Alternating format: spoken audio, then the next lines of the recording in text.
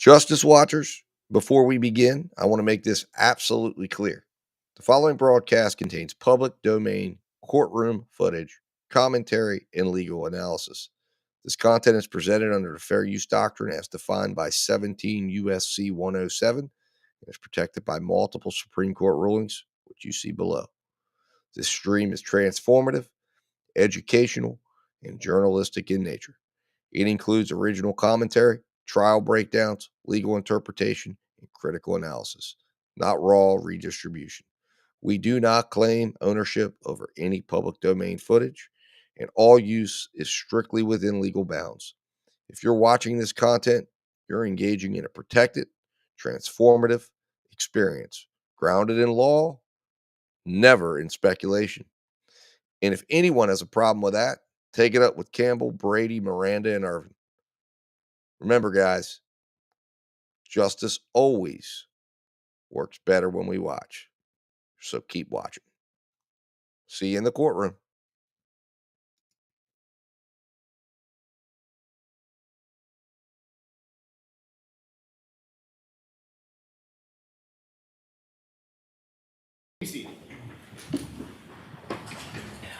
Good morning again, counsel. Good morning again, Ms. Reed. Good morning, jurors.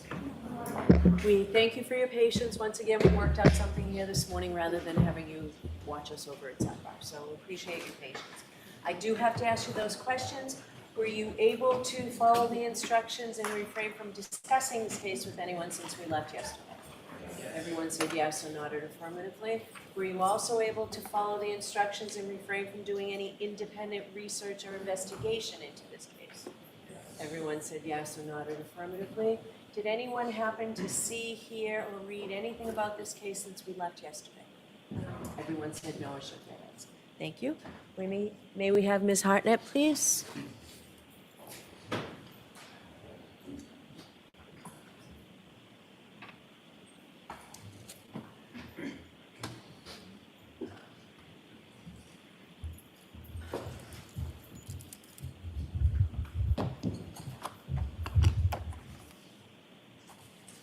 I'll remind you, you're still in the room. Yes, thank you. Good morning. Good morning.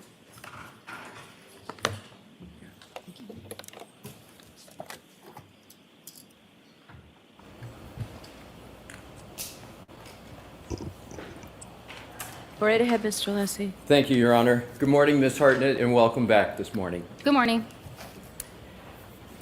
Your Honor, if I could please have Exhibit 145 that is in evidence Okay. Published. Yes. Mr. Wolk?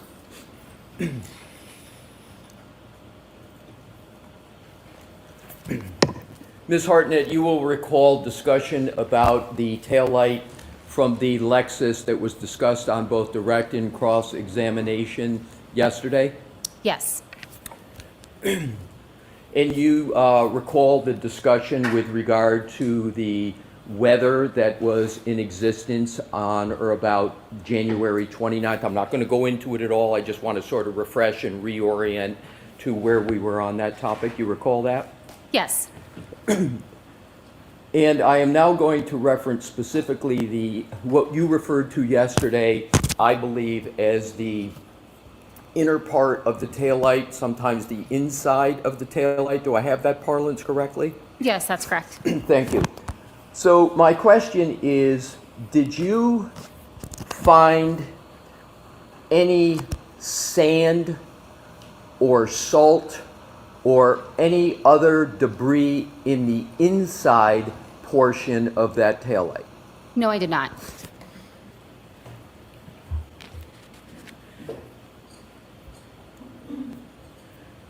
Now, and you can take that down. Thank you, Mr. Wolk. You recall discussion about shards of taillight? Do you recall that discussion at all in your testimony? No, I'm sorry, I do not. Okay. I wasn't certain whether we had that parlance.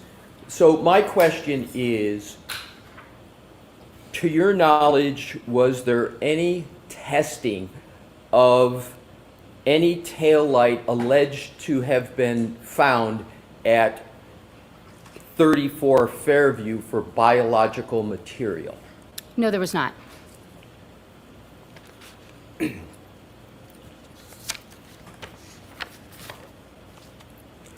And could you just please state what your definition is, inclusion, when you refer to biological material? Those items were not processed in the criminalistics unit for any type of biological, meaning they would not tested for blood, semen, saliva, or a skin cell collection. I'm sorry, I missed the last part that you... Or a skin cell collection.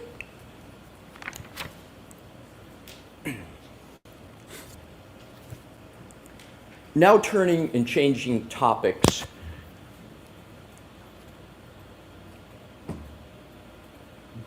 There was a T-shirt and a hoodie of the decedent. Do you recall that? Yes, I do. And are you okay with my parlance of T-shirt, the yellow or orange T-shirt on the one hand, and then the gray hoodie sweatshirt? Is that an acceptable parlance for you? Yes. So with regard to those two items, if I could, Your Honor, have published what is already in evidence, Exhibit 151 and 150, and Mr. Wolk, if we could please put those side by side.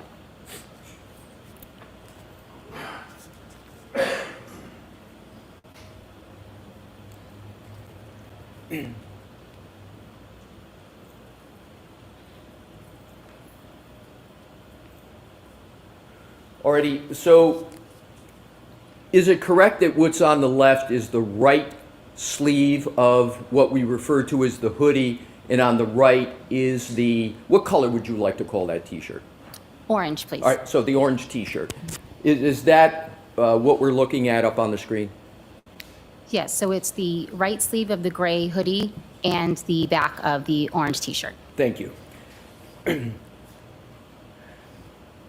Am I correct that you included a handwritten note on your report that you found, quote, debris from each of these two items, or from these two items collectively? I don't handwrite notes on my report, so I'm just confused about where you're asking that. Okay, I'll ask a different question. Hopefully it will be clear. Did you find debris on either of those two items of clothing?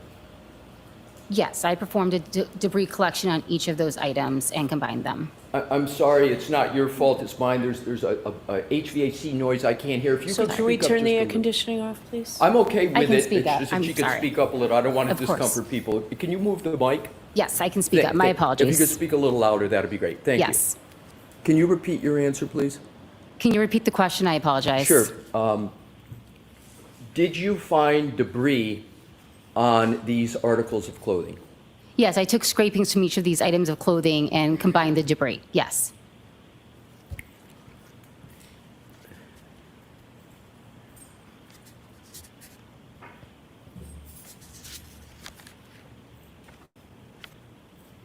With regard to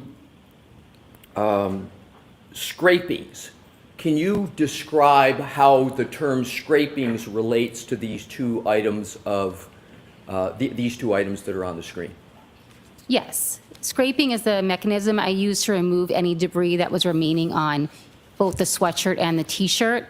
I held each up over my lab bench. I took a long metal spatula and scraped any debris that was on these items into a small glassine packet. Is it correct that you do not know where the debris came from specifically, other than it came from one or both items of both of these two items? Yes, that's correct. So the debris could be from just the hoodie, it could be just from the T-shirt, or it could be a combination of the both? Yes, the items were packaged together, so they were already commingled. So there was no way for me to determine which debris came from which item, and it would be misleading to label them as such, so I combined them. Exactly where my next point was going to go to, thank you, and my next questions. So what, if anything, were these two items contained in when you got them?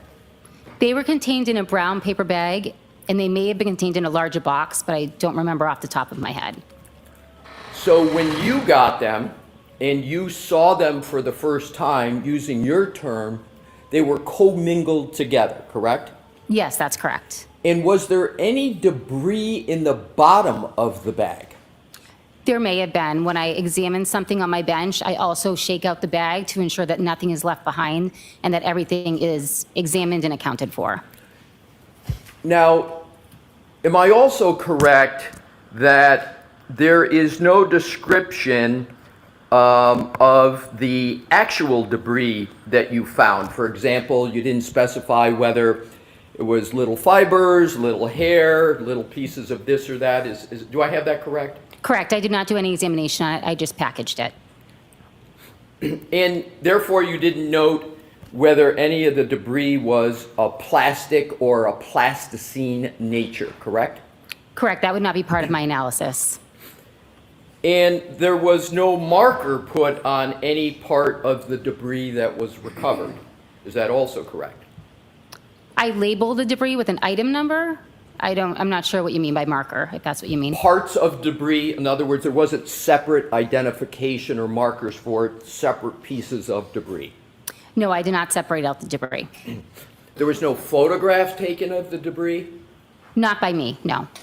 Do you have knowledge of whether there was a photograph taken of the debris by anybody? I do not. So you have, as you sit here today, you have no knowledge that there's a photograph of the debris. That's correct. I do not. When you received the hoodie and the T-shirt that's depicted as 150 and 151, they came in together, commingled with some debris at the bottom in an evidence bag. Is that correct? I'm not sure if there was debris at the bottom of the bag. What I can say is that there was debris on the items, and I did shake out the bag. I don't have a memory of anything coming out of the bag. I don't know. So there could have been debris at the bottom of the bag when you shook it out. You just don't recall. Yes, correct. If we could, Your Honor, please have Exhibit 154 already in evidence published.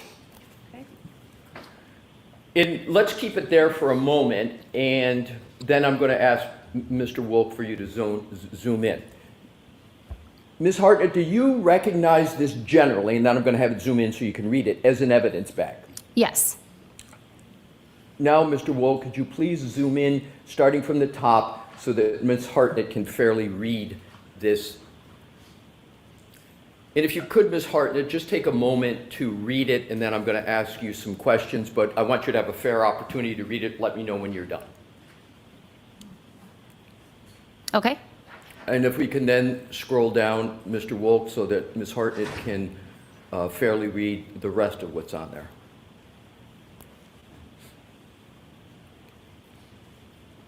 Okay.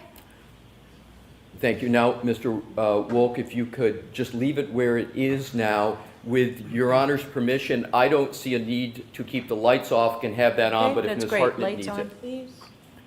you'll just let us know.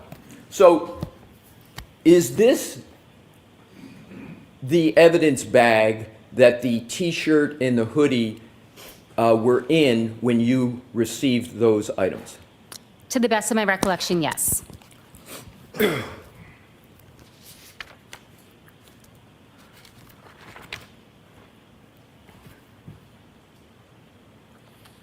You see the name of collected by someone there. Can you read who that states it was collected by? Yes. And state what that is. It says TPR Proctor. And are you able to conclude what the TPR stands for? Generally, we use that to abbreviate trooper. Right. So that is former Trooper Proctor that it says collected by, correct? That is what's written on the bag, yes. And the date of the collection, if we can just, Mr. Wolk, just focus in on that, thank you. The date of the collection is January 29th, 2022, correct? Yes, that's correct.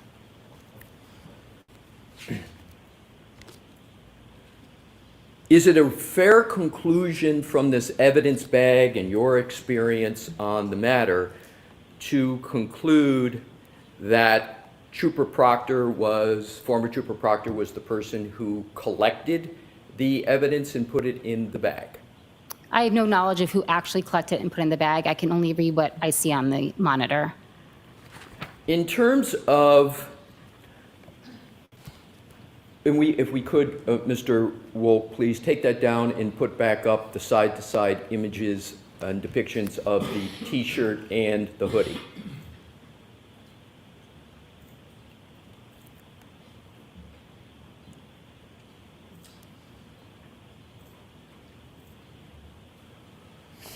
Do you know the journey, if you will, of those two items before you received them? No, I do not.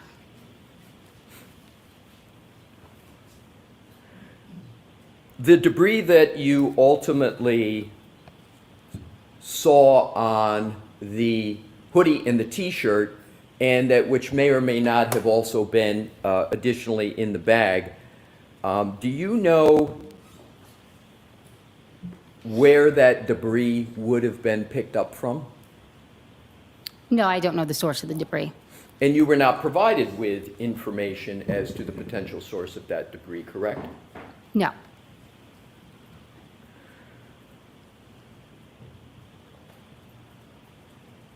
Were you aware of whether or not the debris, or excuse me, whether those items had been on the floor of an ambulance or a floor of a hospital? No, I do not have any information like that.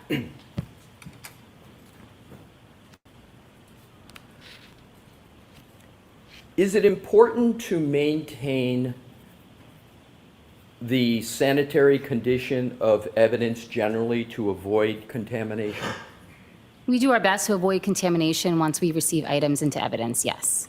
And what are some of the protocols that are used to avoid contamination of evidence, generally? Generally, wearing gloves, putting items in packaging, bleaching any materials or utensils that we're going to use, or using disposable materials, sterile materials when possible or necessary. We also wear lab coats when processing evidence. Is another protocol or technique to separate out pieces of evidence to prevent cross-contamination? Sometimes we will separate pieces of evidence. If the items are already mixed in with each other, then the items are kept together, can be kept together.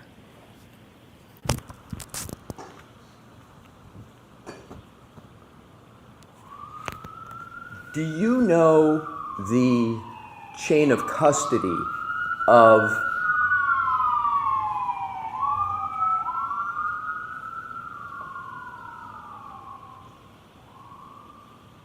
Do you know the chain of custody of either the hoodie or the T-shirt? I only have record of the chain of custody from when it was delivered to the lab. So before any delivery to the lab, you do not have knowledge of the chain of custody of either of those two items? No, I just know which detective unit dropped the items off. And which detective unit was that? Norfolk Detective Unit. What I would like to now do is to, we could now take that down. Thank you, Mr. Wolf. I want to sort of speciate, if you will, separate out the evidence that you have talked about so far so that it's clear what you submitted and what may have been submitted by others to the lab. Do you understand that concept generally? Yes. Thank you. So what I'm going to do is to give categories, and if you would be kind enough to say, I submitted it by some other person, that would be helpful. Any items that were collected from the vehicle, who submitted those to the lab or brought them to the lab? I did. The swabs from the red Solo cups, I submitted the swabs. the drinking glass that you were presented with at Canton PD, I submitted that item. the two clothing items that we just saw on the screen, the hoodie and the t-shirt. Those were submitted by the Norfolk Detective Unit.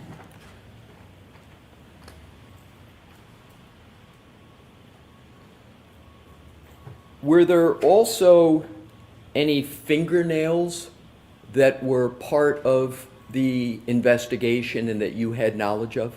Yes. Describe what those were, please. Fingernails may be collected at the medical examiner's office, and they're clippings from the top of the fingernails of the victim. And were those submitted to the lab?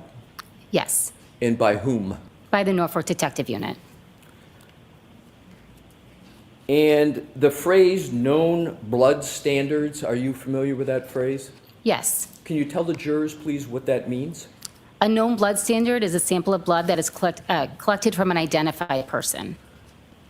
And which person were those known blood standards related to your knowledge in this matter? We received a tube of blood that was identified as belonging to John O'Keefe.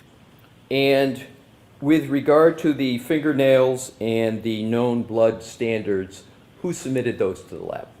The Norfolk County Detective Unit. So am I correct to conclude that for those items that you submitted to the lab, you knew about, you knew sort of their journey, if you will, but that those items that were submitted by, I think you referred to as Norfolk County, was that your parlance? Yes, correct. You don't have knowledge about those other than that they were submitted by them? Prior to them arriving at the lab, correct. I have no knowledge of what occurred, where they were stored or anything like that before that.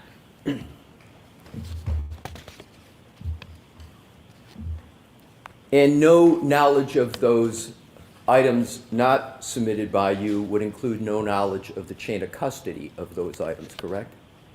No knowledge prior to them being received into the lab. That is correct. Your Honor, if I may have a moment, please, it'll Okay. probably be 30 to 45 seconds. Thank you. Bear with me, please, Ms. Hartnett.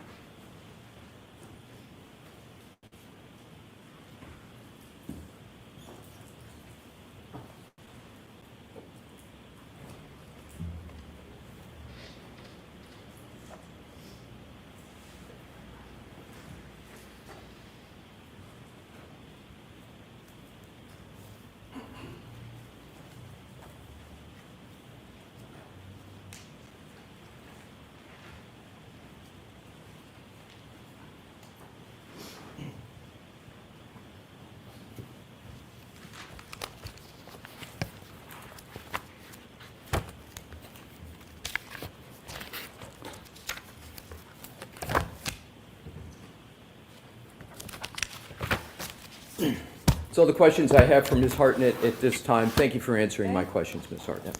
Thank you. All right, Mr. Brennan, any redirect? Yes.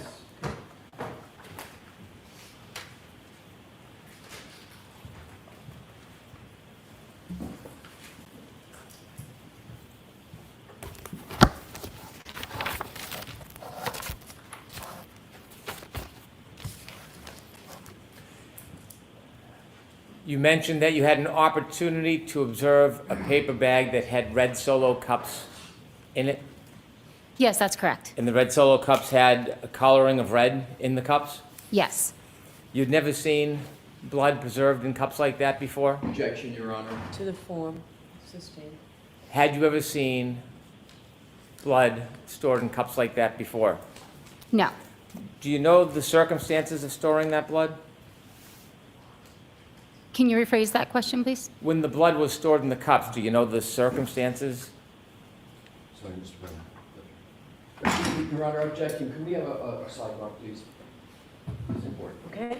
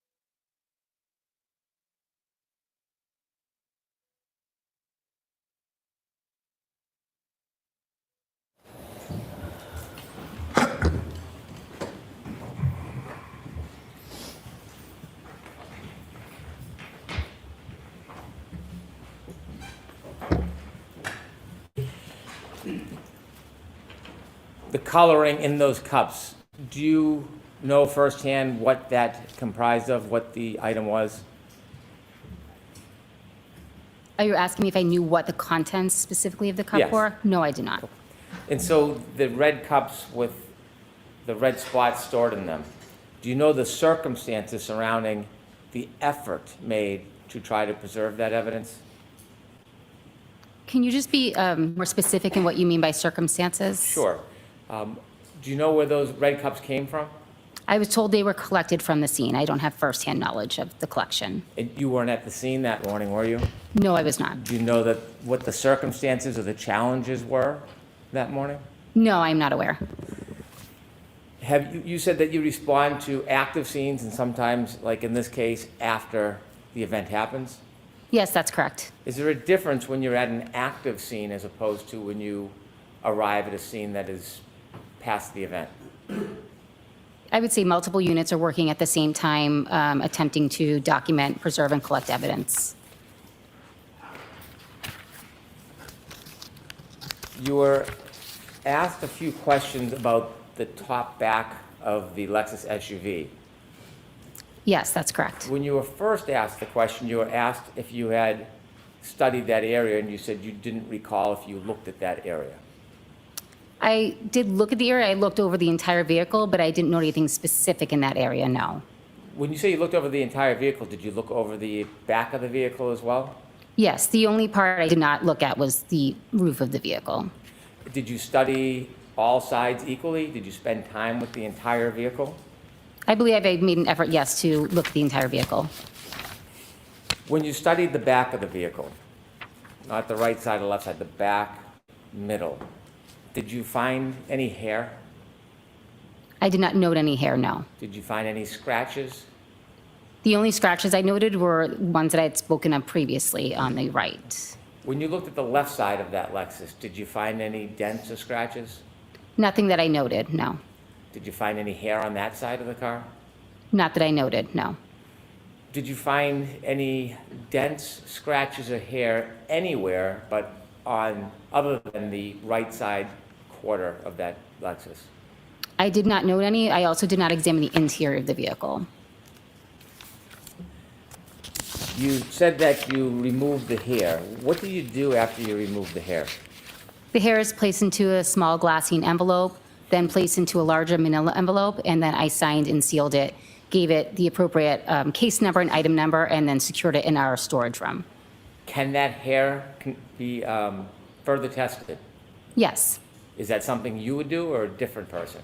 I don't perform testing on the hair. I performed a microscopic examination of it, and then additional testing can be performed by a different unit. Let me ask you some questions about where you found the hair. You saw the two different angle pictures yesterday that you described. Yes, I saw 2 pictures of that hair yesterday. You were also shown some video where the car had snow and ice on it. Is water a conduit? Does water ever act as an adhesive? Objection, Your Honor. Watch the form of the question. Okay.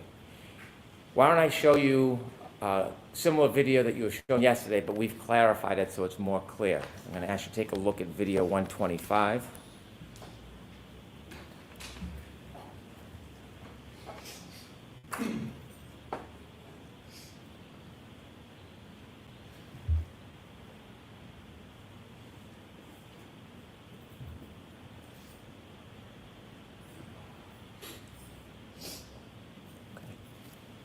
Can we stop that, please? And can you see that's 5:51:54 p.m. on 1/29/22? Yes. When you first saw this vehicle, it didn't have that snow on the right back near that taillight, did it? Objection, Your Honor. Ask it differently, Mr. Brown. When you saw this vehicle for the first time, did it have that snow packed into the back right of the car? No, to the best of my recollection, there was no snow on the vehicle when I saw it. And the hair where you found it, you see the red back taillight, the piece of red that's showing? I do see that, yes. In reference or relative to that red, was the hair to the right, left, below? I don't recall at this time. Okay. Do you see the ice or snow on the right side quarter panel of that Lexus? I don't see it on the quarter panel. I'm not sure what you're speaking Okay. of. If we could move that video forward, please, to 702.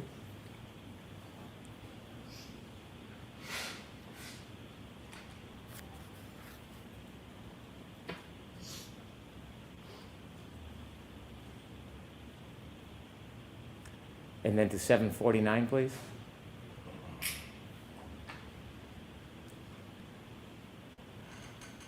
Stop. Go forward just a little bit, please. Stop. Okay. There's still remnants of snow. Did it look like that when you first saw it? No, I believe I did not see any snow on the vehicle when I saw it. If you could fast forward, please.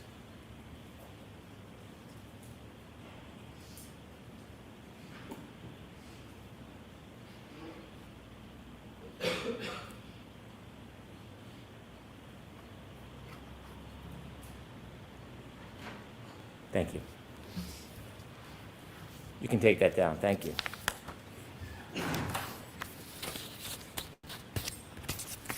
You were asked if you had any information about when damage occurred, Yes, that's correct. and you offered us you don't have no idea, right? Objection, Your Honor. I'll allow that. No, I do not know when the damage occurred. You were asked whether or not damage existed on that car prior to that day, prior to January 29th, 2022. You remember that question? Yes. Did you know there are ring videos of that car from January 28th, 2022? No.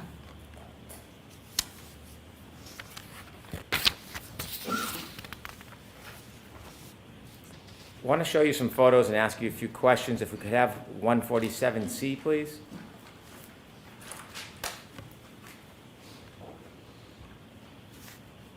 If you could close up. Do you remember what that's a picture of or a photograph of? Yes. What is it? That is a tear that was on the right sleeve of the gray sweatshirt. The threads coming from the side of that hole? Yes. Those threads, could you pull those threads and pull them out by hand if you wanted to? Can you repeat that question? If you pulled on those threads, could you pull thread from that hole if you wanted to? Objection, Your Honor. I'll allow that. I don't know. I didn't attempt to pull at them at all.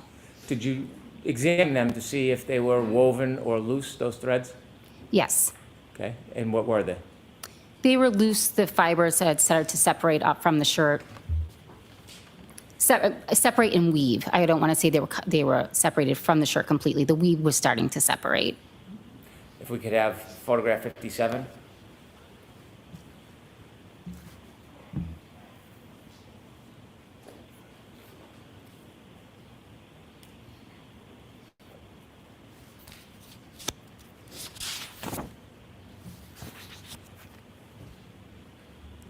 '57, 57.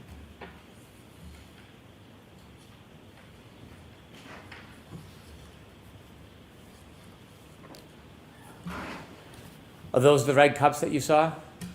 Yes. And what color is the fluid inside? I noted there was red-brown stains inside.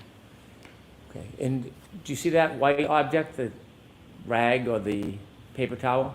Objection, Your Honor. Scope. Yes, sustained. Well, you were asked about, you can take that down, you were asked about who had custody of items. You only have custody of items once you receive them, right? Yes, that's correct. If somebody had access to that rag and dipped it in those cups and then smeared it on the taillight, and you went and tested, would you potentially be able to find that red liquid on the taillight? Objection, Your Honor. It's sustained. If strands of cloth were pulled from those clothing and placed in the taillight area, would you know when they were placed? Objection, Your Honor. Sustained. When you get to a scene and you examine an area, if you don't see it firsthand, Is there any way you can date when items are placed on an object? I'm sorry, can you ask that one more time, please? Sure. When you look at an area like a taillight, if you found blood or cloth or another item in that area, would you know when it was placed in that area? Objection, Your Honor. I'll allow that. I think there are really just too many variables to say either way. And if an item like blood or cloth was placed in that area, is that something you would be looking for in your examination? In which area? Say the taillight, for example. If there was an object placed in the taillight, would I be looking for that? I would be looking for any item evidence. I'm not specifically looking for anything. I'm just looking for anything that would potentially be evidence. Thank you. I have no further questions. Anything further, Mr. Briefly, Lissi? Your Honor.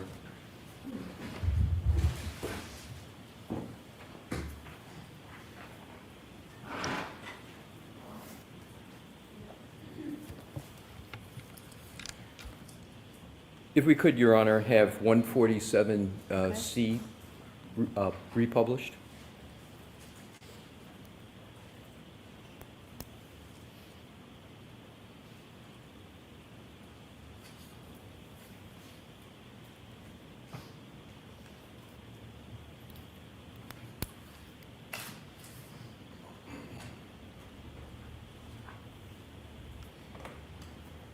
Would it be acceptable to move it along if Ms. oh, you have it? Okay. If we could have Ms. Gilman, I have just one question, Your Honor. Thank you very much, Ms. Gilman. I- 147C, I believe it. Okay, I think you already had it up there. No, it's this one, yeah, Okay. exactly. Thank you, Your Honor. Do you recall Mr. Brennan asking you just moments ago a question about this depiction? Yes, And to be clear, this is the right sleeve of the gray hoodie, correct? yes, that's correct.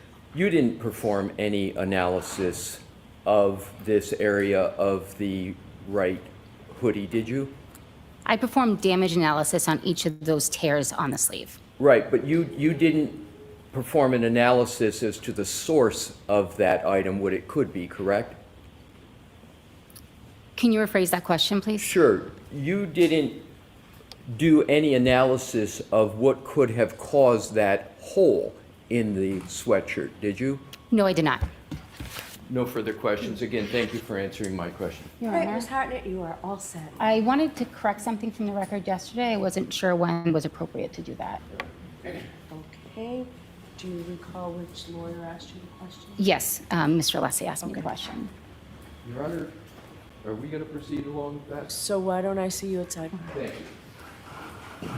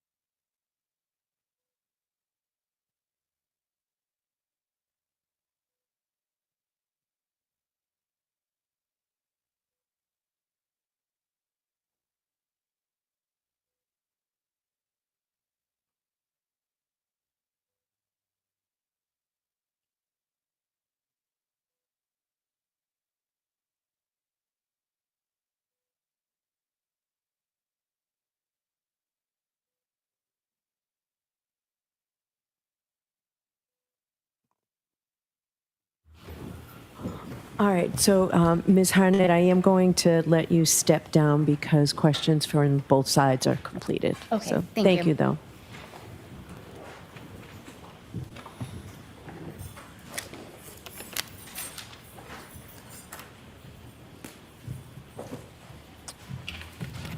Okay, Mr. Brennan, who is your next witness? Next witness is Dr. Scortibella. Okay. May I? Yes. Thank you.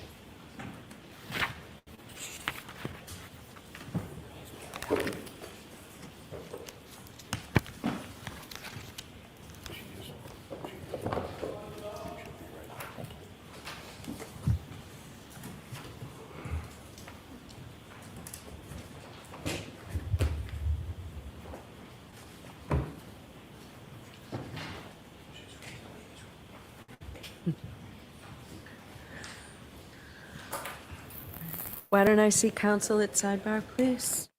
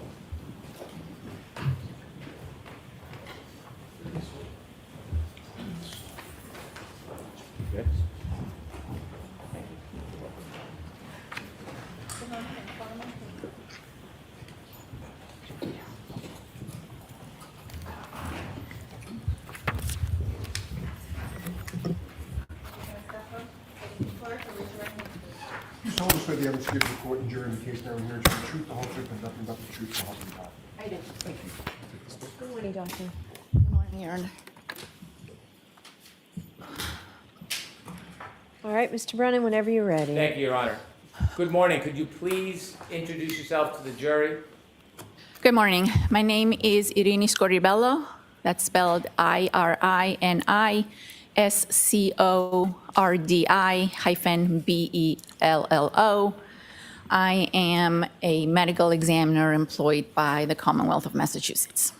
How long have you been a medical examiner for? In the state of Massachusetts since December of 2016. In general, I have been a medical examiner since 2008. Did you attend medical school? Yes, I did.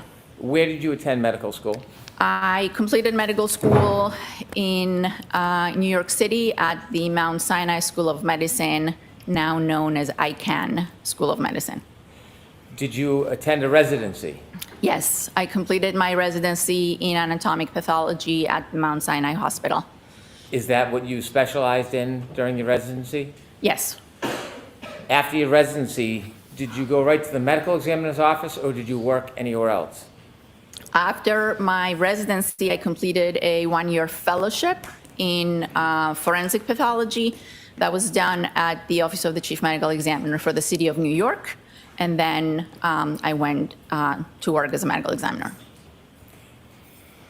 Is there a certain type of doctor you are? Do you have a particular? Yes, I am a forensic pathologist. What are your duties at the medical examiner's office?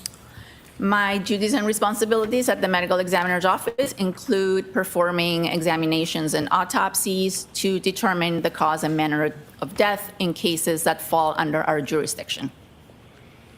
How many other doctors work with you at the medical examiner's office? I think there's close to 20 of us. I don't know the exact number.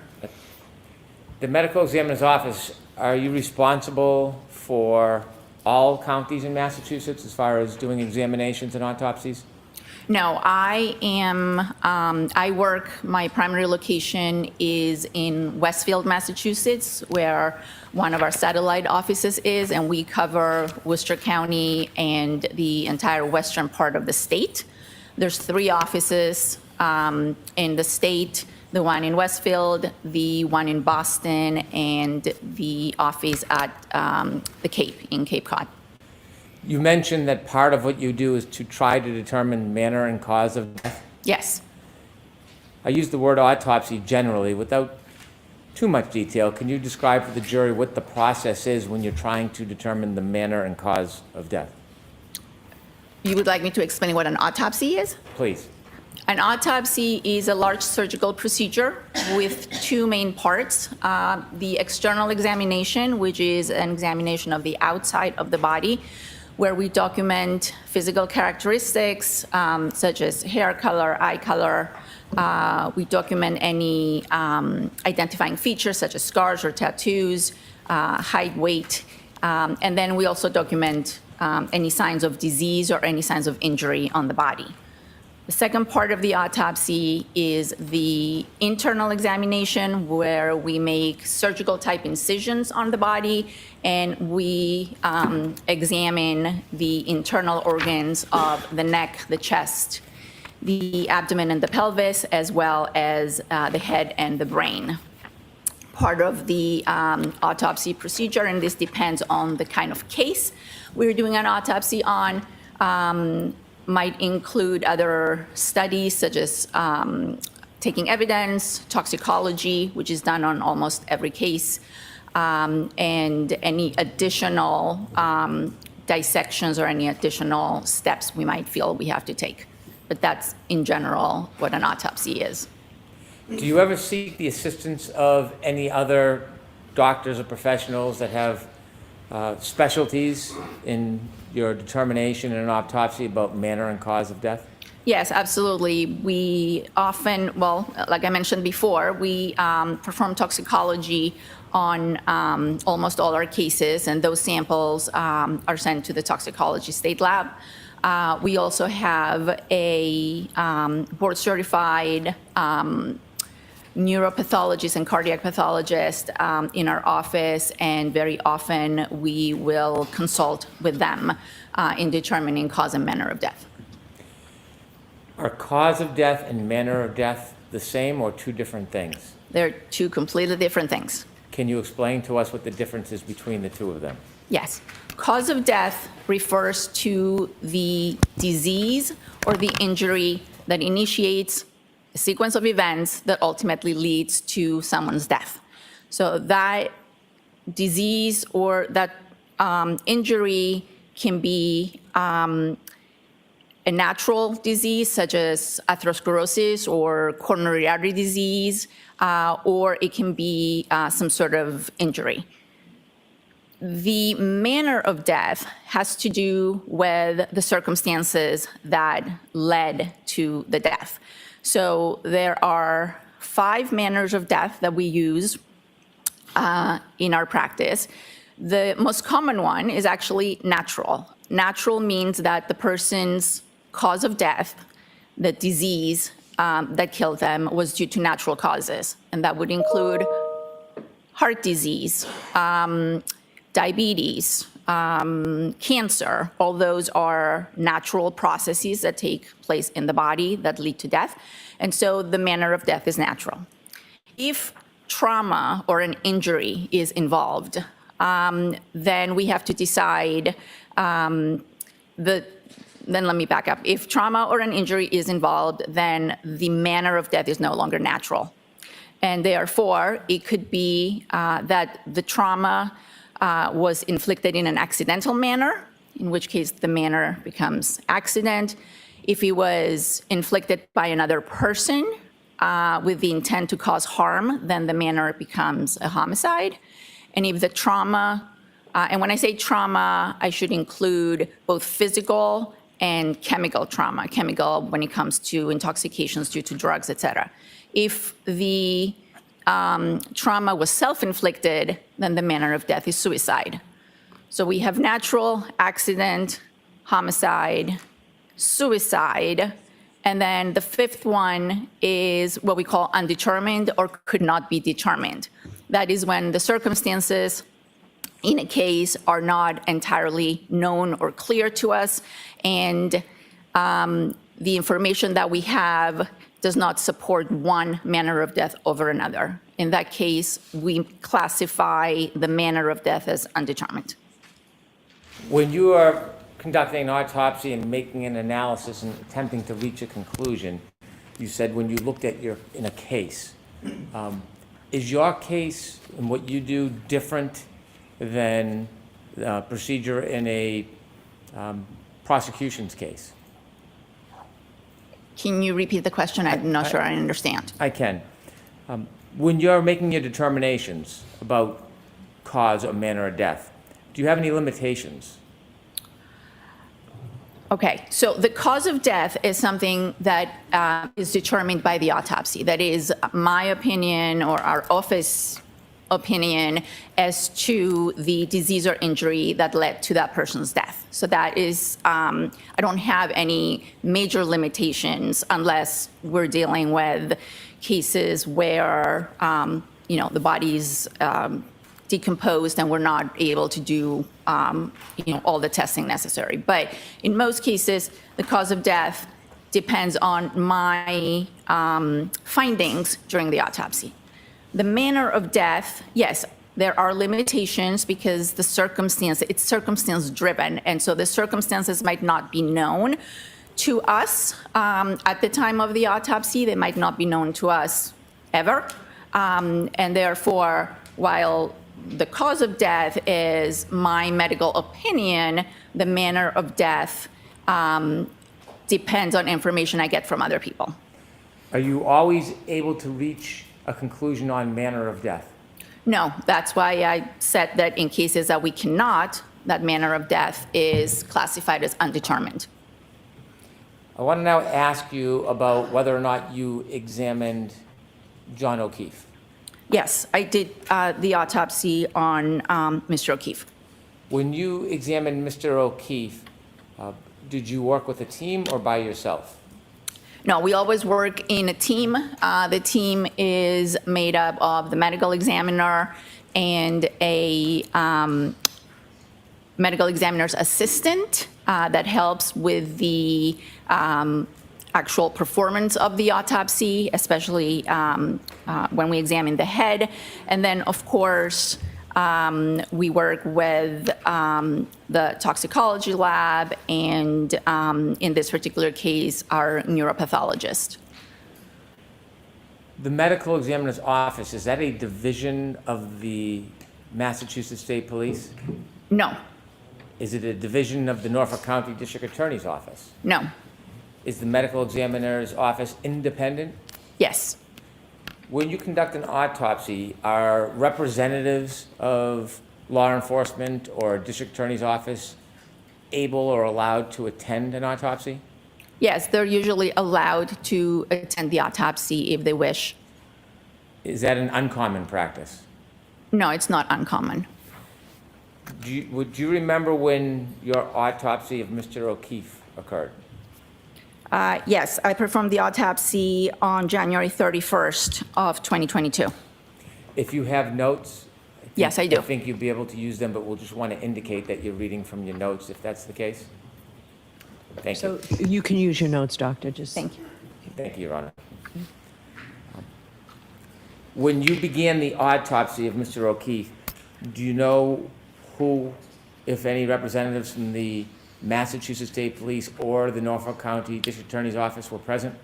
I don't remember their names. I do believe there were 2 individuals, and every person who attends an autopsy has to sign a log, and their names would be logged in our records. I don't remember their names.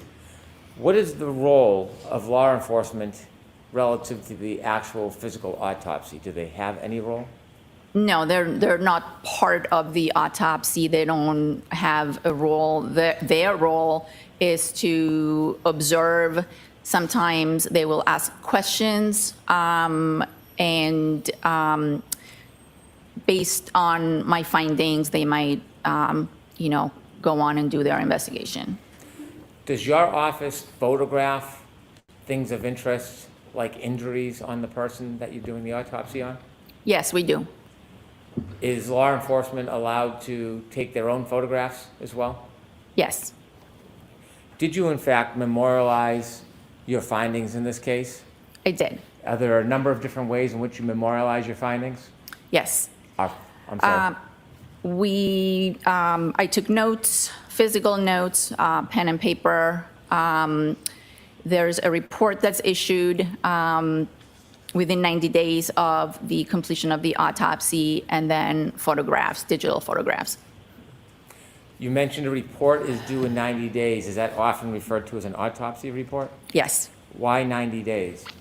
That is the standard that is set by the National Association of Medical Examiners. We're part of NAME, and therefore we try to have a finalized report for all cases within 90 days, because we know that families are waiting for these reports, and therefore we do our best to finish a report within 90 days.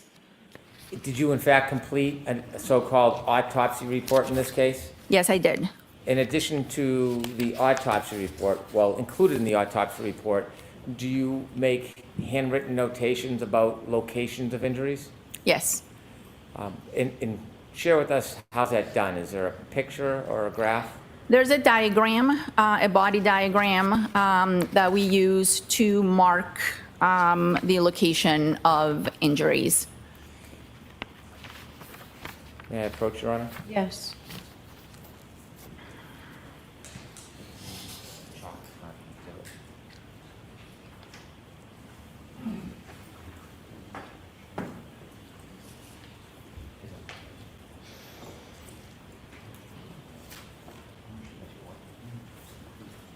May I?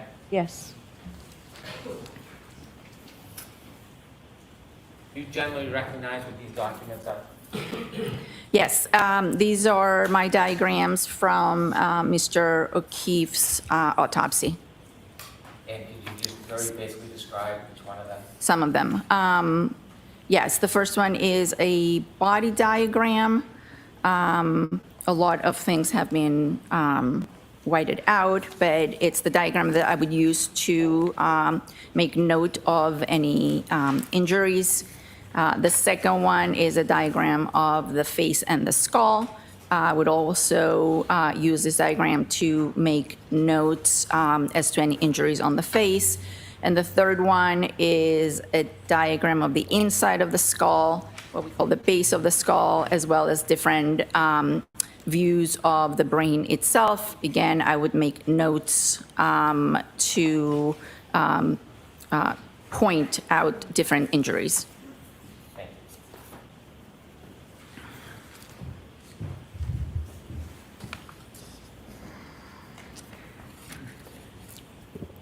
As you are noting injuries in your autopsy report, these diagrams, they start off blank, They start off blank, and then they're filled out as we go along. and you fill out all the details you find important in your report? Correct.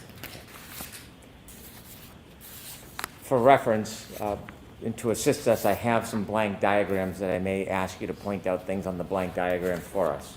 Okay. And Your Honor, I'd ask permission, I've spoken to defense, to use these simply as a chalk. Sure. No objection, Your Honor. Before you begin an autopsy, do you seek any medical records if available? Yes.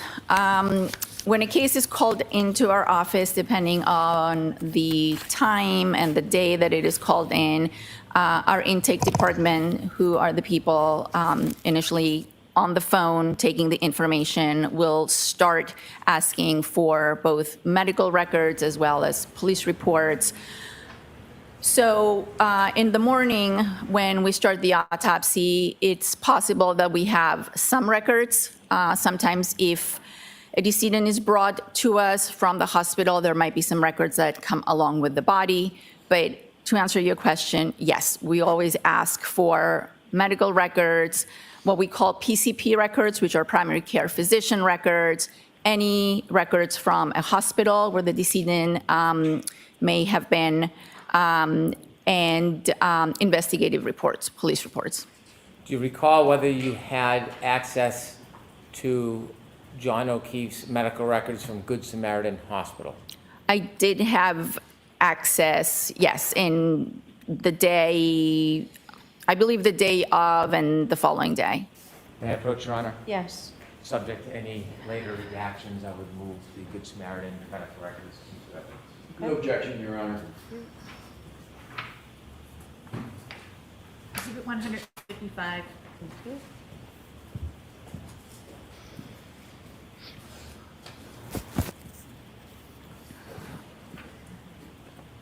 This time, I would move for identification all photos of Mr. O'Keefe's injuries at Good Samaritan Hospital. This is for identification. Okay. Exhibit JJ for ID. Further, at this time, I'd move for identification all OCME, Office of Medical Examiner photos. Okay. Exhibit KK for ID. Thank you.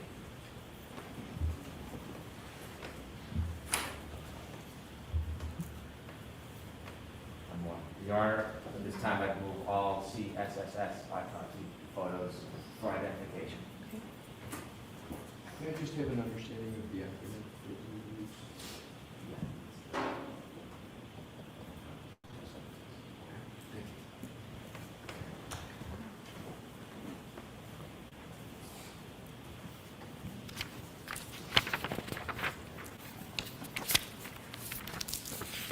With the court's permission, Ms. Gilman, if you could put up the diagram, full body.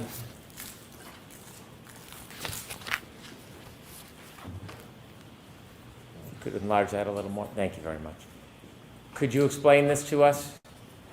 Yes, this is the diagram that we use during every autopsy. As you can see, we note the name of the decedent. Every case has its own number. In this case, it was 22-1697.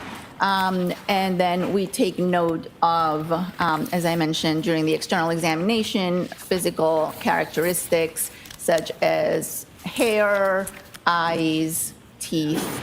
And then on this diagram, we would note any scars we see on the body, any tattoos we see on the body, any injuries we see on the body, and any therapeutic interventions. Those would be things that are sometimes done either by emergency medical personnel or at the hospital.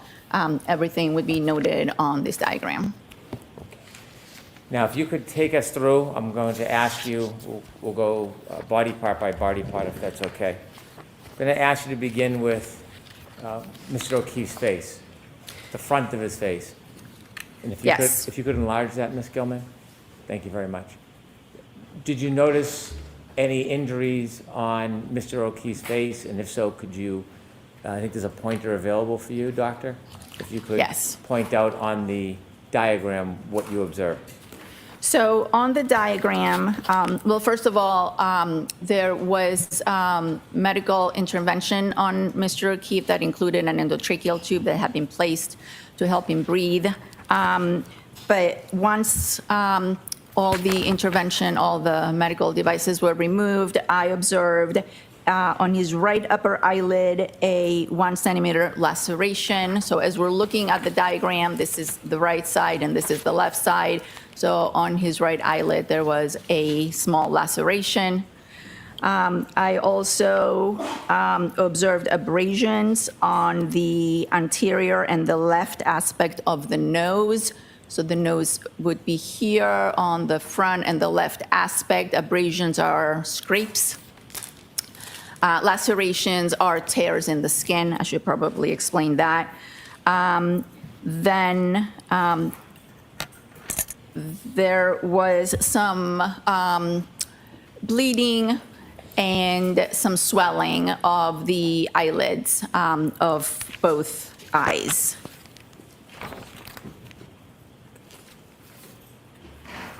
Does that complete your analysis? For the front of the face, correct, yes. May I approach, Your Honor? Yes.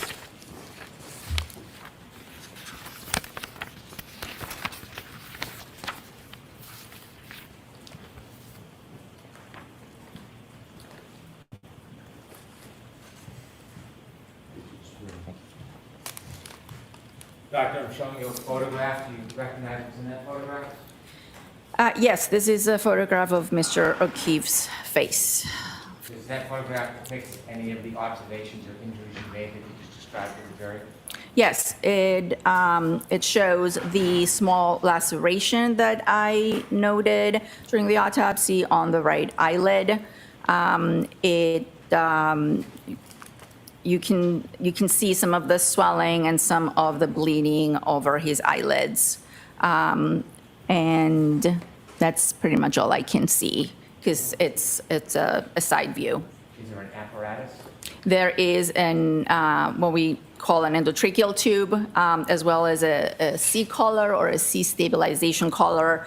That's something that would have been placed on him by medical personnel. All right, move this into evidence and ask for the instruction. Okay. No objection, Your Honor. All right. So, folks, during the testimony of Dr. Scordi-Bello, photos will be introduced to you. They're photographs of John O'Keefe that Dr. Scordi-Bello from the autopsy. So you'll have them in the jury room with you. I'll put them in an envelope, or I'll ask that they be put in an envelope. So if you don't want to look at them now, you don't have to. At some point, we'd ask that you make sure you look at it. These photos are not pleasant, and you may find that they're graphic. But what's important for you to know is that your verdict must not in any way be influenced by the fact that these photographs may be unpleasant or graphic.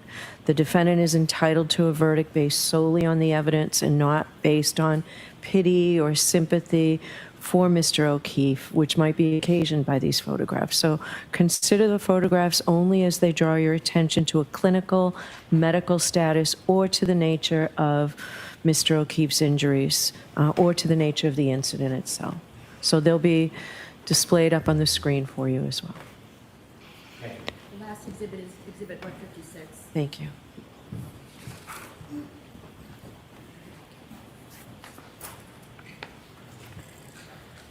Ms. Gilman, could you show the jury? And doctor, can you point out the injuries you were describing by using the diagram, or when you were using the diagram? So the laceration, the small laceration that I previously described would be here on the right upper eyelid of Mr. O'Keefe. You can see some discoloration that's bleeding under his eyelid and what I would describe as swelling. The endotracheal tube and the neck collar are also present here. And the other injury, which I noted, was on the front and left side of his nose, which you cannot see here because this is looking at the right side of his face. Okay. Take that down, please. You mentioned that there was something about his eyes that was notable. Yes, there was bleeding or hemorrhage, as we call it, on the eyelids, as well as swelling. I'm going to ask you more detail about that later, but was that observation important in your ultimate diagnosis or conclusions? May I approach, Your Honor? Yes.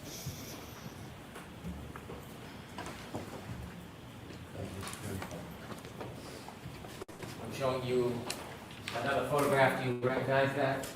Yes, this is another picture showing Mr. O'Keefe's face. Again, the medical intervention is present, and you can see more clearly now the discoloration on the upper eyelids. Is this vantage point helpful for your ultimate conclusions and diagnosis? Yes. Your Honor, move this into evidence. No objection, Your Honor.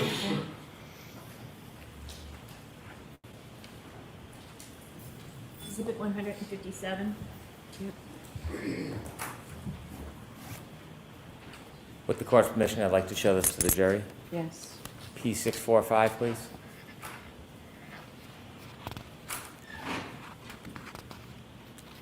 Doctor, could you point out what was significant regarding Mr. O'Keefe's eye area?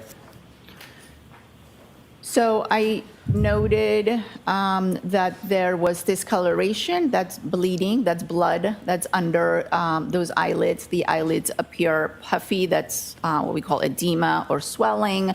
And then also there were two abrasions, two scratches on Mr. O'Keefe's nose. You can see one here and then the other one on the more front part of his nose. Okay, could you take that down, please?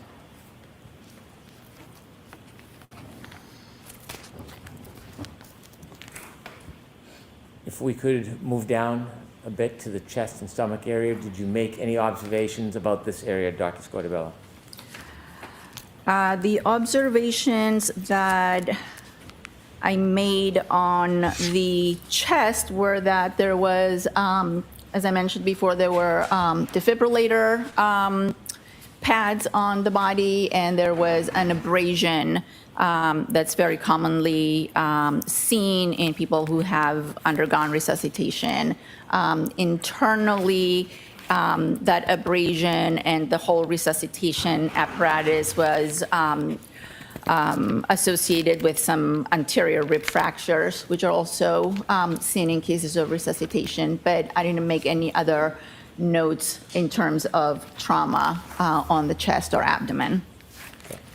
I'd like to move to the arms and the hands. If we could come down just a little bit. Let's begin with Mr. O'Keefe's hand or hands. Did you make any observations regarding Mr. O'Keefe's hand or hands? Yes. On his upper right arm, I noted that he had a superficial abrasion. So it would have been, you can Could we move that down a little bit, move it please? down a little bit. Yeah, thank you. Doesn't seem to be doing a very good job. Okay, somehow doesn't want to Sorry work. if that's not working well. It's projecting here, but not on the actual picture. Okay. There may be a second pointer. I can do it here. Okay, great. Yeah. So on the right upper medial arm, that would be the inner side of his arm, there was a superficial abrasion. Again, that's a scrape.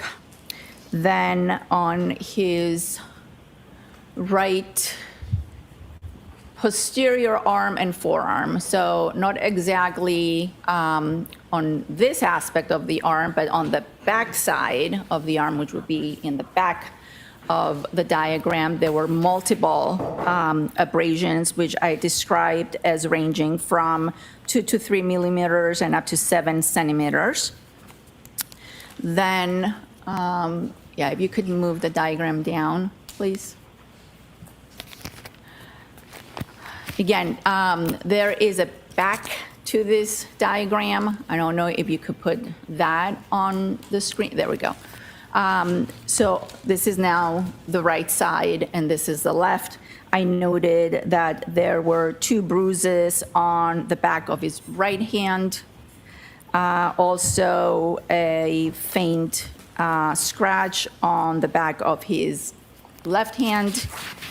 And then moving down to the lower extremities or the legs, if you could please show the front, there was a small abrasion, a small scrape on the side of his right knee.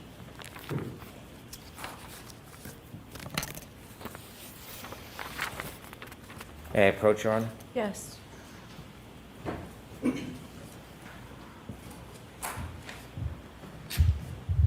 Doctor, I'm handing you a photograph. Do you recognize what's in that photograph? Yes. And what is it? This is the back of Mr. O'Keefe's right hand, I believe. Is that a fair and accurate depiction of how his hand appeared when you examined him? Yes. Will this is evidence, please? No objection, Your Honor. Okay. Exhibit 158.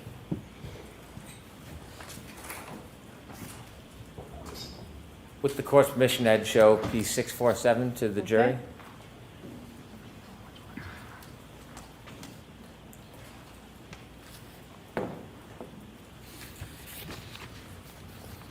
And could you explain, you said there were 2 bruises. Could you point those out for us? Yes. There's one here and one here. Did you attempt to assess those, determine whether you could conclude or opine on a cause of those? No, I did not. Well, I take that back. I'm sorry. So this particular one has 2 small little pinpoint defects in the middle, which we sometimes see when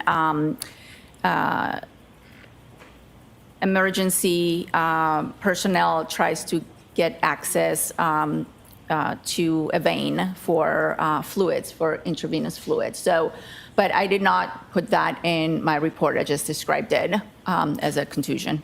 Is it common to see that type of coloration where medical personnel put intravenous or other types of support into somebody's hand? Yes, it's very common for the skin to bruise when someone tries to get access to a blood vessel.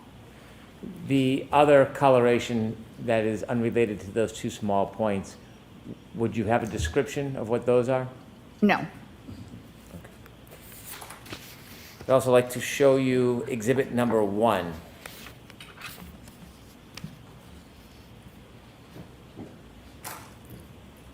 Exhibit number 1, please. Thank you. You used the word superficial. What does that mean? Superficial means that the abrasion is on the superficial layers of the skin, usually the epidermis and sometimes the dermis, but there's no penetration of the skin. When you're assessing to determine whether there's any penetration, do you measure the length of the wound or the abrasion? Penetration would be measuring the depth. If there was actual penetration, I would have to measure how deep into the skin. For example, when we assess stab wounds, we have to measure the depth of the wound. In this particular case, you can see that these are scrapes or scratches, and there's no exposed underlying fat or muscle. And therefore, to answer your question, I measured their length and gave a range, but I did not measure their depth. As a routine practice during an autopsy, doctor, if there was penetration or depth, would you, as a routine, measure that? I would make a note of it. Are there any such notes in any of your autopsy findings or reports about depth? No, I did not make a note on the depth of these ones. Do you have an opinion to a reasonable degree of medical certainty as to how those superficial abrasions occurred? I do not.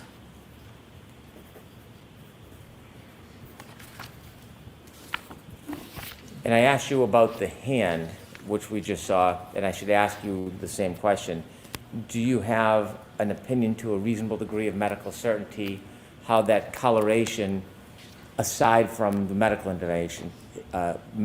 intervention, do you have an opinion to a reasonable degree of medical certainty how the other discoloration happened on Mr. O'Keefe's hand?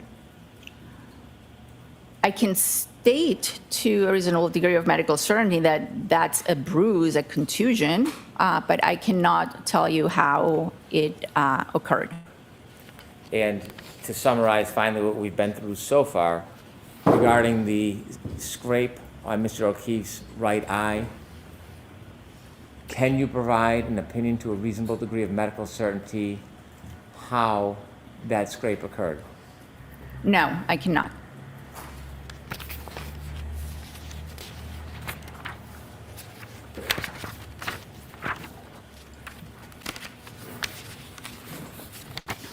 You mentioned for us that when you looked at Mr. O'Keefe's legs, you observed bruising on his, or a small scratch on his right knee. Correct. I don't want to summarize it. Can you describe that Can we turn more the lights on, specifically? please? Thank you. Yes, I described it as a half-centimeter abrasion on the right lateral knee. Did you see any marks or abrasions on his left knee? No, I did not. Was the mark, scratch on Mr. O'Keefe's right knee on the inside or the outside of the knee? It was on the lateral aspect, which would be the outside. Thank you. May I approach? Yes.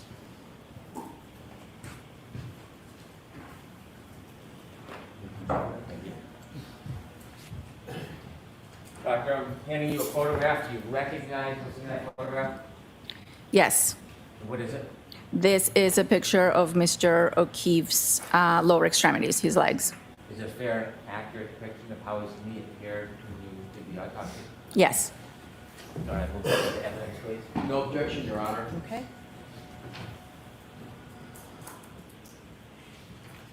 159. Thank you.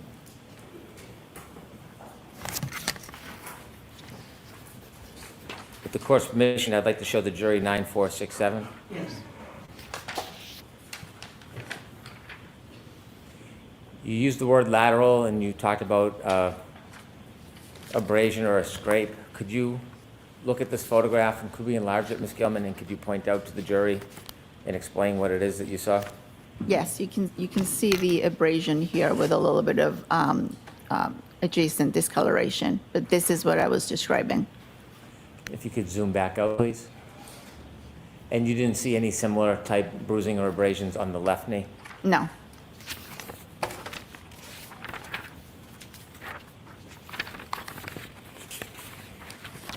During your autopsy, did you notice any injuries internally to Mr. O'Keefe's rib area?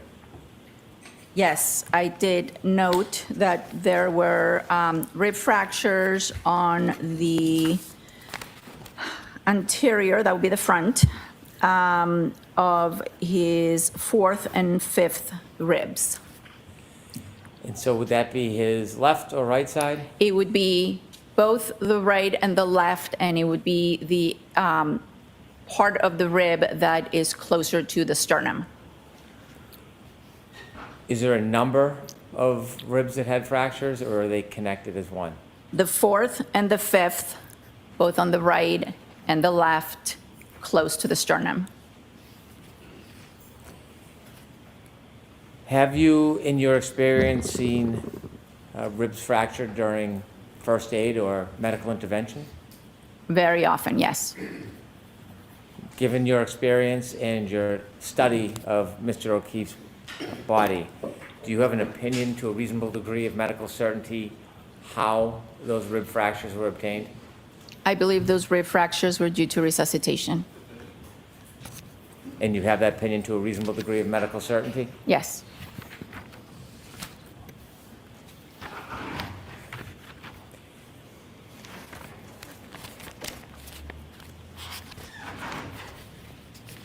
I'd like to show you a different diagram, one of the head area.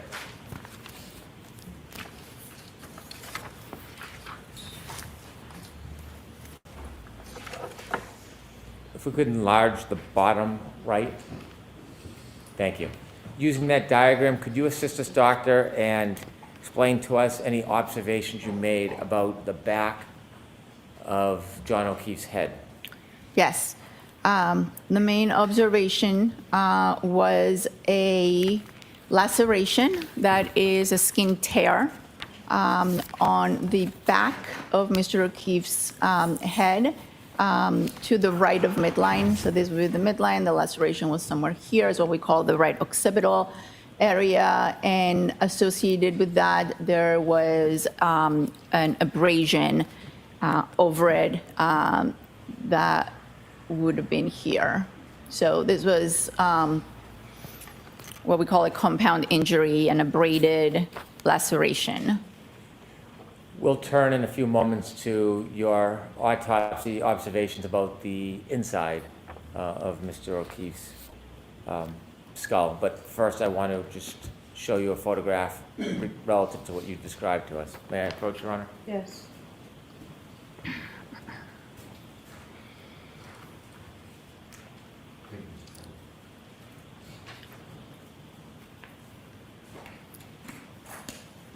Showing you a photograph you recognize what's in that photograph? Yes, this is a picture taken at the time of autopsy. This is the back of Mr. O'Keefe's head. The hair has been shaved off so that the injury can be clearly photographed, and it's a laceration with an associated abrasion. Thank you. Your Honor, move this into evidence. Okay. No objection, Your Honor? Thank you. Exhibit 160.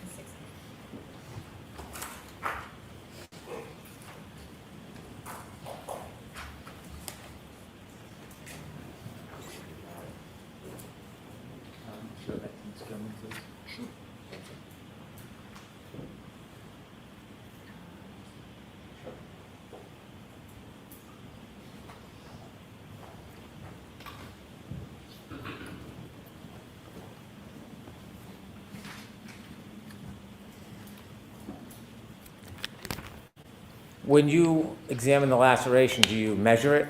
Yes, And did you measure it in this case? I did measure it. How long was the laceration? I measured it as 2.5 centimeters, which is close to an inch. Do you examine a person's body before you begin to intrude? Do you examine the outside of a person's body first, or is there a certain procedure or order? Yes, the external examination is done first, and the internal examination is done second. I want to show you that photograph that you just recognized, and I would like you to explain what you see to the jury. Ms. Gilman, with your assistance, thank you.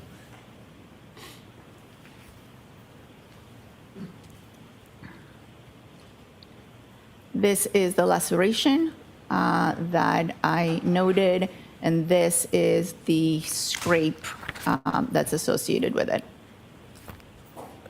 Take that down, please.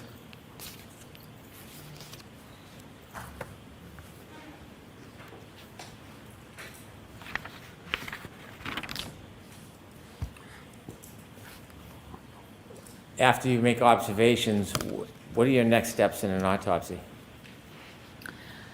The internal examination, after the external is performed and pictures are taken, then we proceed with the internal examination of both the, as I mentioned before, the torso, the body, as well as the head.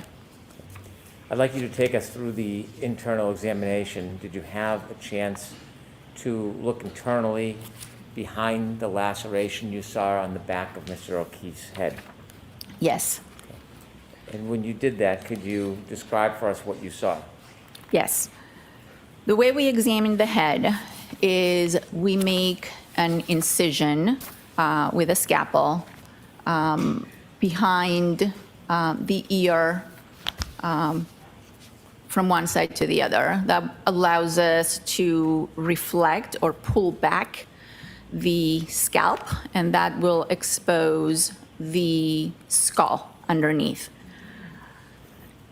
We do this carefully so that we don't disfigure clearly the face. And when we reflected and when we pulled back the scalp, I noted that there was blood, what we call hemorrhage, under the laceration or associated with the laceration on the back of the right head. And then furthermore, there were skull fractures associated with that laceration, abrasion on the right side of the head. Were the skull fractures in the same or different area? The skull fractures were in multiple areas of the skull, what we call the base of the skull.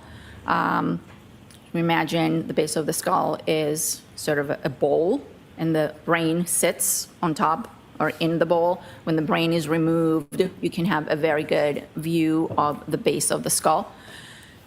So when the brain was removed and we were able to look at the base of the skull, I noted that there were multiple fractures that appeared to be originating from the area of the laceration, or what would correspond to the area of the laceration.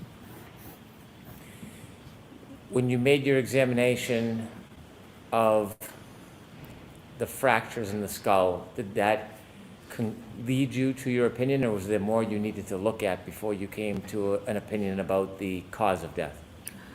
Well, that was part of the findings that led to my opinion. But yes, I removed the brain, and as is our protocol, I saved the brain in a special solution called formalin that allows the brain to become a little harder, so that our neuropathologist in Boston could go ahead and examine it. Because when I did look at the brain, I noted that there were injuries.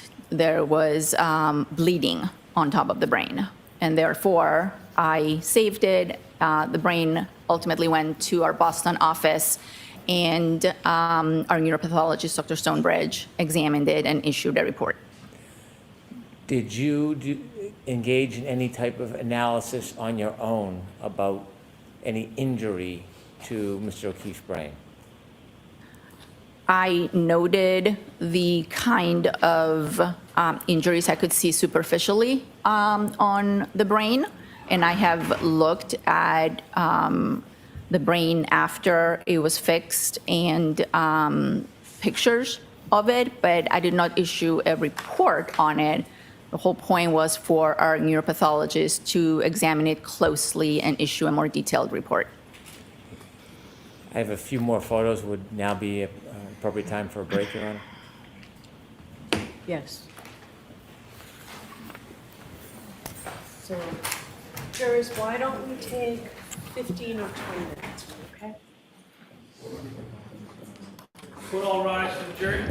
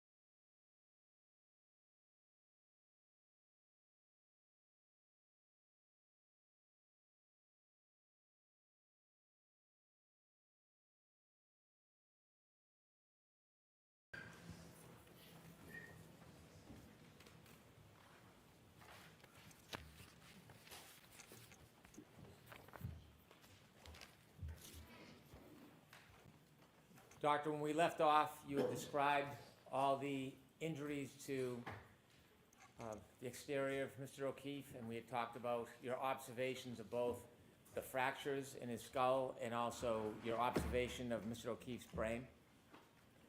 You mentioned earlier that you use other resources, other testing.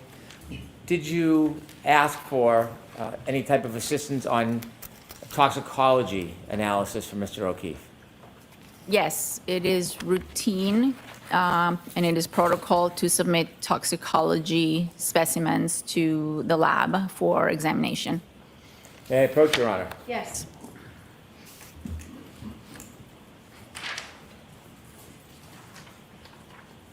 Thank you, Mr. Brandon. Doctor, I'm handing you a document. Do you recognize that?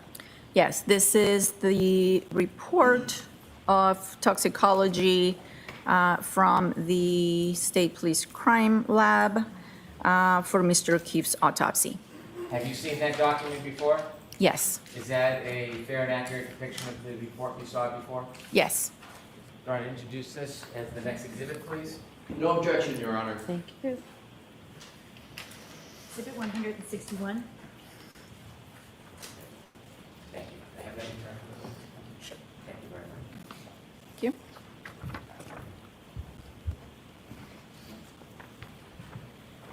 In your experience, Doctor, are you familiar what the toxicology report and the testing involves? I'm sorry, what was your question? Are you familiar in your experience with what is involved in a toxicology test?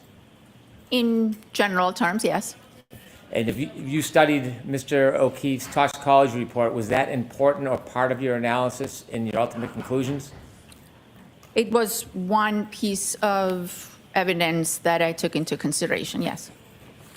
In the toxicology testing, is there a search to see if there are any type of drugs or medications in Mr. O'Keefe's blood? Yes. Okay, and was there any? There were no prescription medications, there were no illicit drugs in his system. In a toxicology, is there also a testing for blood alcohol content? Yes. What is the difference between ethanol in heart blood and ethanol under 1102? In vitreous humor? Yes. So we usually submit multiple specimens for toxicology. Some of the specimens are used for screening of classes of different drugs, and then other specimens are used to confirm, the presence and quantify a particular drug.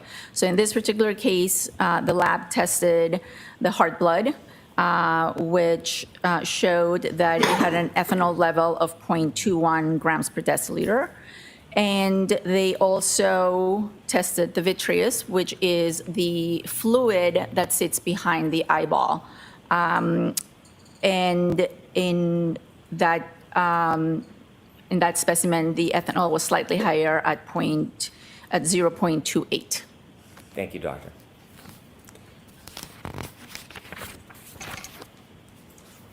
After your autopsy and observations of Mr. O'Keefe's body, inevitably, did you come to a conclusion about the manner and cause of Mr. O'Keefe's death? And I'll ask you first about the cause. To a reasonable degree of medical certainty, did you reach a conclusion about the cause of Mr. O'Keefe's death? Yes, the cause of death was determined to be blunt impact injuries of head and hypothermia. You mentioned two different things, blunt impact and hypothermia. Was Correct. there a primary cause of death in your opinion? The blunt impact injuries of head. Hypothermia, was that sufficient to be a primary cause of death in your opinion?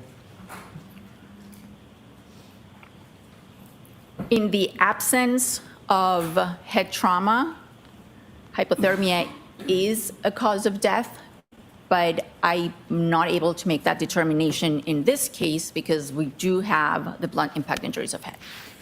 So if I understand, you are not saying to a reasonable degree of medical certainty that hypothermia was the cause of death?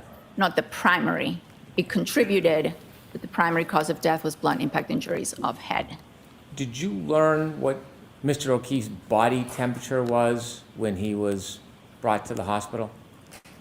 Yes, some of the medical records stated that his body temperature was 80.1, I believe, degrees Fahrenheit, And what is a normal body temperature?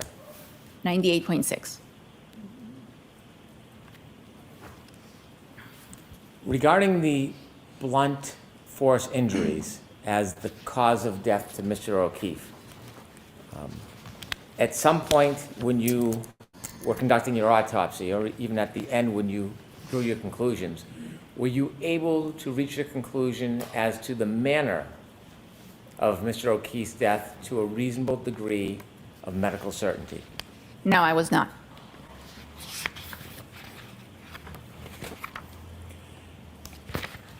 After you complete your findings, including the manner of death and the cause of death, even if undetermined, are you required by statute, by law, to file a report or a document?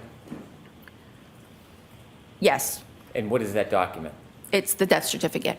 Did you do so in this case? Yes, When you file a death certificate, do you include your ultimate conclusions regarding cause and manner of death? yes. There is a death certificate that is issued immediately after the autopsy.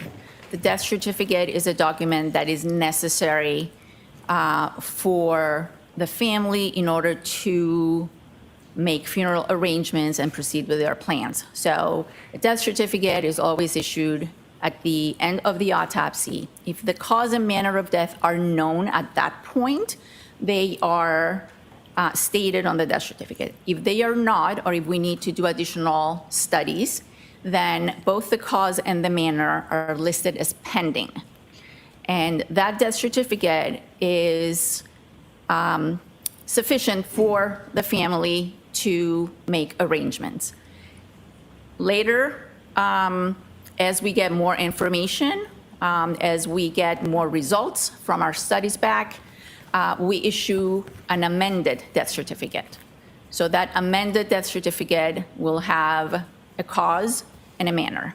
The amended death certificate, in this case, stated that the cause was blunt impact injuries of head and hypothermia, and the manner was undetermined. May I approach, Your Honor? Yes.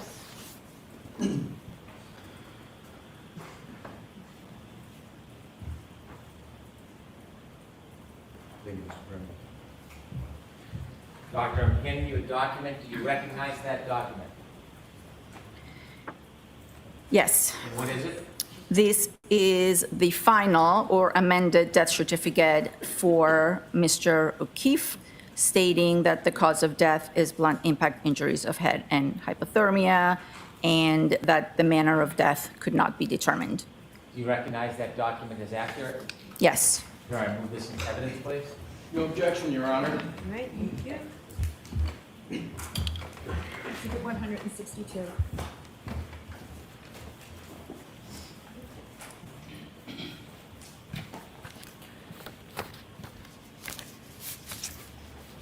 After issuing the death certificate and after the 90 days passed, have you done any further study or investigation on this case, doctor? No. Thank you. I have no further questions. Mr. Leslie?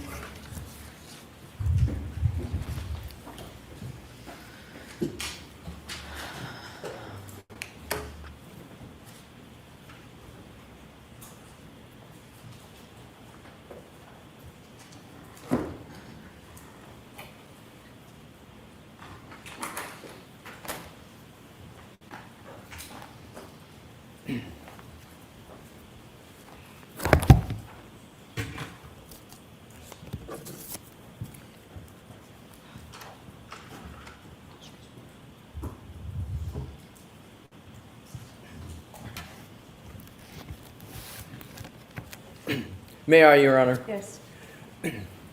We have not had the pleasure of meeting, so good morning, Dr. Scordi-Bello. Good morning. With regard to cause of death as opposed to manner of death, is it correct that a forensic pathologist is tasked with determining that cause of death that includes contributing factors, injuries, and circumstances regarding the medical legal death investigation? Is that a fair statement? Yes. And I'm using the term medico-legal. Is that a term that you're familiar with? Yes. And is it correct that medico-legal means, particularly for medical examiners, that there's a medical aspect to the investigation that you perform, and there's also a legal aspect or a law enforcement aspect to it? Is that correct? Correct. And that's a little different than what physicians usually do, right? Because isn't it the ordinary course that it's mostly just medical, but medical examiners by statute and law need to have both of those prongs taken into consideration? Do I have that right? Yes. So, in other words, the forensic pathologist, which you've indicated you are, is tasked with determining the cause of death, which answers the question as to why, in more layman's terms, why did the individual's body stop functioning at a particular time, correct? Yes. So more broadly, the cause of death is generally defined as the disease or the injury that resulted in the death of a person. Correct. So let's now, if we could please, move to the manner of death.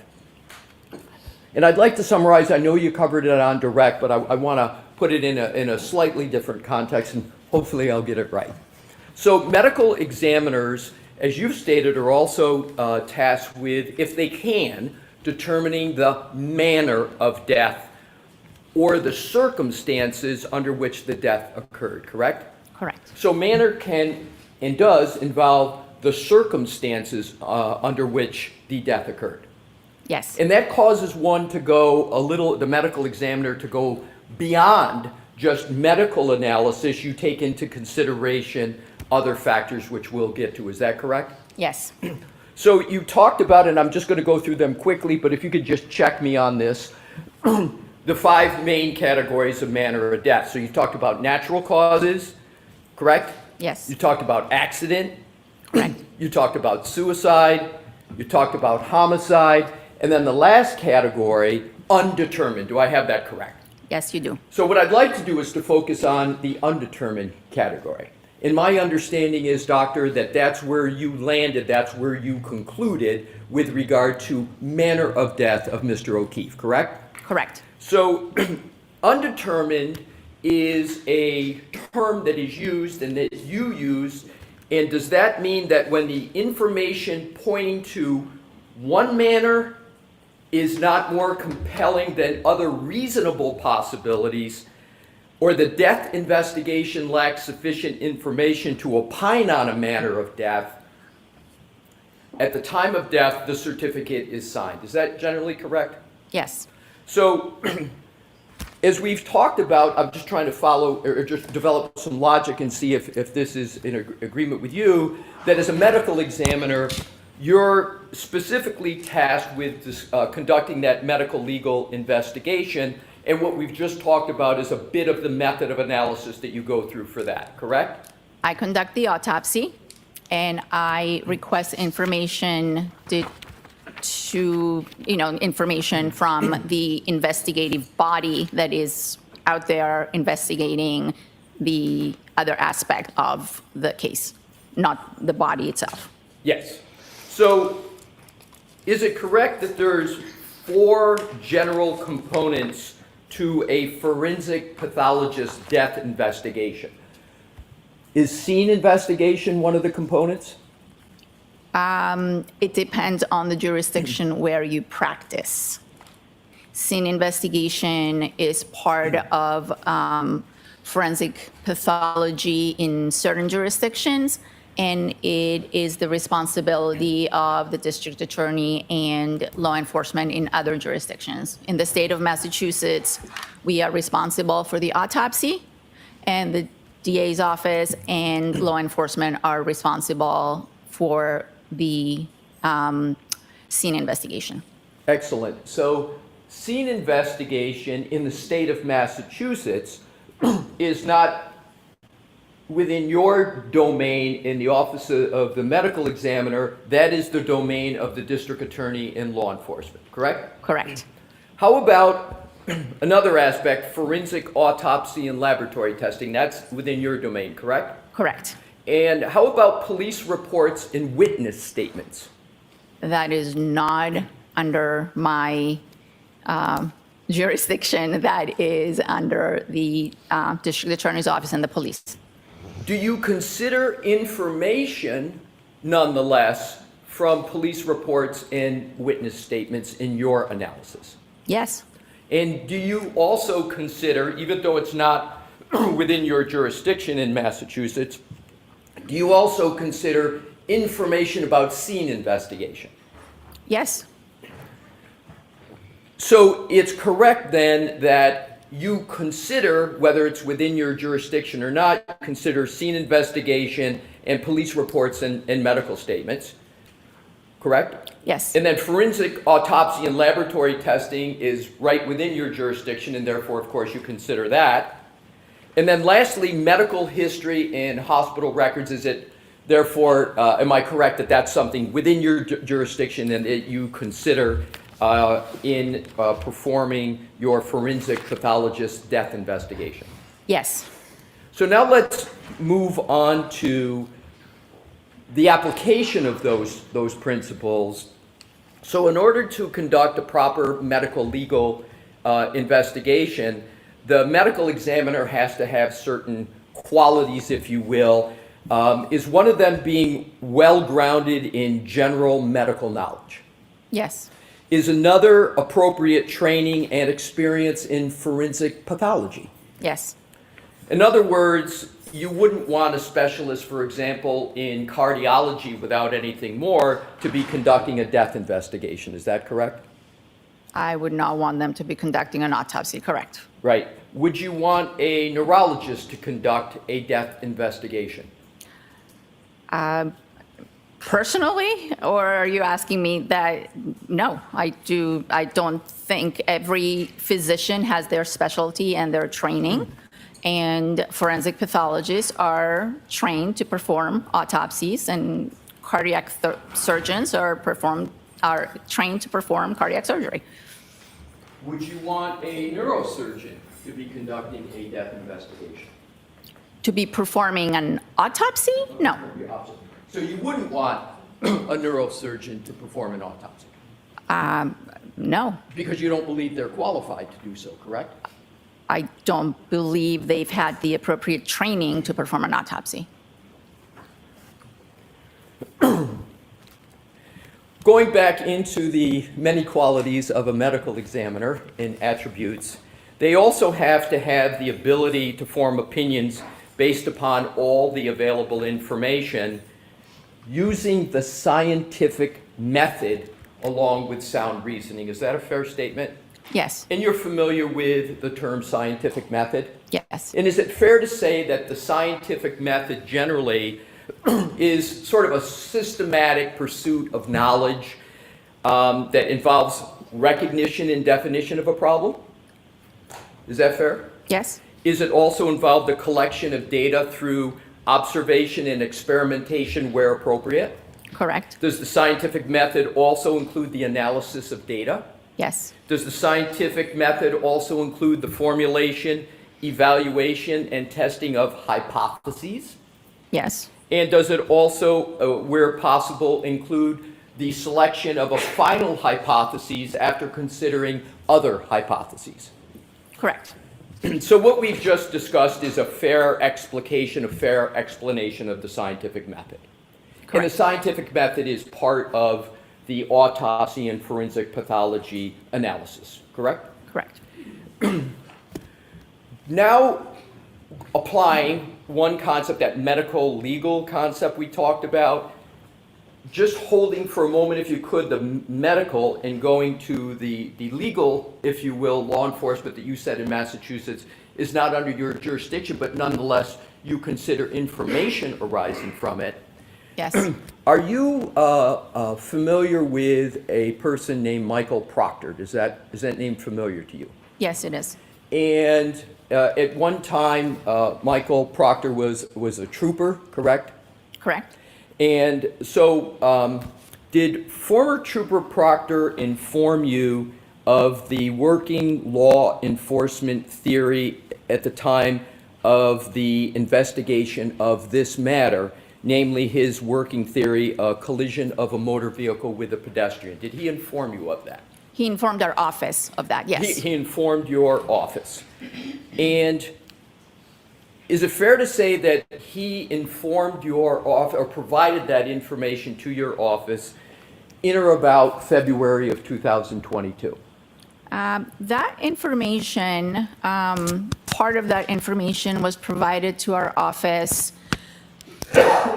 at the time of the autopsy. One of the pieces of information that had come in, and there were multiple sources calling into our office providing information, was that this was a possible person struck by a motor vehicle. And the time of the autopsy, if I have it correctly, was that around the end of January of 2022? The autopsy was January 31st.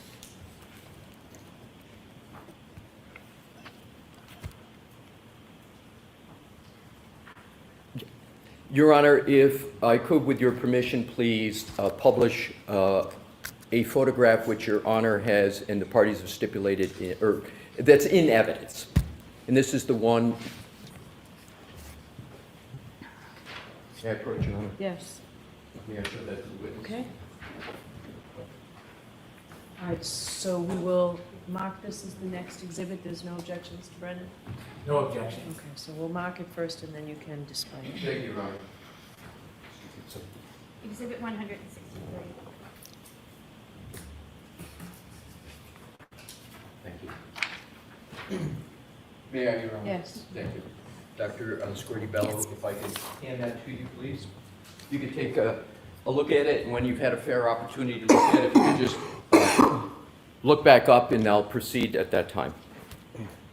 Yes, I recognize the picture. Well, I've never seen this picture before, but I know what it's depicting. Thank you. What is depicted in that picture? It's a picture of two individuals standing in a morgue setting, which looks very similar to our morgue at the Cape Cod office. Very good. If you could just hold that for a moment, and with the court's permission, could I publish that for the jury? Okay. Thank you. Mr. Wolf?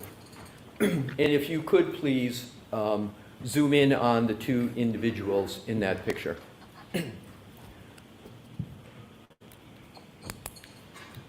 Dr. Scorti Bello, do you recognize any of the individuals in that picture? To be perfectly honest, no, I don't. With regard to the person on the right, do you recognize that person? No, I don't. And you said you recognize the setting, correct? Yes, And you, if I heard you correctly, you said this is the Cape Cod facility? it appears to be, correct. Right. So you testified earlier, if I recall correctly, that the autopsy was performed at the Cape Cod facility of the Office of the Chief Medical Examiner? Yes, it was. And you're normally in, as I recall, the Westfield, in an office that covers Western Massachusetts, it's Westfield? Correct. But you were at the Cape Cod facility, as I understand it, because there was a staff shortage and you had to travel down to Cape Cod for this. Is this correct? Correct. So you weren't at your normal home base sort of facility. This is a facility that you went to for this autopsy, correct? For this autopsy and multiple others, yes. Yes. And you were covering a staff shortage, and that was the reason you went to Cape Cod, correct? Correct. And what's depicted in this picture are two individuals. For two individuals to be present, is there a protocol that they had to follow to be present for that? Like a sign-in or an authorization? Yes, there is a sign-in sheet that individuals have to put their name and their shield number and before they can come into the autopsy room. So they have to put a shield number down, correct? You mentioned a shield number. Yes, And does that therefore mean that even though you don't know who they are, that they are with law enforcement? Are you able to determine that? correct. I believe they were with law enforcement. So those two individuals were with law enforcement, but you don't know who I they don't- are I specifically. don't know who they are specifically and what their actual position was. But they were with law enforcement. I believe, if my memory serves me right, there was a person from crime scene investigation and someone from state police. Thank But I'm working on a 2+ year memory. Fair, that's fair, that's fair. I'm not going to ask you more questions to probe the memory. We can take that down. And, yeah, we are finished with that. If you could hand that to the, thank you. Now, we were speaking about former Trooper Proctor. Do you recall former Trooper Proctor sending you a copy of scene photographs and wanting to schedule a phone call with you so that he could explain the status of his investigation? Do you recall that? Yes, And that occurred approximately in March of 2022? yes, approximately. Right, and the method of communication of that was that by email, to the best of your recollection? I requested that our medical legal investigator, we have our own investigators at the office that are responsible for obtaining medical records and sometimes being the liaison between us and law enforcement to get reports. I requested that she contact whoever was in charge of the investigation and set up a meeting, a phone call. So since it had already been a few weeks since the autopsy, I wanted to make sure that if there was any additional information that could be provided to me, I could take it into account because I had 90 days to issue a report and a death certificate on this case. Now, you've mentioned the 90 days on direct, you just mentioned it now. Is the 90 days a hard and fast rule, or is it just something you aspire to as a matter of good practices? It's not a hard and fast rule. It's something that as an office, we try to achieve.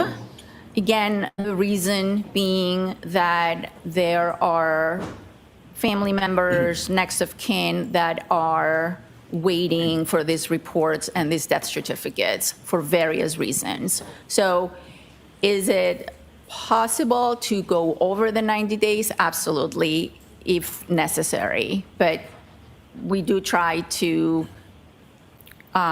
finish our part in those 90 days. So it's possible to go past the 90 days, but there would, given the considerations you just articulated, there'd have to be a pretty good reason why you'd want to do that, right? Correct. And in this situation, you concluded that you had sufficient information on the medical side and the legal side to come to the conclusions that you needed to come to. Is that fair? Well, I had sufficient information on the medical side because I did the autopsy and I had those findings. I did not have sufficient information that pointed to one manner of death over another manner of death. And therefore, I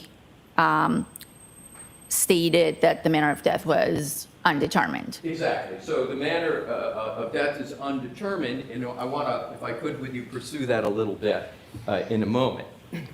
But when you came toward the end of that 90-day period, you had information from the law enforcement side on their theory of what had happened, correct? Correct. I'll let that one stand. You had performed all of the medical investigation and analysis that you needed to perform, is that correct? Yes. There wasn't something more that you wanted to do on the medical side? You had mentioned, to be fair, you had Dr. Stonebridge involved as well. You had what you needed on that side, correct? Yes. And you therefore concluded on the manner of death that there was a not more compelling or more likely than other reasonable possibilities. Is that fair? Yes. So in furtherance of that, on April 14th of 2022, you issued a death certificate, correct? Yes. And please feel free to check your report of any dates or any other particular as I go through. Okay.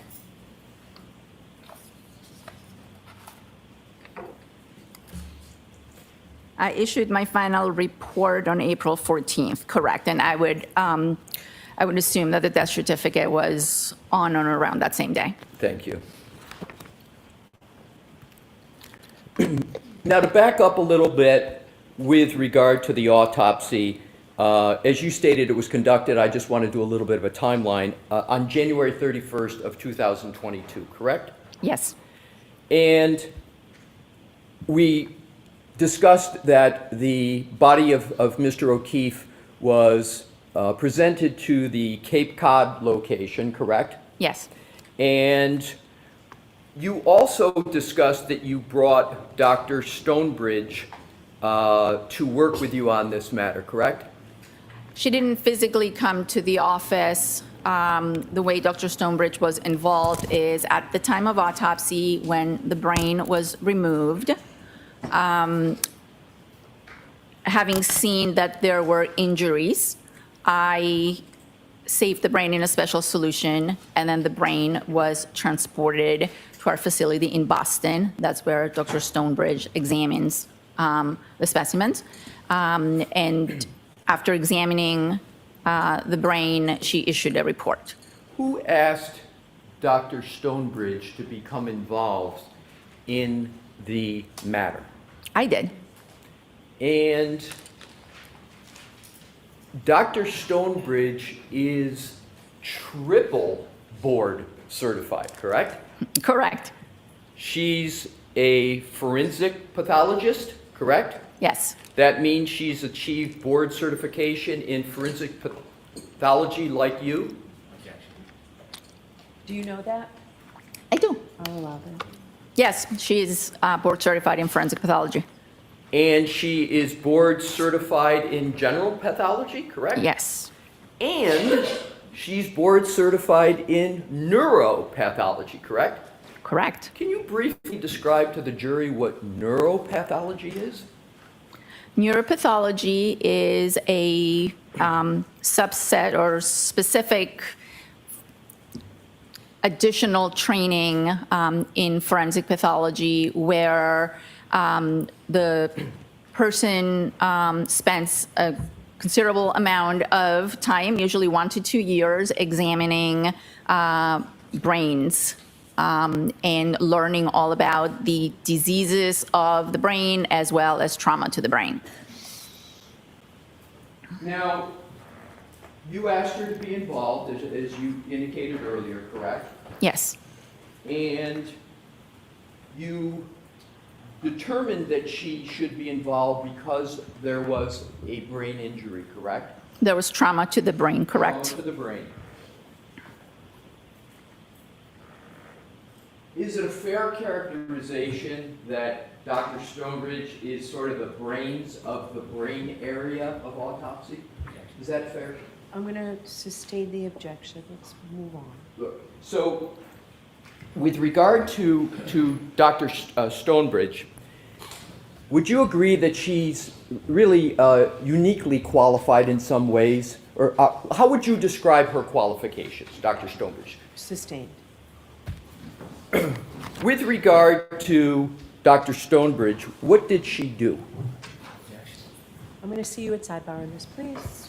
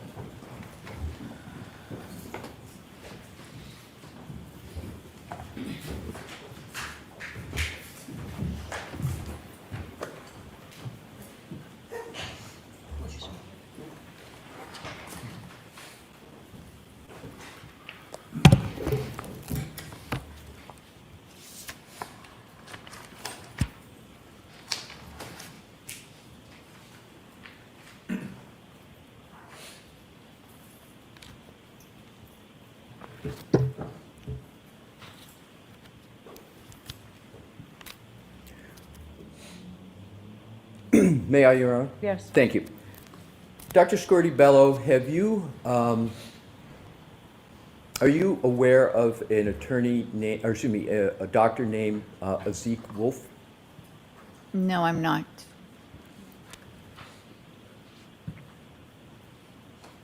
Now I'd like to move on to another category. Based on the information that was presented to you as part of your examination and analysis, is it correct that you presume that because Mr. O'Keefe's body was found in the snow and his body temperature was 80 degrees, that he died from hypothermia as one of the causes?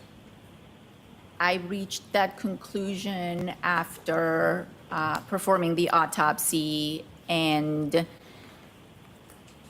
after seeing some findings that were consistent with hypothermia and then combined with the information that was provided to me about Mr. O'Keefe's body being found in the snow, I came to the conclusion that was one of the things that contributed. Did you consider whether there may have been other reasons as to why his body reached that temperature of 80 degrees? Sort of applying the scientific method and seeing if there were other reasons? Other than being out in the snow? No, I do not. Do you know whether there are other alternative reasons how his body could reach the temperature of 80 degrees? People can become hypothermic for other reasons, such as sepsis. But in this particular case, I didn't have any reason to believe that that was part of the circumstances. You're familiar with the medical phrase differential diagnosis, correct? Yes. And a differential diagnosis is a term that's used by doctors to pursue other potential causes of a medical injury. Is that a fair general statement? Yes. So, for example, if somebody is having difficulty breathing, a doctor may say, I think it's the heart is their primary hypothesis, but they may want to differentially diagnose this and look at the lungs. Is that an example of a differential diagnosis that let's look at the lungs to see if that may be the problem? Is that a good, fair example? In the example you're giving, yes. So applying that concept, and do you believe the concept of, well, applying that concept to this situation, did you perform a differential diagnosis as to the cause of the death and question whether there was hypothermia as any cause of the death of the decedent? Did you make that analysis? I looked at the anatomic findings that I had at the time of autopsy, the information that was provided to me based on the circumstances and where the body was found, and I came to the conclusion that there were hypothermic changes in Mr. O'Keefe's body. So you just used the phrase hypothermic changes. Did I hear that correctly? Yes. Can there be hypothermic changes without a cause of death being hypothermia? Yes, of course. So you can have signs in the body of hypothermia, but you can also conclude that a cause of death is not from hypothermia, correct? If the person is deceased and I am examining the body and there are multiple things that I believe contribute to the death, then I tend to include all of them. Meaning that if this was a drug intoxication and the body also showed signs of hypothermia, I would include both of them on the death certificate because there is no scientific way of teasing out whether it was just one or the other or both. In this particular case, I had two processes that were going on. One was the head trauma, and the other one were these hypothermic changes. I put all that together, and again, included or took into account the investigative information of where the body was found, what the temperature was when the body was found, whether the person was still alive or not, and I came to the conclusion that the cause of death was blunt impact injuries of head, and I included the hypothermia because I saw during the autopsy that there were changes consistent with hypothermia. So I want to break that down a little bit if I could with you. So you testified on direct, and I think you alluded to it here, that the primary cause of death, use that phraseology on direct, was blunt force injury, is that correct? Blunt impact injuries to the head, yes, Blunt impact injuries to the head, and that's the primary cause, right? correct. And then there's, and I'm not clear on what you referred to on direct as a secondary cause of death of hypothermia, but you've used a little different phrase in some of your answers, and I want to make sure I got it right. Hypothermic considerations, can you repeat what it was? I said hypothermic changes. Hypothermic changes, and we agree that you can have hypothermic changes without a conclusion of hypothermia, correct? No, hypothermic changes are, what I'm referring to are actual things that I can see in the organs that are consistent with hypothermia. They're anatomic findings. They're things I can see with my eyes. So you can, I'm sorry, did you finish? And those changes suggest and are consistent with someone being hypothermic. As you sit here now, with regard to, you used the phraseology consistent with hypothermia, signs of hypothermia, that's what I want to pursue just a little bit with regard to further information. We got started on this by asking whether you used the concept of differential diagnosis and hypotheses to determine the cause and manner of death. And you said in one of your answers that you relied upon law enforcement information, correct? Is that Yes. part of it? It was, you brought that up, you're the one who said you relied upon that, correct? Yes, And you've brought that up on your direct testimony and earlier in the cross. Is that correct, that you relied upon the investigation of law enforcement? So, Sustained. so now what I'd like to do is to ask you whether, using the concepts of differential diagnosis, scientific method, did you consider whether Mr. O'Keefe could have died somewhere other than where the body was found and been moved and placed in the snow? Did you consider that? Objection. Sustained. May we approach, Your Honor? Move along with this, we can approach in a bit. Thank you. What, if any, alternative diagnoses did you apply to Mr. O'Keefe? I don't understand your question. What alternative scenarios did you look at, if any, for the cause or manner of death of Mr. O'Keefe? I'll allow that question. What, if any? At the time of the autopsy, I documented injuries and signs of hypothermia. I was provided with a set of circumstances, and at the end of the investigation, or at the end of, my timeline, I concluded on the cause, but I did not conclude, or I did not determine a manner. The manner would be the circumstances you are speaking about, whether I considered other causes or circumstances. That's not how it works. I don't come up with hypothetical scenarios on how those injuries occur.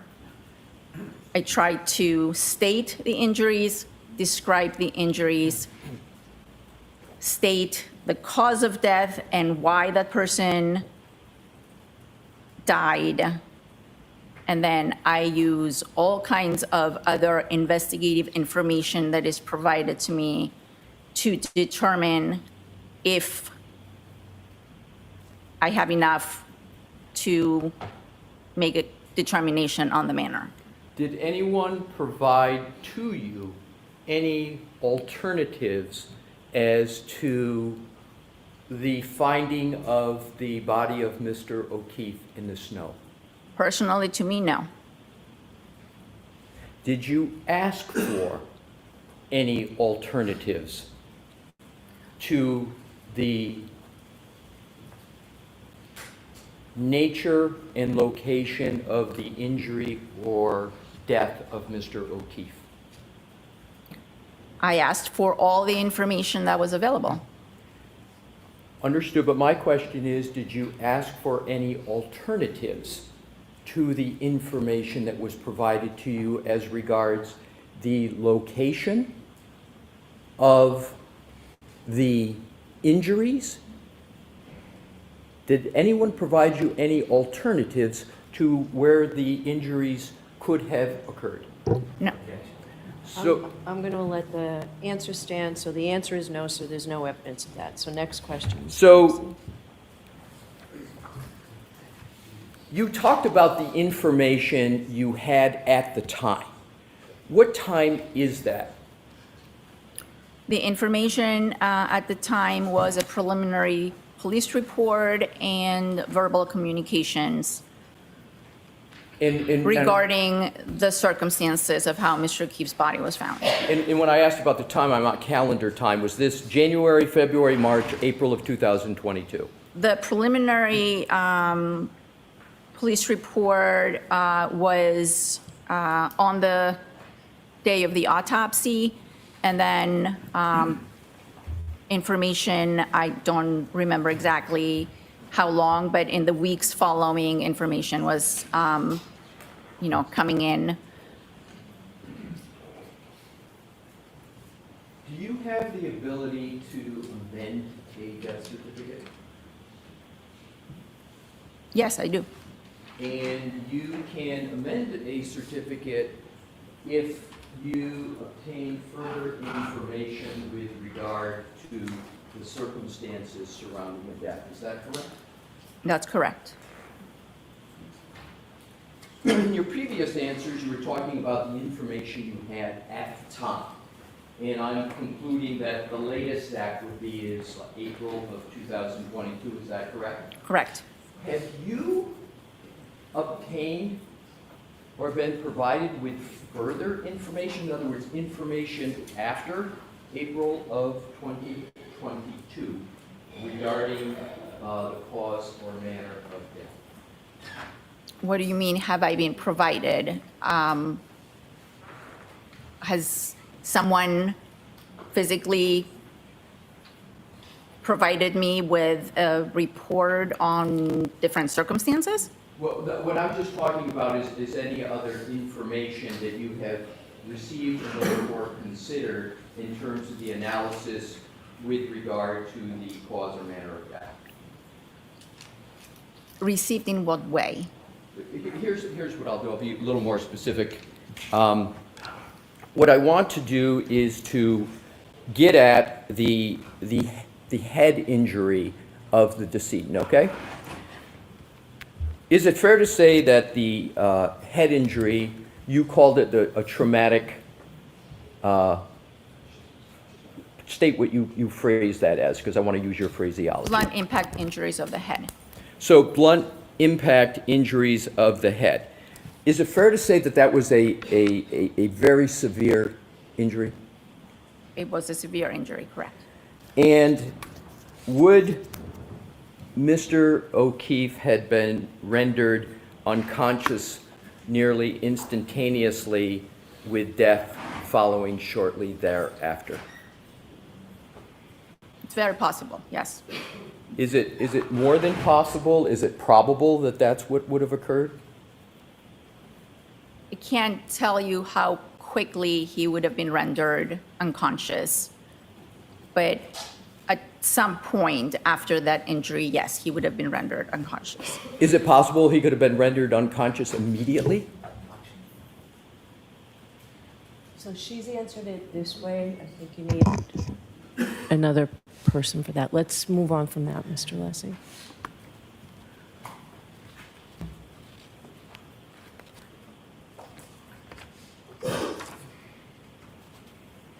You made your own determination of the cause of death, correct? Yes, that's my job. Understood. And what I want to do is to pursue the basis of your determination. So you used the phrase brain impact injury. Blunt impact. A blunt impact injury. Have I got that correct? Blunt impact injuries of head, yes. Of head, right. And that's your conclusion, correct? Yes. Based upon your conclusion, did you make any determination as to whether the decedent would be able to carry out any purposeful movement after that injury? Define purposeful movement. Sure. I'm talking about the ability to perhaps manipulate their hands. I don't know. Did you make any determination as to whether they would be able to engage in any cognitive functions, meaning processing things and making decisions? I did not make that determination, no. Did you observe any pattern to the injuries to the head of the decedent? A pattern? I observed that there were injuries to the back of the head as well as other internal injuries to the base of the skull, as well as the brain. Your Honor, if we could please publish, I'm just going to check to make sure they're in.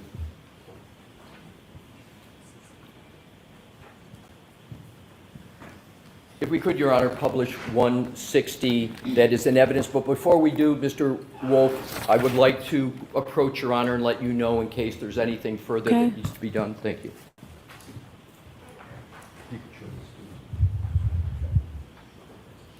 Is there, did you show it to Mr. Brennan? It's already been agreed to as in evidence. and Okay. It is in evidence. Oh, it's in evidence? Yeah, I just wanted to make sure if there was any statements that Your Honor wanted to make, and if not. So why don't you come over here because, why don't you come over to the side?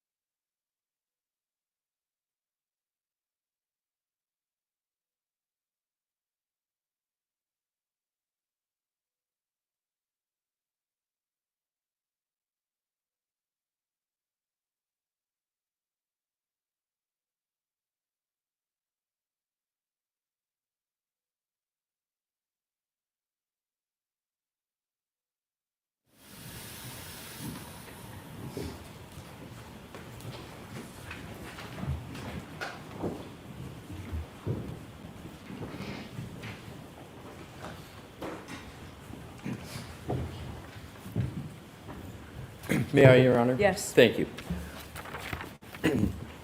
With Your Honor's permission, I would like to publish Exhibit 160. Yes. Thank you.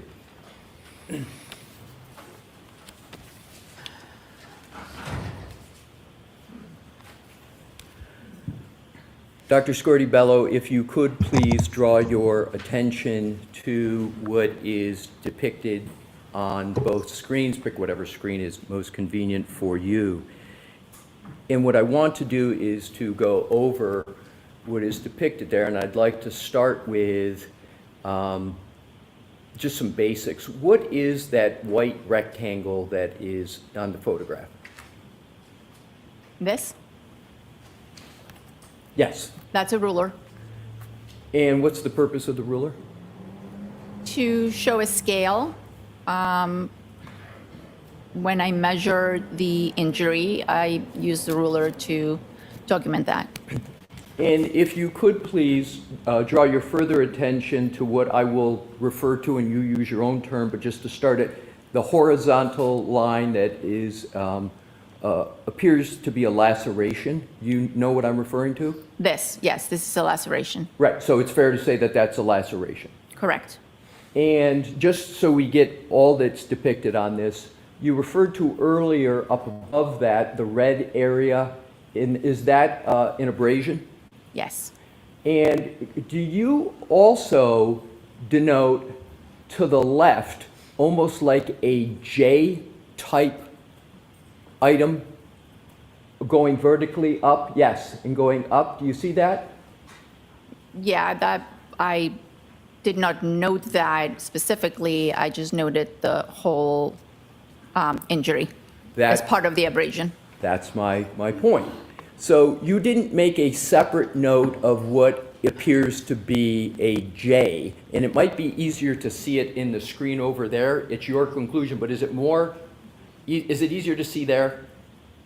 Yeah, I can see it. Yeah, and so you didn't make a separate note as to what that was in your report, correct? No, I did not. Do you consider that an abrasion or something else? I believe that's still an abrasion.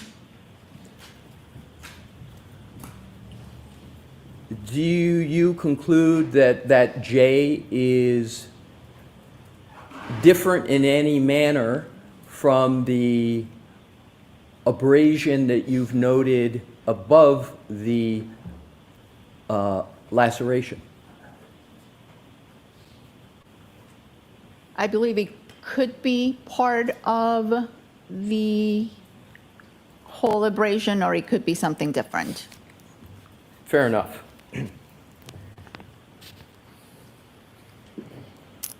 Would a fall backwards on a flat frozen ground produce a circular and not a linear abrasion as depicted here on the back of an injured person's head? Can you repeat the question? Sure. Assume a fall backwards on a flat frozen ground. Would such a fall and impact present that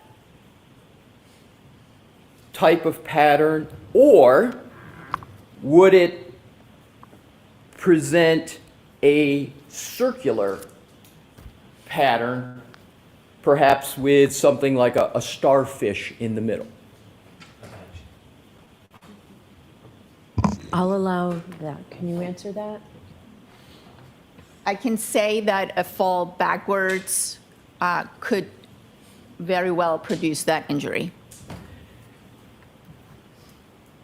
My question is more specific, and that is a fall backwards where the person impacts the back of their head on flat, frozen ground. Would you expect that type of a laceration from that type of a fall? Not just a general fall backwards, but specifically a fall backwards where the back of the head hits flat, frozen ground. Would you expect that?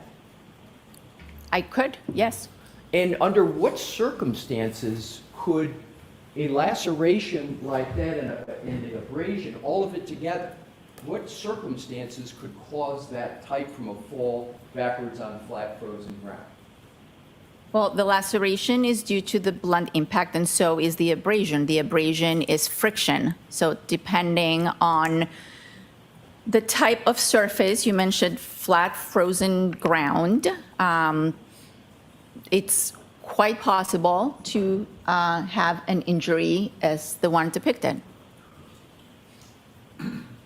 There's nothing inconsistent with this injury and a fall on someone's, on the back of the head with a blunt surface. Is there, are you familiar with the phrase pattern recognition in medicine? Yes, And isn't pattern recognition something that requires training with regard to being able to recognize certain patterns and determining what could be causing that pattern? yes, And just merely recognizing whether there is a pattern takes certain specialty training, etc.? correct. And isn't pattern recognition a principle that you apply in the medical examiner's office? Yeah, we do. And so example of pattern recognition could be a knife wound, correct? Yes, Could be a gunshot. correct. And there's certain patterns that you see on a decedent that can be consistent with those types of causes of injury, correct? Correct.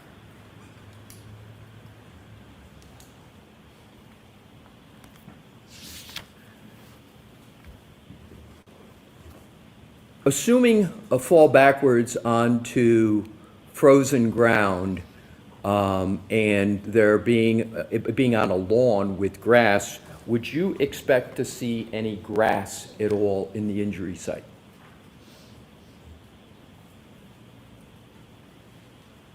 It's possible to have grass. Is it possible to have well, are you familiar with the height and weight of the decedent generally? And if you need to look at your notes, please do so. Yes. Mr. O'Keefe was approximately 6'1" and 216 pounds. So, assuming a fall backwards and an impact to head on, a ground with grass, a person who's 6'1", there is going to be significant acceleration forces that occur as they're going backwards. Is that correct? That's fair to say, yes. And therefore, the more acceleration forces, usually there's a correlation with the force of the impact. Correct. And in terms of force of impact and assuming grass on the ground, do you believe it's more probable than not that one would then see some grass on the head? Sustained is definitely. Given what you testified regarding the height of Mr. O'Keefe, and assuming what I just gave to you as a fall backwards and acceleration and forces, would you expect to see anything else on the back of his head? You have to be more specific than that. Right, I thank you. So would you expect to see, is it possible if that was the manner of the fall that there should be grass on the head? Is that possible? Sustained. Did you consider at all in your evaluation well, let me back up. Do you see any evidence of grass in this depiction? No, I do not. Did you recall ever seeing any evidence of grass when you were performing the autopsy? I did not see evidence of grass.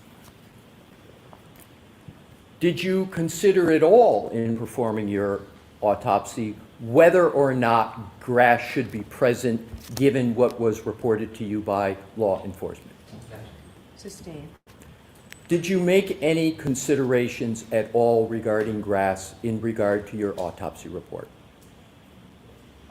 I did not see any grass. No, I did not make any determinations. And was grass at all even a consideration in your analysis? I had very limited information as to the exact nature of the surface at the time of autopsy. So the answer is no to that No. question. Thank you. Did you have any information regarding the circumstances that you said you look at in trying to determine manner of death as to whether there were any stones or rocks around the scene? That I did not have any information. So meaning you didn't have any information, you saw no information that there were any stones or rocks by the scene, is that correct? Sustained in that form. What, if any, consideration did you make in your assessment of cause and manner of death with regard to stones or rocks? I did not make any. With regard to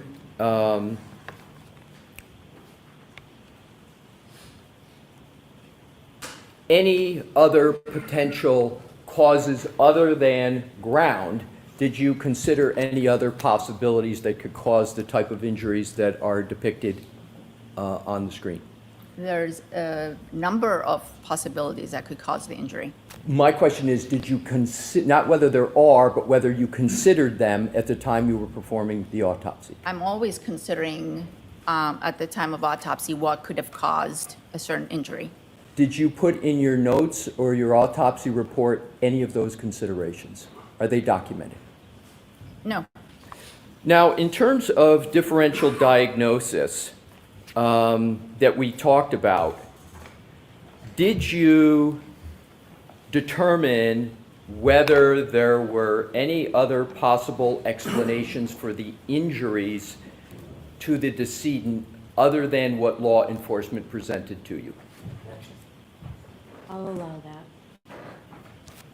Internally, I consider all kinds of other explanations. I have to look at the findings and the possible ways that those injuries could have been sustained and decide whether I have enough information and whether I am satisfied with the information that I have in order to conclude or determine a manner. Did you make any notes at all about the considerations you were just speaking about, other considerations? Any notes whatsoever in any document in your autopsy report? Not in my autopsy report, no. Did you make any other notes of those considerations in any document that you created for this case at all? No, these are considerations that I've had and discussions I've had with colleagues in terms of evaluating these injuries and... And I don't want you to go into what other people said, but I want you to finish your answer. Right, no, I did not make physical notes of my considerations. Your Honor, I'm going into a different category, so I just wanted to alert Your Honor to it. All right. And it will take more than 10, 15 minutes? Oh, yes. Okay. All right, jurors. Oh, the lunch is here. We'll take the lunch and recess. So we'll see you in about 45 minutes. Rise to the jury.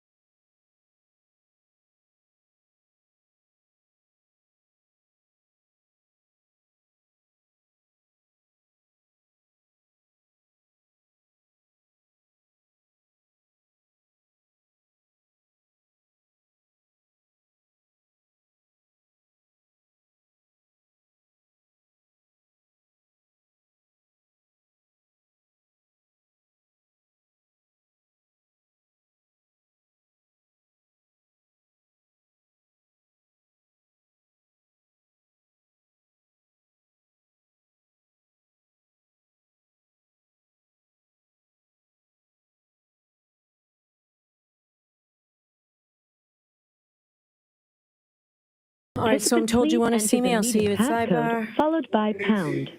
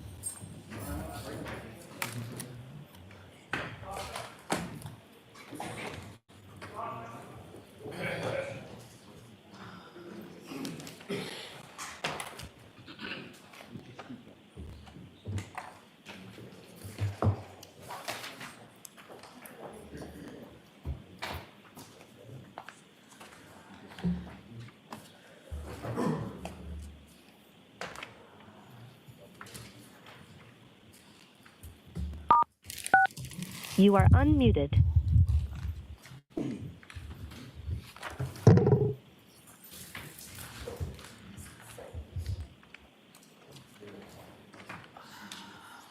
Excuse me, please.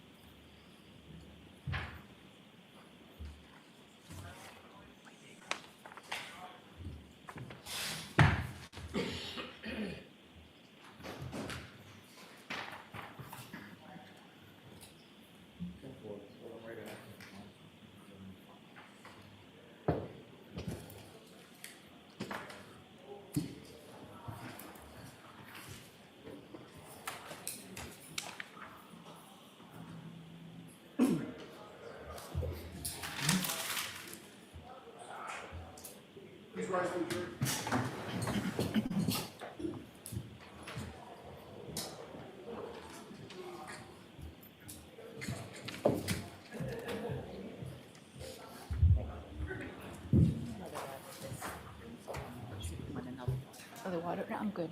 Thank you. I want to move up to the bathroom break.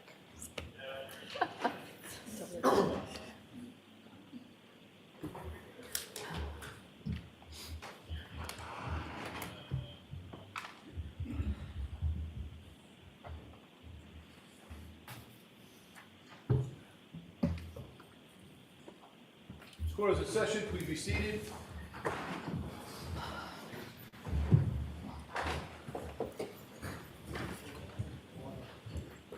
All right, Mr. Alessi, whenever you're ready. Thank you, Your Honor. Good afternoon, Dr. Scordi-Bello, and welcome back. Thank you. I want to move on to a slightly different aspect of the hypothermia discussion. So, you've acknowledged previously that hypothermia is a very difficult diagnosis to make, correct? Correct. And you acknowledge that in your grand jury testimony in this proceeding, correct? Do you recall that? I do. And you indicated in that grand jury proceeding generally that diagnosing hypothermia is based on contextual clues. Is that correct? On autopsy findings and investigative information, yes. Right. And the last part, investigative, and that's that legal part, sort of the law enforcement contribution. Is that correct that you're referring to? Correct. You diagnosed Mr. O'Keefe with hypothermia based upon certain medical data that you believe you observed in the gastric area and the pancreatic area. Is that correct? Correct. And just for, I think most people will get this, just be clear, gastric is sort of synonymous with the stomach. Stomach. And then we know the pancreas is a separate organ. And in your autopsy, you observed for example, the lining of both the stomach and the pancreas. Is that correct? I'm sorry, what was the word you used? Let's start with the stomach. Did you observe the lining of the stomach as part of Mr. O'Keefe as part of the autopsy? Yes, I observed some hemorrhages in the lining of the stomach. We'll get to that, right? But I just want to talk about the organs and what aspects of the organs first, and then we'll get to that. And with regard to the pancreas, what aspect of the pancreas did you observe?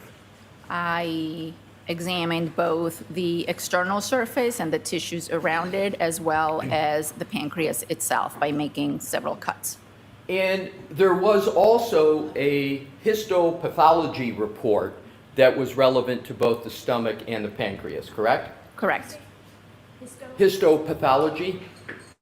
Spell it, Mr. Alessi. Histopathology.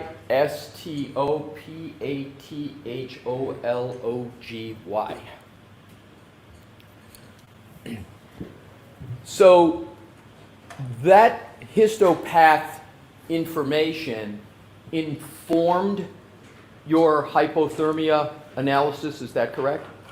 The histopathology was done to further confirm my finding or my determination of hypothermia. So, do I have it correct, and let's start with the pancreas, that you noted the pancreas was congested and diffusely hemorrhagic? Do I have that correct? And you feel free to look at your report, please. I will.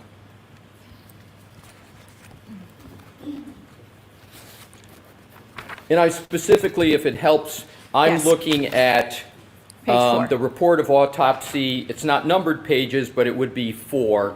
And you see liver, gallbladder, and pancreas is 1, and then you go down a couple more and you see digestive system. That's what I'm focusing on. Okay. And the next page is the histopathology. Yes. All right, are we sort of oriented in the same location? Yes. All right, so let's start with the pancreas.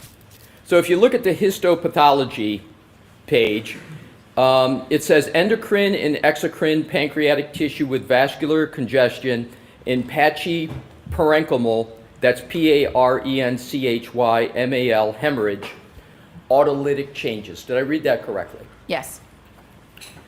And I want to go at these one at a time, so now I'm going to jump back to the previous page where you discussed the heading liver, gallbladder, and pancreas. Do you see that? Yes. And you see the last sentence says the pancreas is congested and diffusely hemorrhagic. You see that? Yes. So now what I'd like to do, and is that what you're rooting in, if you will, the analysis of hypothermia? The determination of hypothermia was made, yes, based on these findings and the circumstances I was provided. Yes. Right, and thank you. I'm going to get to the circumstances, but in sort of the medical legal construct that we were talking about, I want to just start first with the medical, if that's okay with you. Yes. So then let's now move to the organ of the stomach, a synonym gastric in terms of your report. So let's go to, please, back to the histopathology section.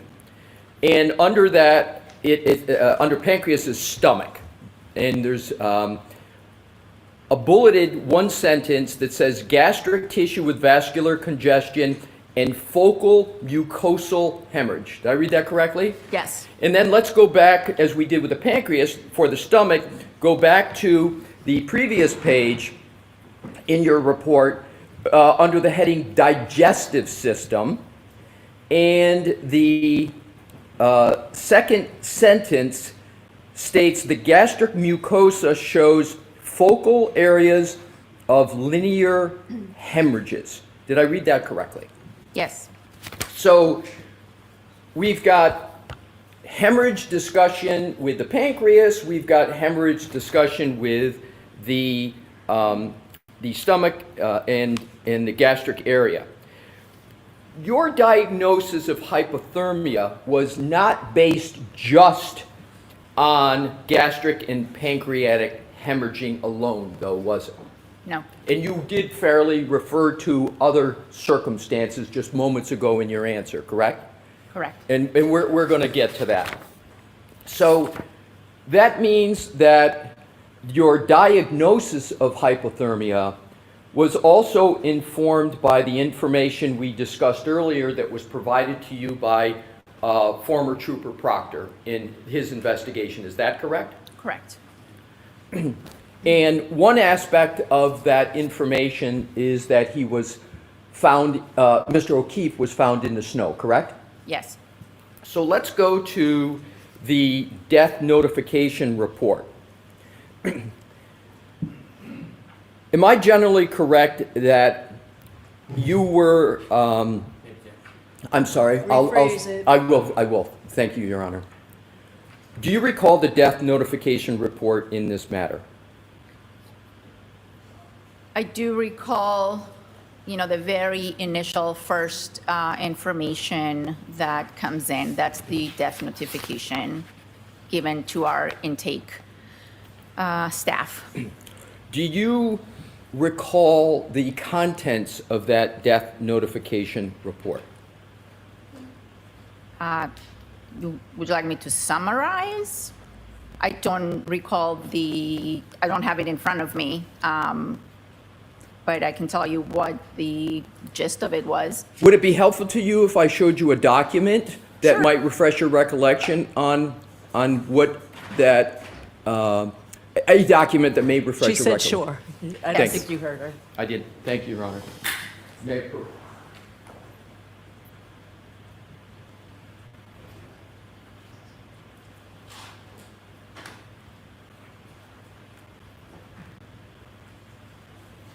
May I approach, Your Honor? Yep, Thank just you. show Mr. Brennan. Yeah.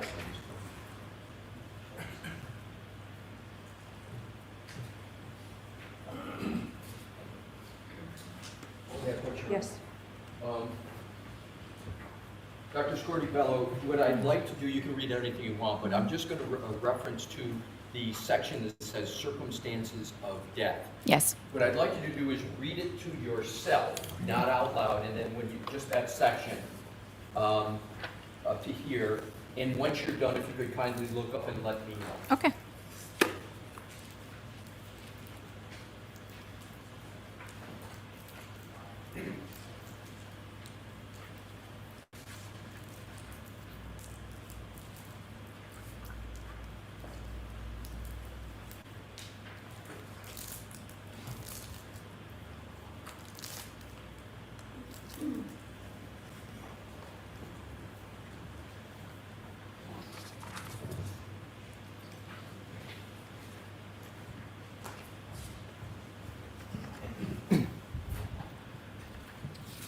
Dr. Scorti-Bello, did that refresh your recollection with regard to the circumstances of death section of the death notification report?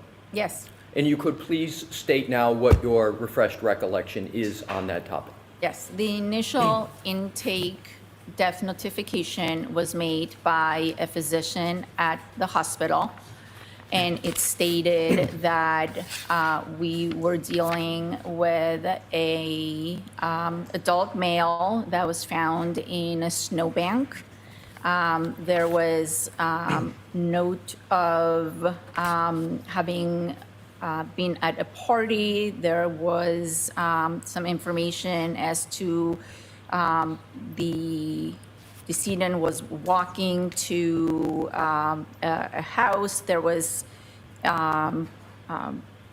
reference to some sort of altercation or dispute with Sustained.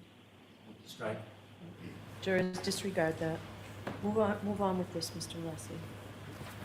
With this, but just move on. Yeah, yes.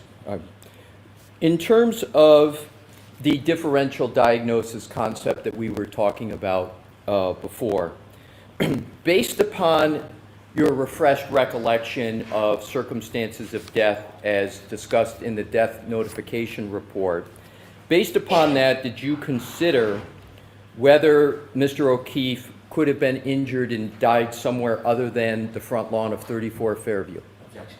I'm going to allow that. initially, no.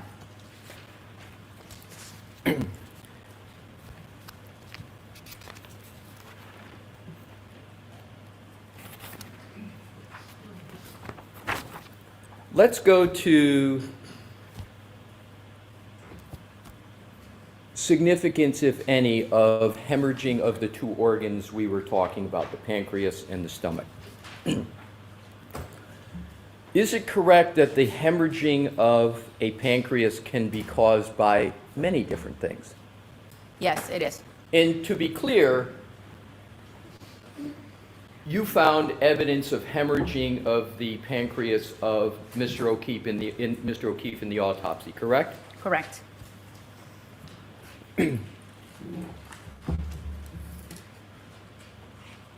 And is it correct before the grand jury, you yourself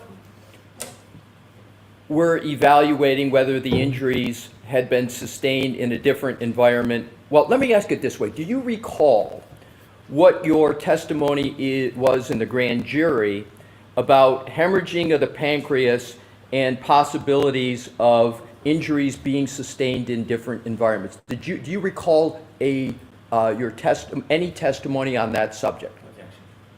All right, I'll see you at 10.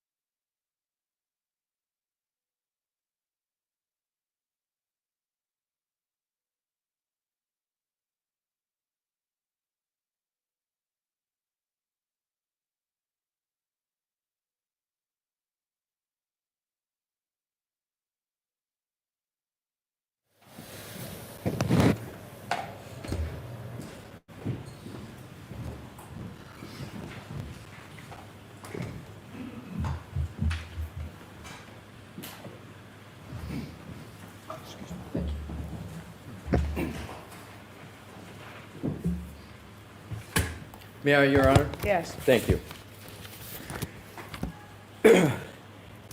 At the grand jury, did you testify as follows? If the injuries had been sustained in a different environment where the temperature wasn't that low, then there might have been an alternative explanation for those gastric and pancreatic hemorrhages. Do you recall that? Yes. Hemorrhaging of the pancreas can also be caused by blunt force trauma, correct? Correct. Hemorrhaging of the pancreas can be caused by CPR, correct? Cardiopulmonary resuscitation. It's possible. Do you know what a Lucas machine is? Yes. And a Lucas machine is an automated CPR machine, correct? Correct. And it's a rather large device, correct? It gets strapped down to the chest of someone. So instead of someone having to exercise, etc., you put on a Lucas machine that goes over the chest and it automatically does the compressions, right? Correct. Lucas machines can cause hemorrhaging, correct? Yes. And in fact, wasn't a Lucas machine applied to Mr. O'Keefe? I believe so. And wasn't the Lucas machine applied from when the first responders came to the scene and he was in the ambulance continually and through when he was in the hospital? I believe so, yeah. So, when a Lucas machine is used in resuscitation efforts, you'd actually expect to see some hemorrhaging, wouldn't you? Where? In the stomach? In the pancreas? Would you expect to see it there? Not in the mucosa of the stomach and not as extensive in the pancreas. Let's talk about and pick the pancreas first. So you would agree that from the use of a Lucas machine, you would expect some degree of hemorrhaging in the pancreas, correct? Not always. But it's certainly possible that a Lucas machine causes hemorrhaging of the pancreas, correct? It's possible. And now let's move to, and there was evidence of hemorrhaging in the pancreas of Mr. O'Keefe, correct? Correct. Now let's move to the stomach. Isn't it possible that a Lucas machine could cause hemorrhaging in the stomach? Personally, I have not seen it in that context. But do you rule that out? I can't rule it out. I can only tell you my experience. So your personal experience is you don't believe you've seen that, but you can't rule out that a Lucas machine causes hemorrhaging to the stomach. Is that correct? I don't believe a Lucas machine causes hemorrhage to the mucosa of the stomach. Right. I'm not yet at the mucosa of the stomach, which is a subset of the stomach, right? You're talking about the gastric rugae. Talking about the inner lining of the inner stomach. lining, and another name for the inner lining of the stomach is the gastric rugae, R-U-G-A-E, correct? Yes. So I'm just talking about the stomach in general, not a subset of the stomach. Is it possible that a Lucas machine could cause hemorrhaging in the stomach? Not in the stomach, around the stomach in the soft tissues of the torso. Okay.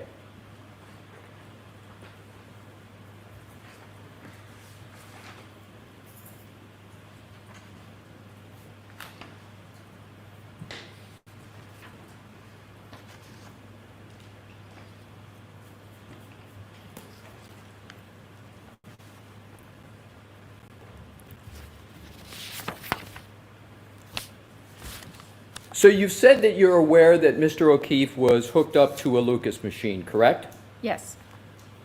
And are you aware of the length of time that Mr. O'Keefe was hooked up to a Lucas machine? No, I am not. Do you know how many compressions per minute a Lucas machine causes?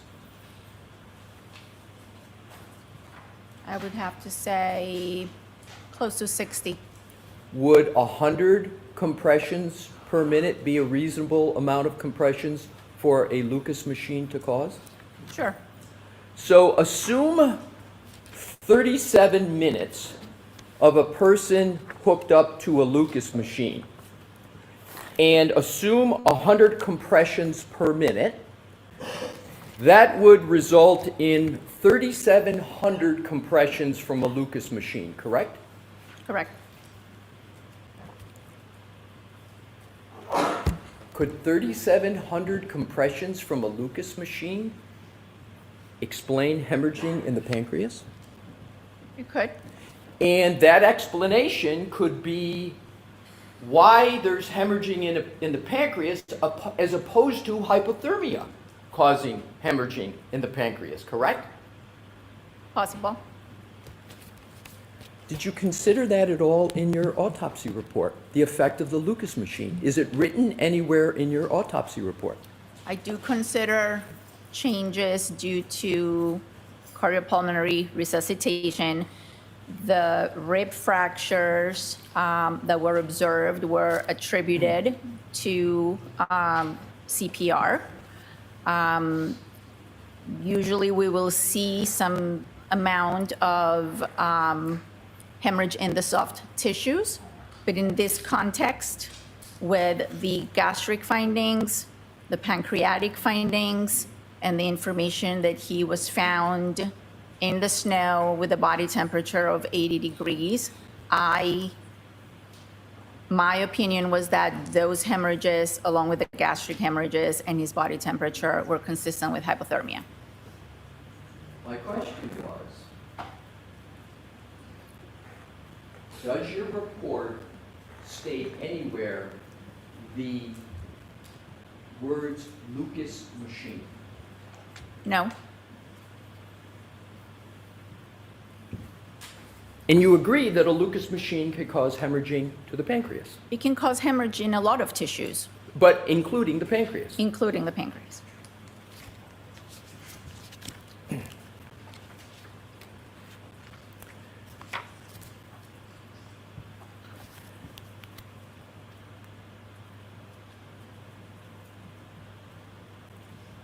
If you see hemorrhaging of the pancreas and you believe that hemorrhaging is a contributor to hypothermic deaths, wouldn't you also expect to see Wisniewski ulcers?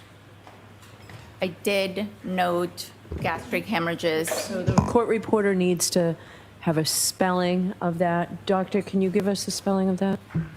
Would you like to give it? If you'd like me to, I'd prepare Go to give ahead. it. Thank you. Wishnewski.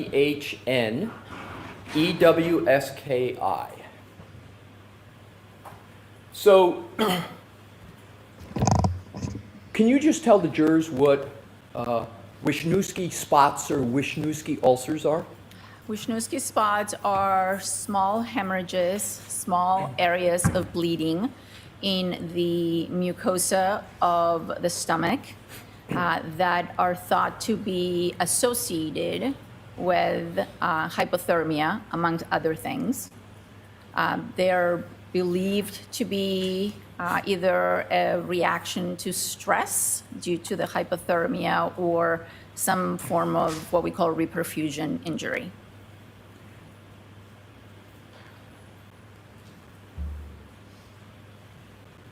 Is it correct that if someone is believed to die, at least in part, from hypothermia, that in 90% of the cases of death from hypothermia, you would find Wisniewski's ulcers? I do not know the exact number.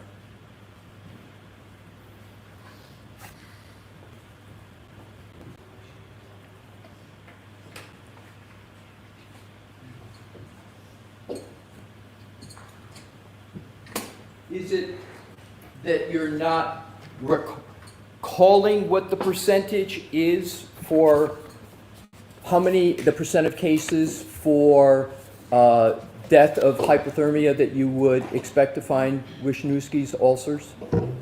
I don't. Do you recall? Hold on. move on. The objection sustained, so Okay. you're asking it, yes, go Okay. ahead. Thank you.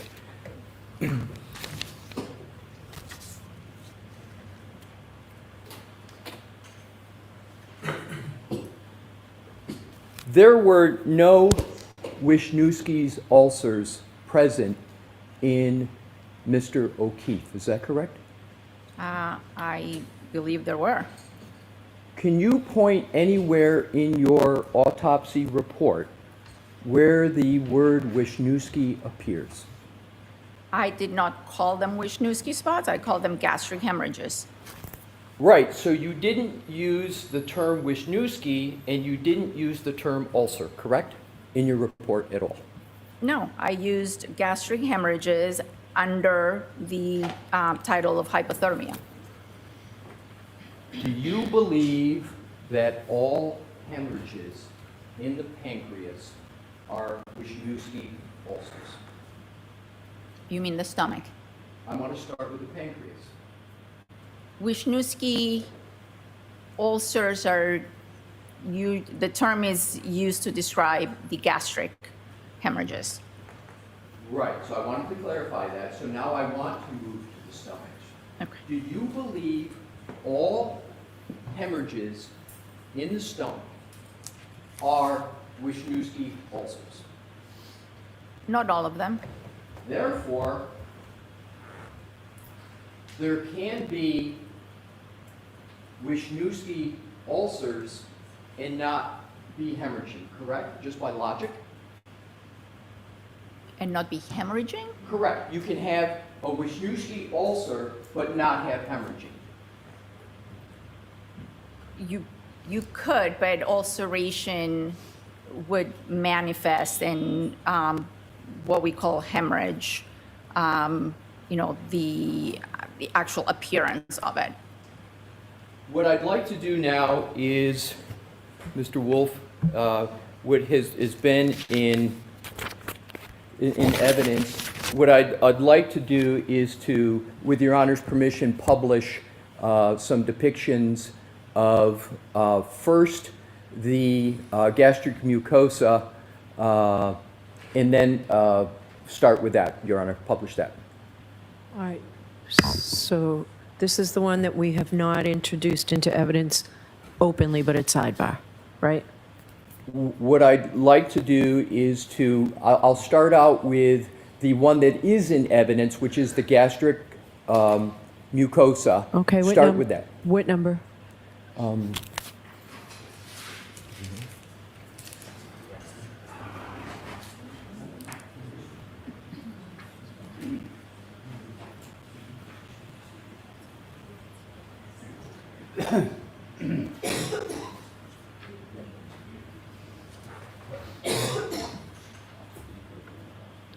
Your Honor, just to... Okay, so that was the one I was referring to, that we did at sidebar, not in open court. Okay. Yes. It's for identification. Pardon me? It's N for identification. And I'd like to move NN into evidence at this time. All right. All I'll say about this, jurors, is that this may be considered graphic. You satisfied with that, Mr. Alessi? I'm satisfied with that, Your Honor. Okay, Mr. Brennan, you satisfied with that? Yes, Your Honor. Okay. This is 164. May I, Your Honor? Yes. Dr. Scribello, I'm handing you Exhibit 164 in evidence, and I'm going to also, with the court's permission, have it published on the screen. So whatever one is best for you to look at on the screen, please feel free to look at either one. Mr. Wolk, if you could publish 164.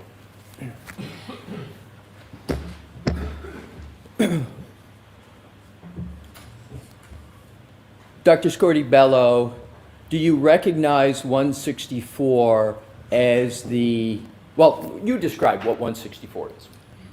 This is a picture of the stomach of Mr. O'Keefe after it was removed and opened and the contents were removed. And what you're looking at, this pink red surface, is the mucosa That's the lining of the stomach. And you had used the word rugae before. These are the folds. The stomach has a lot of folds. And what you can see here are small areas that are redder than everything else. That's hemorrhage, that's blood. And these are the gastric hemorrhages that I described. Right, so those are what you just showed, there's darker areas, there's just a few of them. That is what you refer to as hemorrhages, correct? Wisniewski's was correct. Well, you didn't use Wisniewski's in your report, correct? You referred to Correct. them as hemorrhages. Correct. Okay, so what I'd like to do now is to, if I may approach, Your Honor? Yes. For the chalk.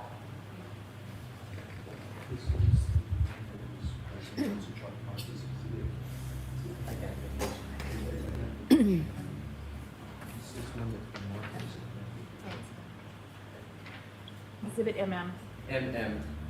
With your Honor's permission, may I show Dr. Scorti-Bello the chalk that's marked for identification? Is that it? Yes, and let's see what she answers before we use it for more questions, okay? Understood. Yes. May I hand it to you? Yes. Dr. Scorti-Bello, could you please take what's identified as Exhibit M and see if you can identify what that depicts? Yes, this is a picture of a stomach, again, the mucosa with hemorrhage. Just hold for these, sorry. Not your fault.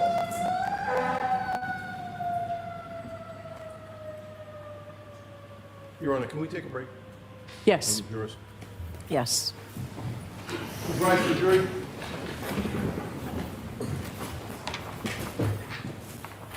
Jurors, right this way, please.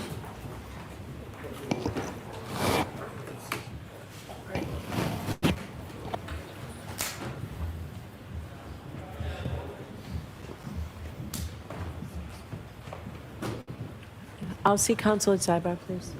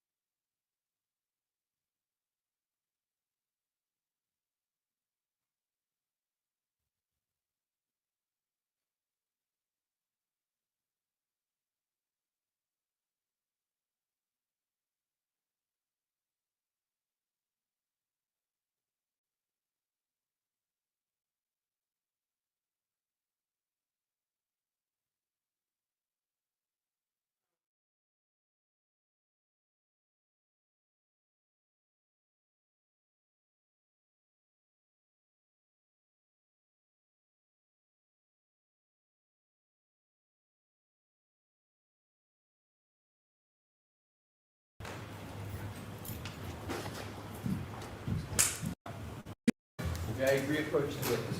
Yes.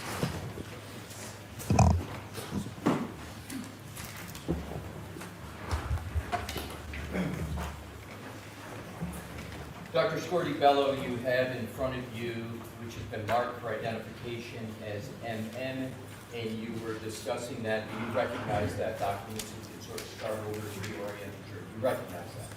I recognize what it is, yes. And what is it?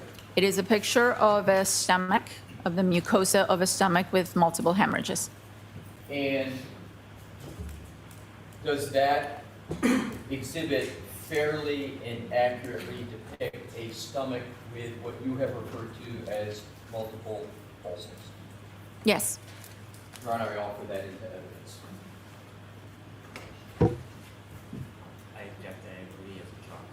I'll, you know what, if I can use it as a public, a chalk Yes, you publication. can. Yeah, that's what I'll do, Your Honor. Thank you, Mr. President.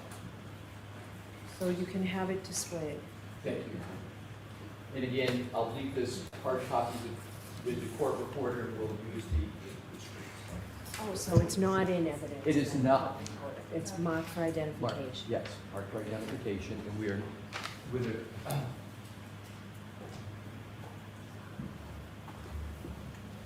Mr. Wolf?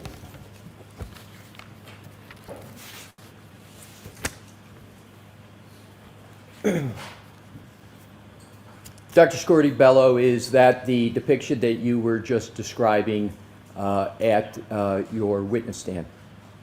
Yes. And could you please, with the laser pointer, state what you see in this depiction? So this is a stomach. This is the mucosa, the folds of the stomach. They're not very folded in this particular picture, but you can see these distinct areas that are that have a darker coloration. That's blood. These are hemorrhages. And to be clear, this is not the stomach of Mr. O'Keefe. This is a medical reference depiction to sort of generic or some other depiction other than Mr. O'Keefe's stomach, correct? Correct. If we could, with Your Honor's permission, Mr. Wolk, put side by side this chalk with what is in evidence as the actual gastric mucosa of Mr. O'Keefe. The objection sustained. Could we, with Your Honor's permission, publish simply Mr. O'Keefe's Yes. gastric mucosa? Yes.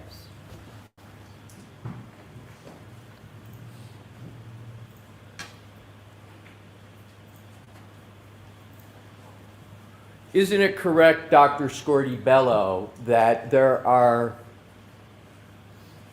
much less dark spots in this depiction of the gastric mucosa than there were in the chalk that we just displayed? In other words, that green depiction of what I'll just refer to as a generic stomach. Is that correct? That is correct. So, you can take that down, Mr. Wolf.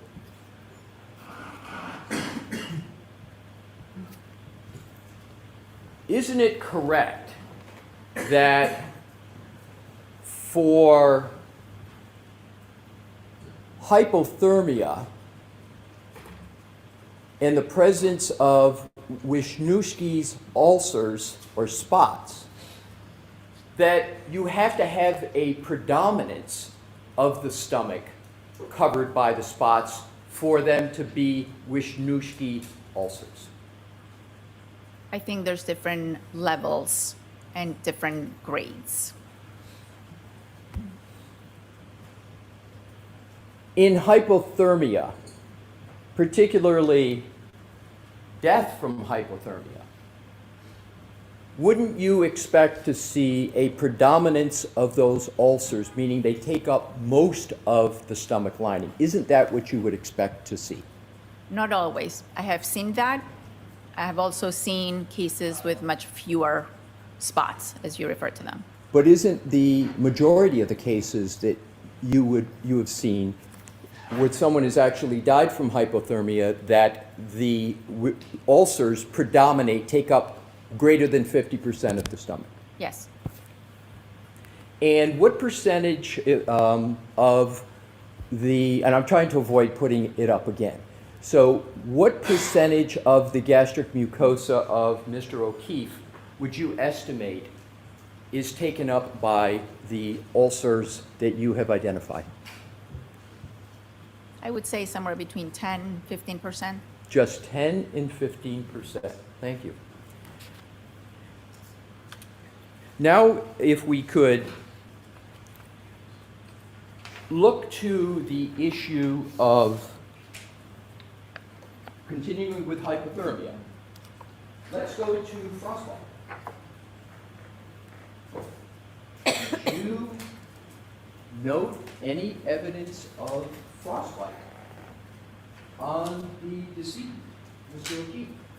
No, I did not. Do you know what the weather conditions were in Canton, New York on the early morning? I'm sorry, I keep saying Canton, New York. My apologies.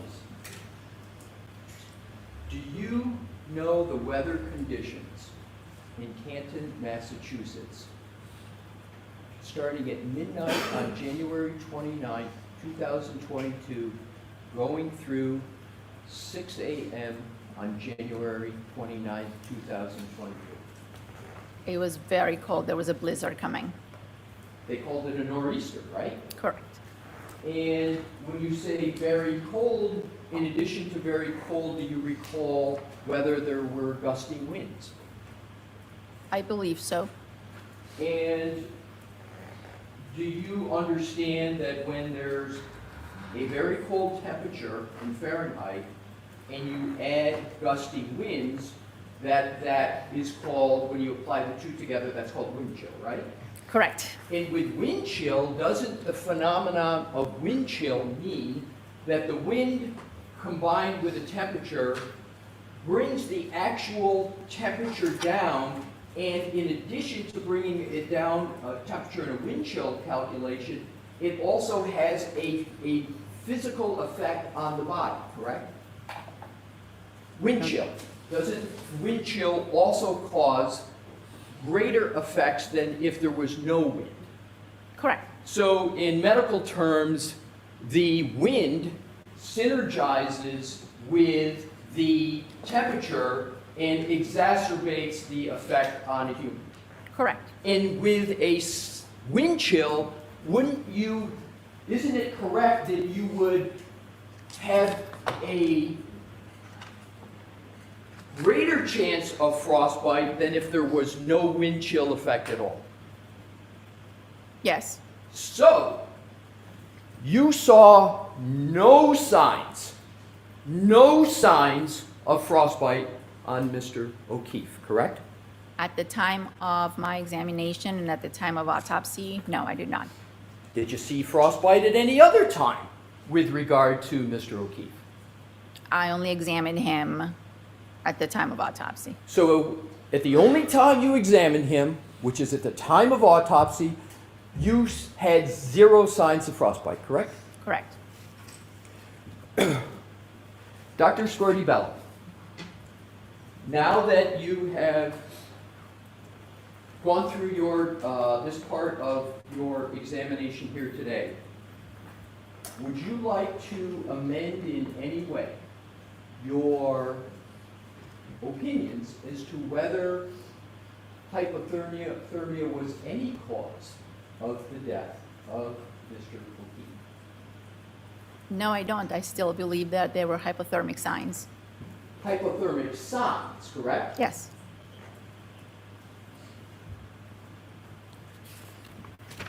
I'd like to move to another topic area, please. You did not include in your autopsy in any fashion any discussion of whether Mr. O'Keefe's injuries were consistent with a motor vehicle accident, did you? No, I did not.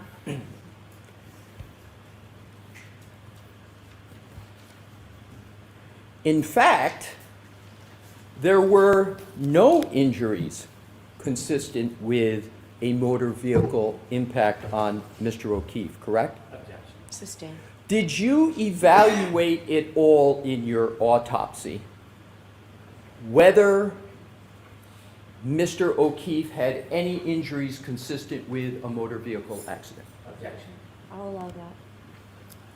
Yes, I did examine his lower extremities. That is protocol in any case of suspected impact with a motor vehicle. So I did examine his legs, and I did not see any evidence of an impact site. And can you elaborate to the jury what you mean by no evidence of an impact site? I'm going to sustain that objection. What do you mean in your answer, no evidence of impact injuries? I'll allow that. What I look for is some sort of bruise, either on the outside of the leg or bleeding on the inside after the skin is reflected in the soft tissues, or any fracture of the bones of the legs. I did not observe those things. That was going to be my question. You did not observe any of those things, correct? Correct.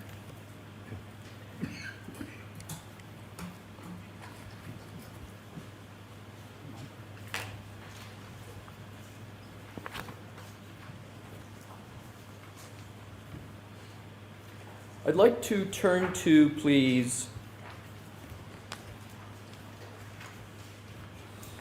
the face of the decedent in your analysis that you discussed on direct examination of that area of the decedent. You talked about ecchymosis, you recall that? Yes. In medical literature, there's a synonym for ecchymosis. It's sometimes referred to as raccoon eyes. Is that correct? Correct.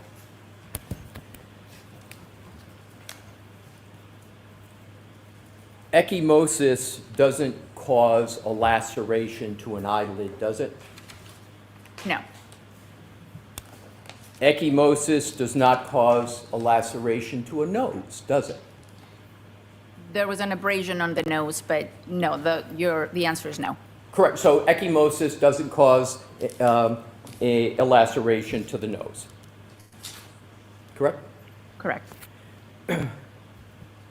Did your report at all evaluate whether there was any significance of the laceration to the eyelid that you spoke about in your direct testimony? What do you mean? Other than just noting that there was a laceration to the eyelid, did your report at all evaluate the potential significance, if any, of that laceration to the eyelid? I noted it and photographed it, and it was part of the totality of the blunt impact injuries that I noted on both the face and the head. Do you believe that the laceration to the eyelid could be caused by a blunt impact injury? A laceration, by definition, is a blunt impact injury. Do you believe the eyelid laceration was caused by a blunt impact injury from falling backwards and hitting one's head? Not from falling backwards and hitting one's head, but that area at some point came in contact with a blunt object or surface.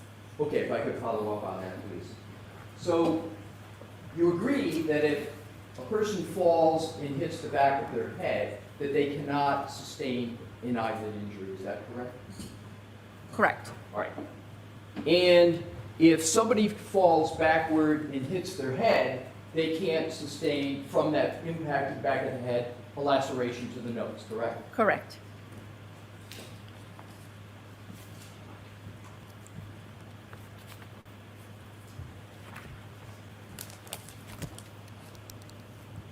So if we could, Mr. Wolk, and with your Honor's permission, publish which is already in evidence, which are depictions. Let's start out with, please, the laceration to the right eyelid.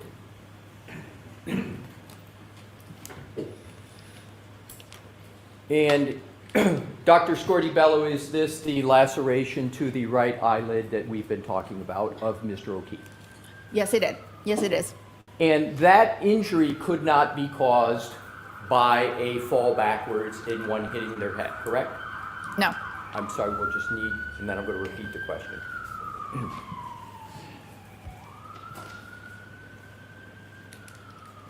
Can you state your answer again? Let me that injury to the right eyelid, that laceration, could not be caused by someone falling backwards and hitting their head, correct? Correct. Bear with me one moment, Your Honor.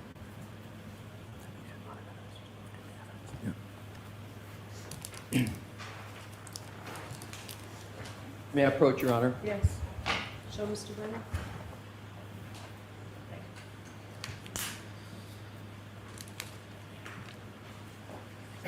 Your Honor, I erroneously assumed that that picture was in evidence, and I would like to now properly lay the foundation if I could.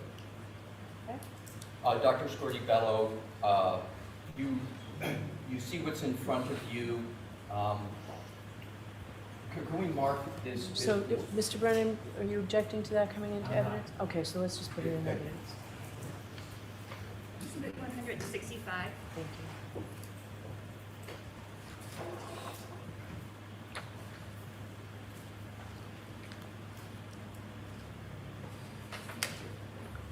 Yeah, Your Honor. Yes. Thank you. Dr. Scortibello, I have placed before you what is in evidence now is 165, and Your Honor, may I have Mr. Wolk publish Yes. 165? Thank you, Mr. Wolk. So, Dr. Scortibello, that laceration to the right eyelid could not be caused by a fall backwards where someone hits the back of the head, correct? Correct. So that injury, you've called, what do you label that category? Traumatic, did you use that phraseology? Blunt impact. Blunt impact. So that's a blunt, in your opinion, that's a blunt impact injury, correct? Correct. So is it correct that that injury had to occur in some manner other than falling backwards and hitting one's head? Yes. And is that injury consistent or inconsistent with a punch? I'll allow it. Could be consistent. If we could, Mr. Wolk, have the laceration to the nose.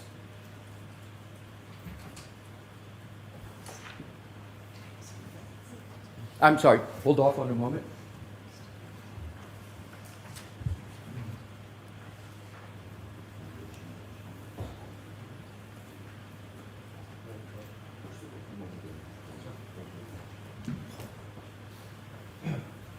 Your Honor, Mr. Brennan has agreed to stipulate this going into Okay, so like we can mark it. Exhibit 166. Oh, thank you. Thank you. May I, Your Honor? Yes. Thank you. Dr. Scortibello, I have put before you what is in evidence is 166, and Your Honor may, Mr. Wolk, publish. Yes. Thank you.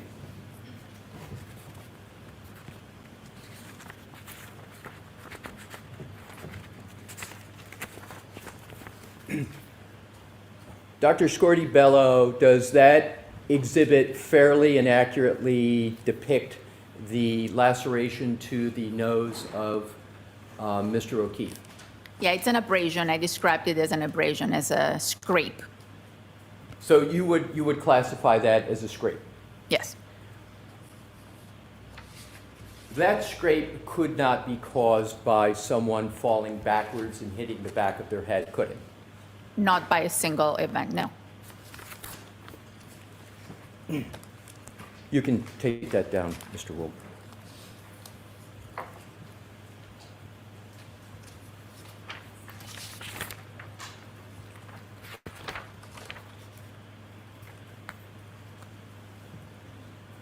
On your direct testimony, you talked about injuries to the right arm of Mr. O'Keefe. Do you recall that? Yes, I do.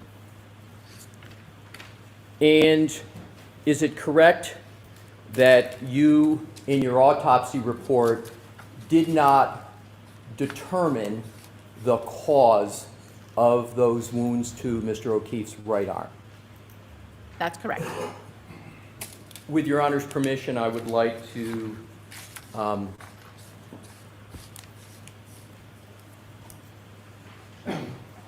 Brennan.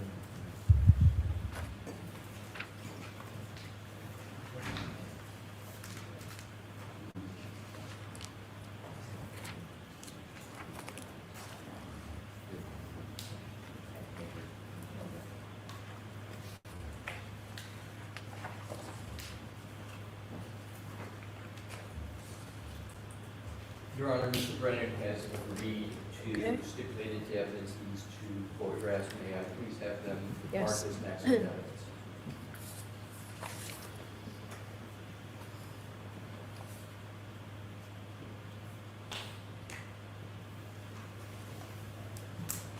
Exhibits 167 and 168. Thank you. I'm going to do the same thing, if I may, Dr. Scordy-Bello. I'm going to leave these with you, but I'm also going to, with the court's permission, have them published. Okay. Use whatever one best allow you to answer the question. Your Honor, may I have Mr. Wolf publish those two? Thank you.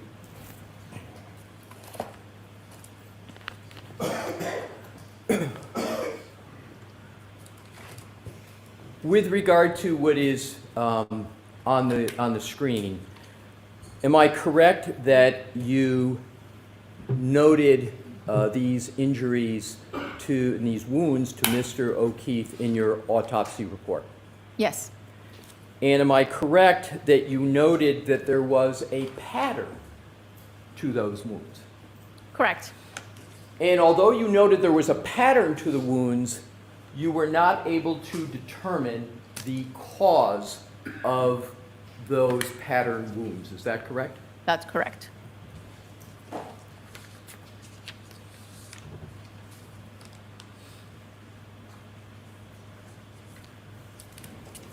Are those injuries consistent with a dog bite? Based on our answer to the last question, ask something else. I'm sorry, couldn't hear you. Ask another question, sustain.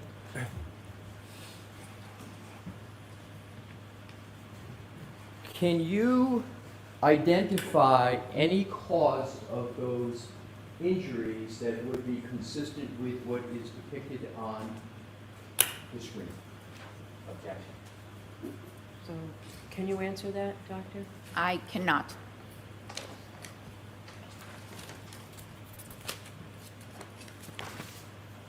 You can take that down, Mr. Wolf. Thank you. Do you recall discussing at all on your direct examination? Well, let me ask it this way. Did you evaluate at all in your autopsy a gray hoodie sweatshirt of Mr. O'Keefe? No, I did not. So, were you aware that there was clothing associated with Mr. O'Keefe when he came as part of the autopsy? He did not have any clothing that came to us. The clothing was removed at the hospital and was packaged and I believe submitted as evidence. So the clothing of Mr. O'Keefe, a t-shirt or a hoodie, didn't make its way to you? No?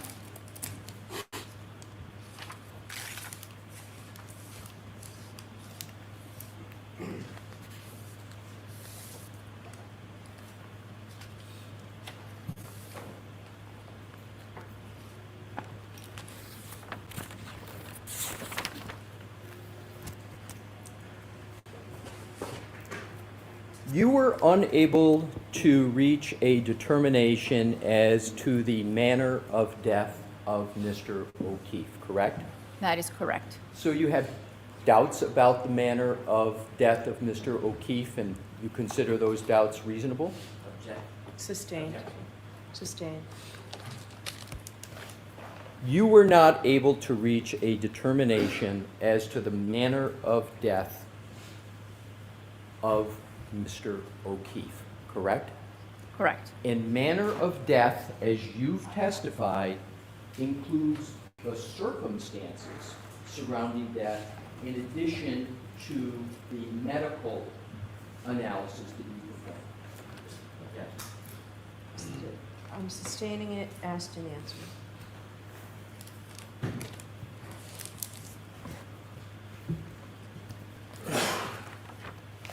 Thank you for answering my questions, Dr. Scordi-Bello. You're welcome. All right, thank you, Mr. Leslie, Mr. Brennan.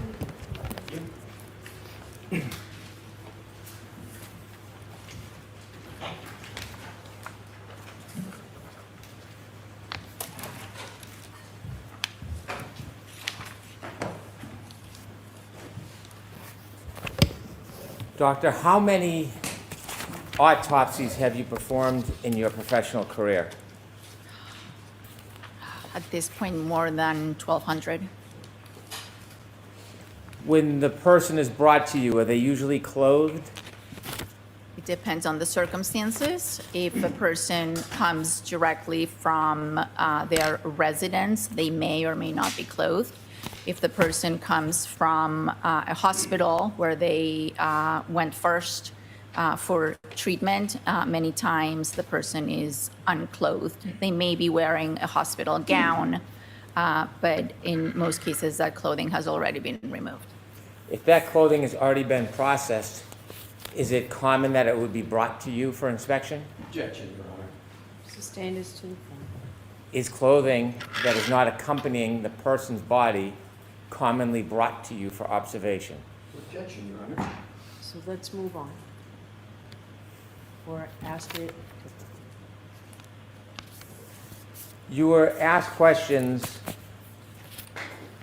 about your opinions relative to spots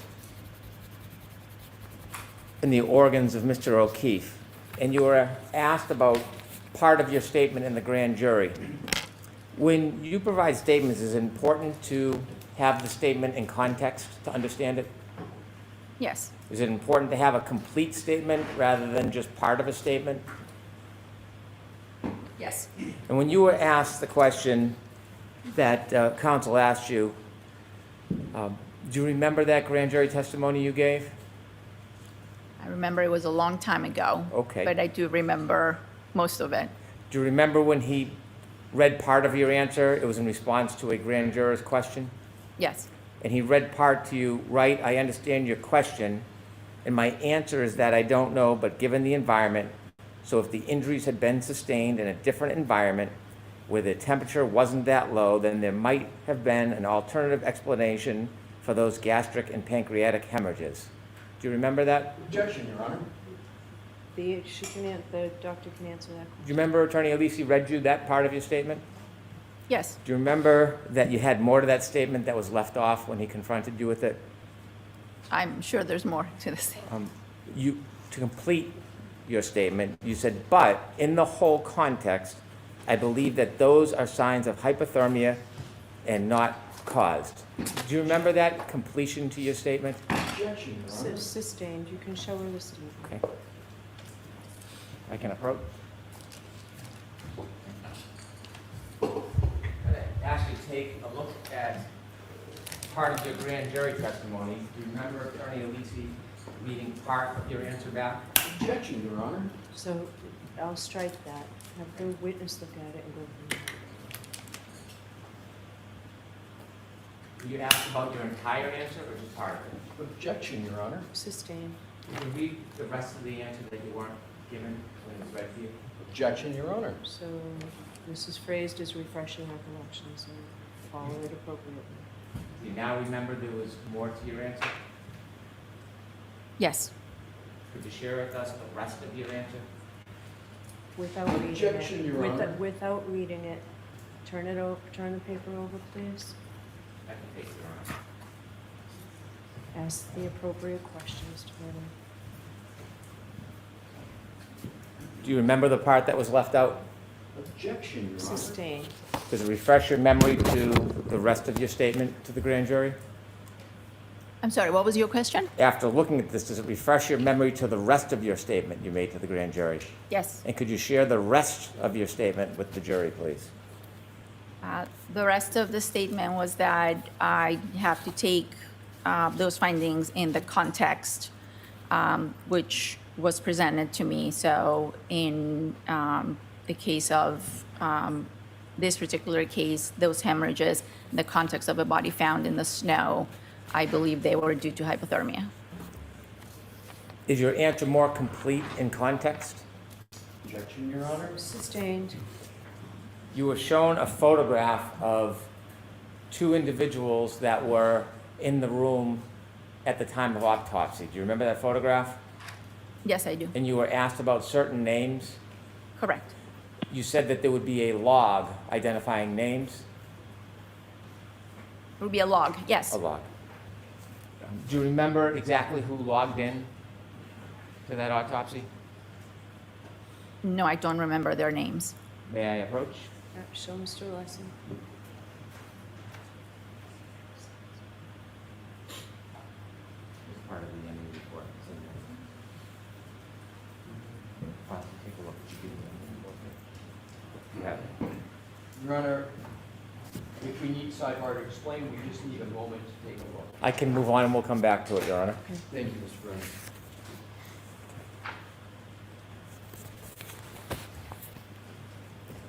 You mentioned that Mr. O'Keefe's body temperature was a little under 81 degrees when he was brought to the hospital. Yes, that's what the hospital records stated. And again, a normal body temperature is? 98 degrees. So there was, is it fair to say there was over an 18-degree drop in his body temperature? Correct. You shared with us that you generally understood it was a blizzard and cold outside. Do you have any experience on how rapidly a body temperature will drop outside? The body temperature? Yes. Objection, Your Honor. Scope. No, it's within the scope. Let's see if she's got the basis for it. The rate that the body loses heat depends on a number of factors.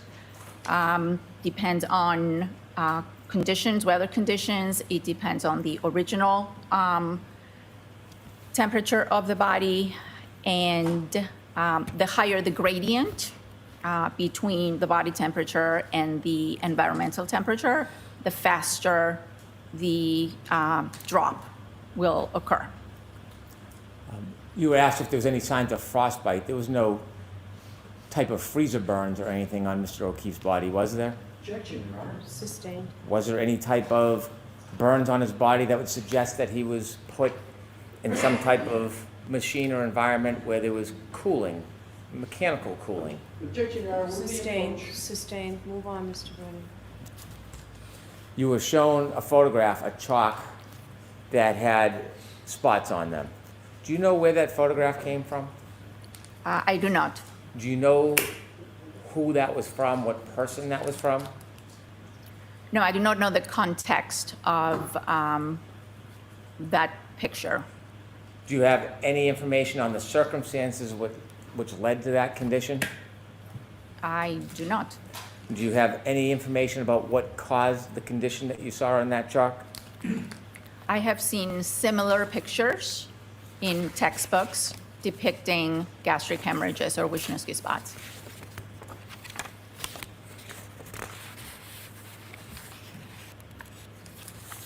You were asked about your role as a medical examiner, and there were a number of questions about your assessment from a legal perspective. Yes. You mentioned that you had information from a police report. How many police reports were you given? There was a a preliminary police report, I believe, the day of the autopsy, and communications with law enforcement in the days and weeks following. May I approach? Yes.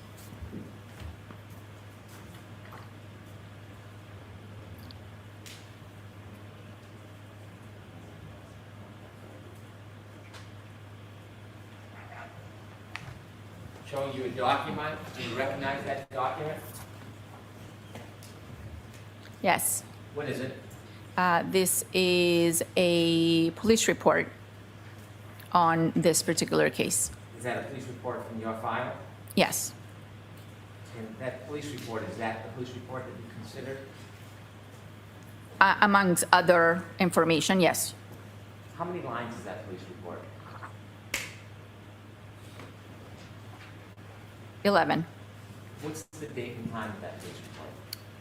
This was initiated on January 29th.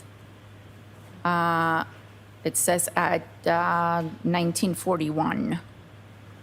I have this marked for identification, all right? Okay, And hand the witness another document. let us mark it. Oh, sorry, let me have that back. Yeah. Q for identification. Thank you. May I approach, Your Honor? Yes. Second document, was that another document in your file? Yes. And is that another report that you considered? Yes. How many lines is that report? 5. I'd move to have this marked for identification, please. Okay. Thank you. Exhibit RR for identification. May I approach again? Yes. I'm going to go back to the questions I asked you about logging in and refreshing your memory. Mhm. I'm going to hand you a document. I'm not going to ask you to read it aloud. I'm just going to ask you to look at it.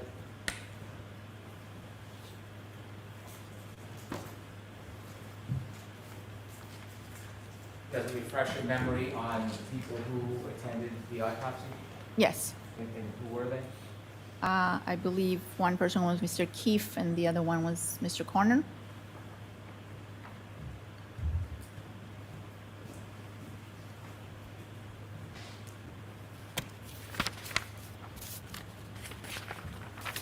Are you part of the criminal investigation team?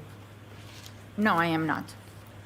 Did you go to the scene and evaluate any evidence? No, I did not. Did you do any of your own detective work or investigation in this case? No, I did not. So when you were asked questions about your role as the medical examiner in your medical evaluation of Mr. O'Keefe's body, you were also asked whether you considered any part of the legal aspect. Do you remember those questions? Yes. You were never, well, let me ask you.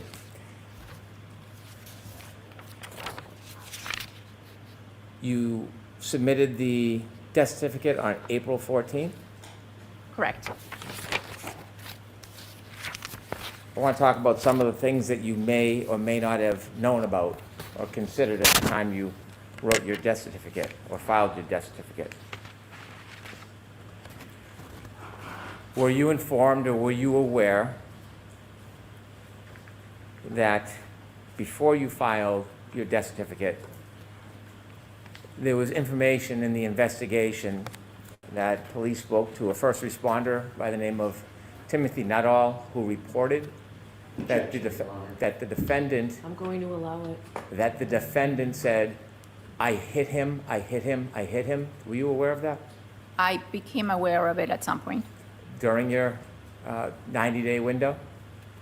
I believe so. Were you aware that there was another first responder by the name of McLaughlin who provided information that the defendant said, I hit him, I hit him, I hit him, I hit him? Yes. Were you aware of statements made by the defendant,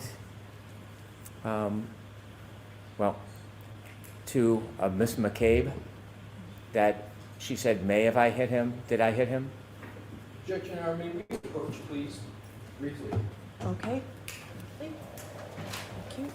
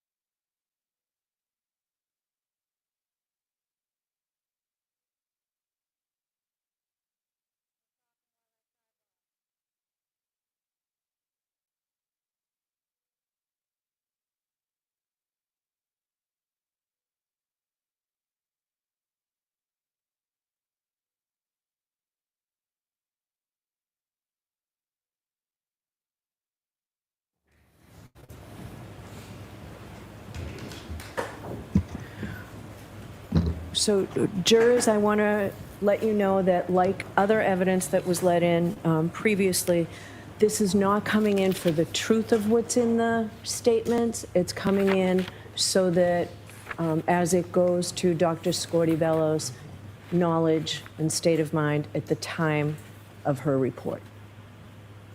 Thank you. At the time of your death certificate that you filed, were you informed that a Jennifer McCabe had reported that the defendant said, "Did I hit him or could I have hit him multiple times?" Objection, Your Honor. I'm going to allow it. I don't believe I knew about Ms. McCabe. Did you learn that Ms. McCabe reported later that the defendant, while speaking to first responders, reported that she had hit him? Did you know that? I was aware of that information later on. Were you aware of the investigation regarding alcohol consumption? Yes, Were you aware that the police or Massachusetts State Police spoke to other witnesses about their observations that night? about their, Their observations? yes, Were you aware of an interview by Trooper Buchanan with firefighter Daniel Whitley on February 7, 2022? I don't remember. Were you aware that Mr. Whitley told the police that the defendant had expressed that she had gotten into an argument with the defendant that night? That was part of the information I was given, yes. Were you aware of a report from first responder Anthony Flamate about statements made by the defendant to him? I don't recall that particular first responder, no.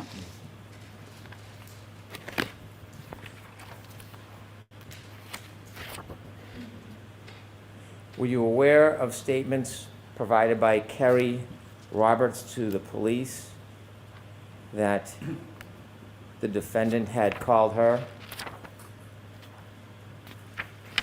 citing Kerry, John is dead, Yeah, I was given that information, and the questions of did I hit him? Were you aware of that? yes. Were you aware of information that troopers had an opportunity to go and speak to the defendant? Yes, Were you aware of the statements that she made to the troopers? not in detail.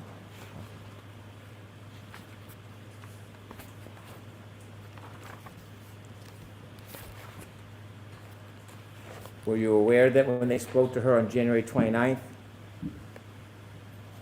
she informed that she had a broken taillight on her vehicle but did not know how it happened? Objection, Your Honors. I'll allow that. Yes, I was provided with that information. Were you provided the information that she had never observed John enter the residence? I believe that was part of the original information, yes. Were you aware that she informed relative to the broken right taillight she didn't know how it happened?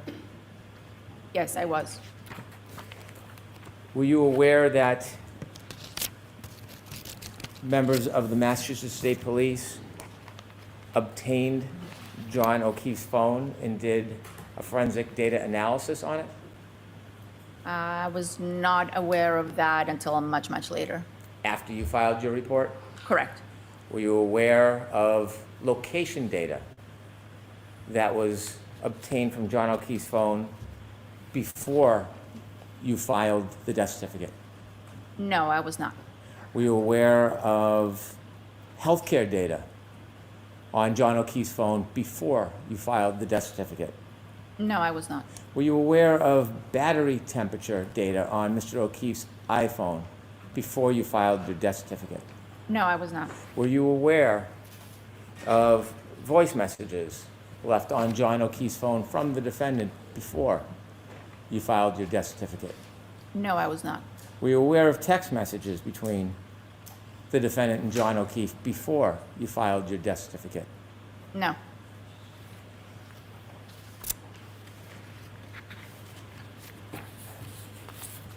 Were you aware of statements from the defendant to various media outlets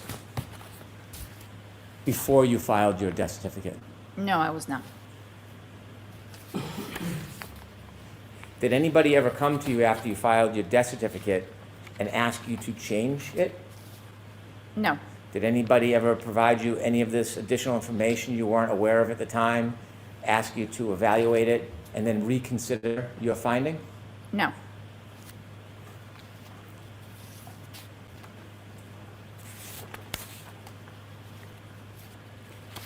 You were asked some questions about impact injuries. In your experience, are most pedestrian collisions where there's injuries to the lower legs, either frontal or rear impacts? Objection, Your Honor. I'll allow that because, I'll allow that. Most pedestrian fatalities that we see are with impact with the front of the vehicle. When you gave the perspective that you looked for impact injuries, was that with consideration of your experience that most collisions are frontal impact injuries? Most collisions involve frontal impact, yes. How about cases where you've had an opportunity to observe people who sustained injuries from being clipped? Not hit, but just being clipped. Is your opinion any different in your experience? Objection, Your Honor. Sustained in that form. Okay. How about a side swipe injury? Is that different relative to your expectations to lower extremity injuries? Objection, Your Honor. Sustained. A bruise on the knee, is that consistent with a side swipe impact? Could be. Did you do any type of biomechanical analysis of any alleged collision in this case? No, I did not. Were you asked to? I'm not qualified to do that. And so when you talk about injuries from a collision, are you in part speculating about what could happen to somebody? Objection, Your Honor. Sustained in that form. Are you giving a direct opinion in this case about how the injuries were caused? Objection, Your Honor. Sustained. You were asked questions about a nose laceration. Yes, And you offered that was not consistent with falling backwards on the head alone. correct, You were asked if that was consistent with a punch. correct. Objection, Your Honor. That's not the testimony. That's your objection, Mr. That Lexi. is, Your Honor. There's not a question. Did you provide an opinion that it could be consistent with a punch? I did provide that opinion. Could it be consistent with broken glass? It's possible. Could it be consistent with sharp shards from broken plastic? Possible. Could it be consistent with first aid? I'm sorry, what was Could it? it be consistent with first aid treatment? Anything is possible. Do you have any firsthand knowledge of how the laceration on the nose happened? I do not have firsthand knowledge. Did you know at the time you filed your death certificate that there was plastic pieces of taillight found near Mr. O'Keefe's body around 5:45 p.m. on January 29, 2022? I do believe some of that information was communicated to us, yes. Thank you. All right, Mr. Lessy.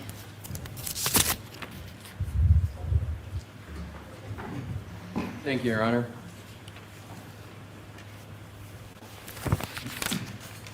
Dr. Scorti-Bello, Attorney Brennan just asked you questions about alcohol consumption. You had the opportunity to evaluate the medical records of Mr. O'Keefe, correct? Correct. And you had, in terms of the medical records, information with regard to the medications that Mr. O'Keefe had taken, is that correct? I believe I reviewed those records at some point prior to issuing my report, yes.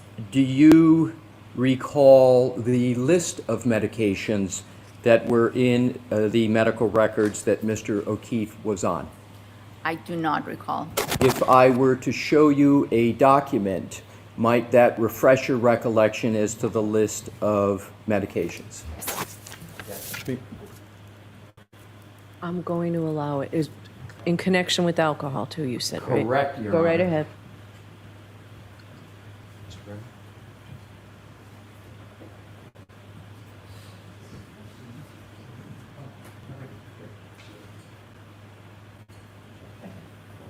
Yeah, Coach, Your Honor. Yes. Dr., may I, Your Honor? Yes. With Dr. Scordi-Bello, may I stand by the witness here? Yes. Thank you. Dr. Scordi-Bello, I am providing you with a document. Up at the top it says John O'Keefe, and I would like to draw your attention to medications. And to expedite it, I am going to focus on the fourth item on that list. Can you state what that medication is? The fourth item is omeprazole. Right. Does that refresh your recollection as to one of the medications Mr. O'Keefe was on? Yes, And that medication is, it's an antacid. right, and so omeprazole is the trade name of omeprazole Pepsid? I believe so. And Pepsid is a proton pump inhibitor, Correct. and a proton pump inhibitor stops the proton pump in the stomach from releasing acid, correct? Yes. And we're going to come back to that in just a moment, but do you also recall testifying at the grand jury with regard to alcohol consumption and potential alcohol consumption of Mr. O'Keefe? I do remember testifying, yes. And do you recall what your testimony was with regard to alcohol consumption and small ulcers in the stomach potentially associated with alcohol consumption? Alcohol consumption, I don't recall my exact words at grand jury, but alcohol consumption can lead to gastric ulcers. And alcohol consumption can lead to gastric ulcers, and what medications can treat gastric ulcers? Well, they don't treat them, they prevent them, but that would be a proton pump inhibitor such as omeprazole. Right. So, isn't it correct, therefore, that the ulcers that are observed in the stomach of Mr. O'Keefe that we talked about, the gastric mucosa, could have come from ulceration due to alcohol consumption, It's possible. as opposed to hypothermia, correct? Correct.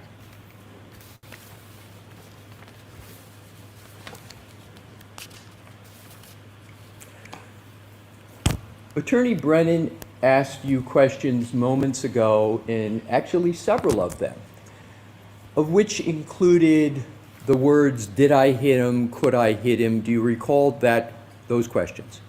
I do.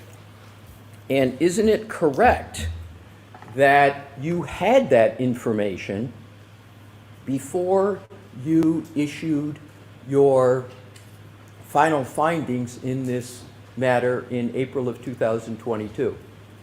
Yes, I did. So, even though you had all that information, you still were unable to conclude the manner of death of Mr. O'Keefe, correct? Correct. Thank you, Dr. Scordi-Bello. All right, Doctor, you are all set. Thank you, Thank you Your very Honor. much. I'm going to see counsel at the sidebar.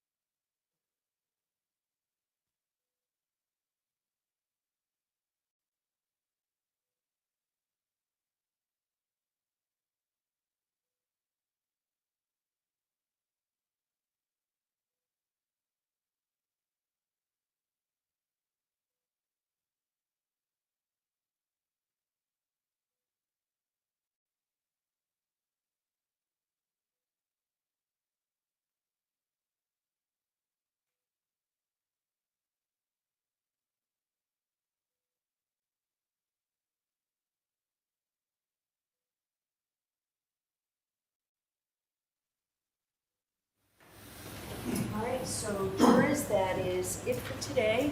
I'm told that we are on schedule.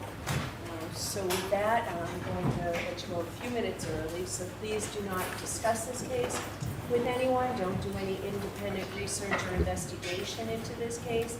If you happen to see, hear, or read anything about the case, please disregard it and let us know, and be very careful with your social media use. So we'll see you tomorrow morning. Rest for the jury.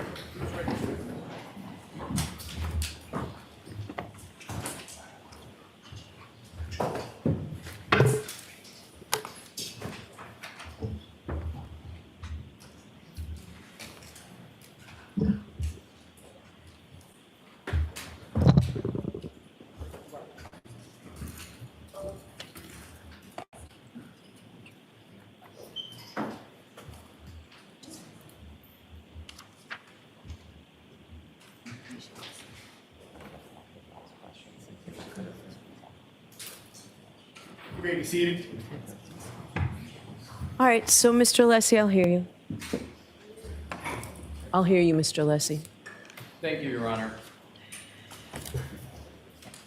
The topic I would like to raise with Your Honor is the timing and nature and significance of the information that the defense has received from the firm Aperture. And Your Honor may recall there are two individuals on the witness list that we understand are to testify in this matter. First is Dr. Judson Welcher, and the second is Shannon Burgess. And are they testifying in reverse order, though, than what you said? My understanding is, Your Honor, yes, that Okay. my understanding, Mr. Brennan has the best information, is that it's proposed that Mr. Burgess testifies first and Dr. Welcher testifies thereafter. Okay? So the Commonwealth has established in reports right up until not established, they have stated in the reports of Aperture, particularly the slide presentation of Dr. Welcher, a trigger called 1162.2 that they have associated in the report of Dr. Welcher with a specific time. And that specific time that they have associated with that trigger is 12/31/38 to 12/31/43.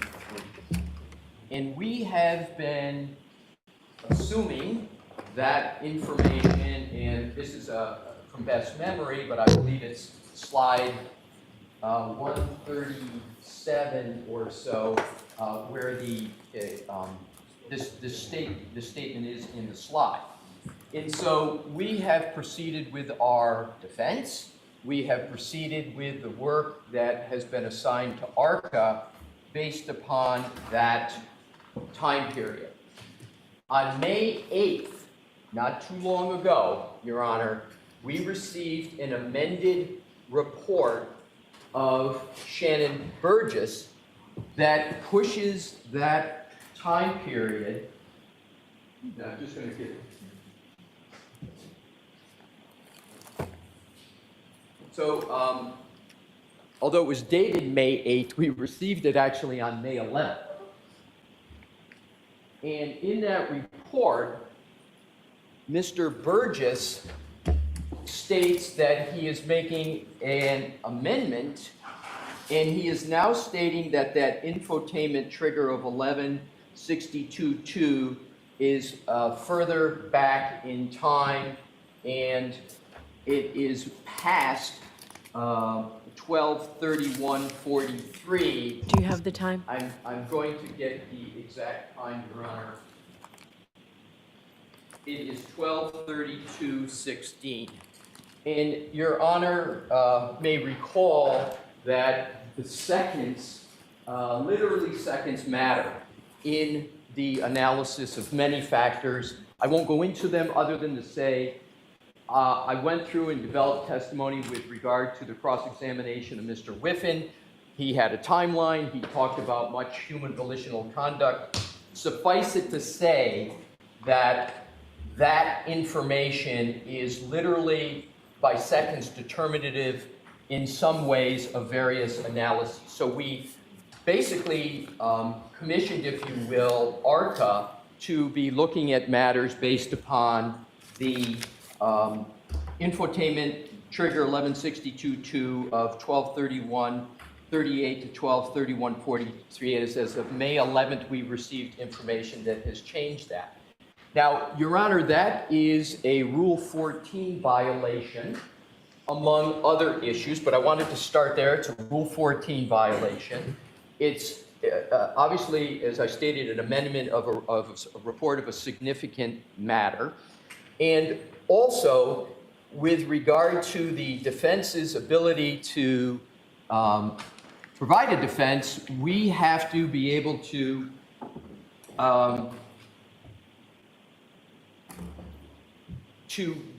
evaluate that information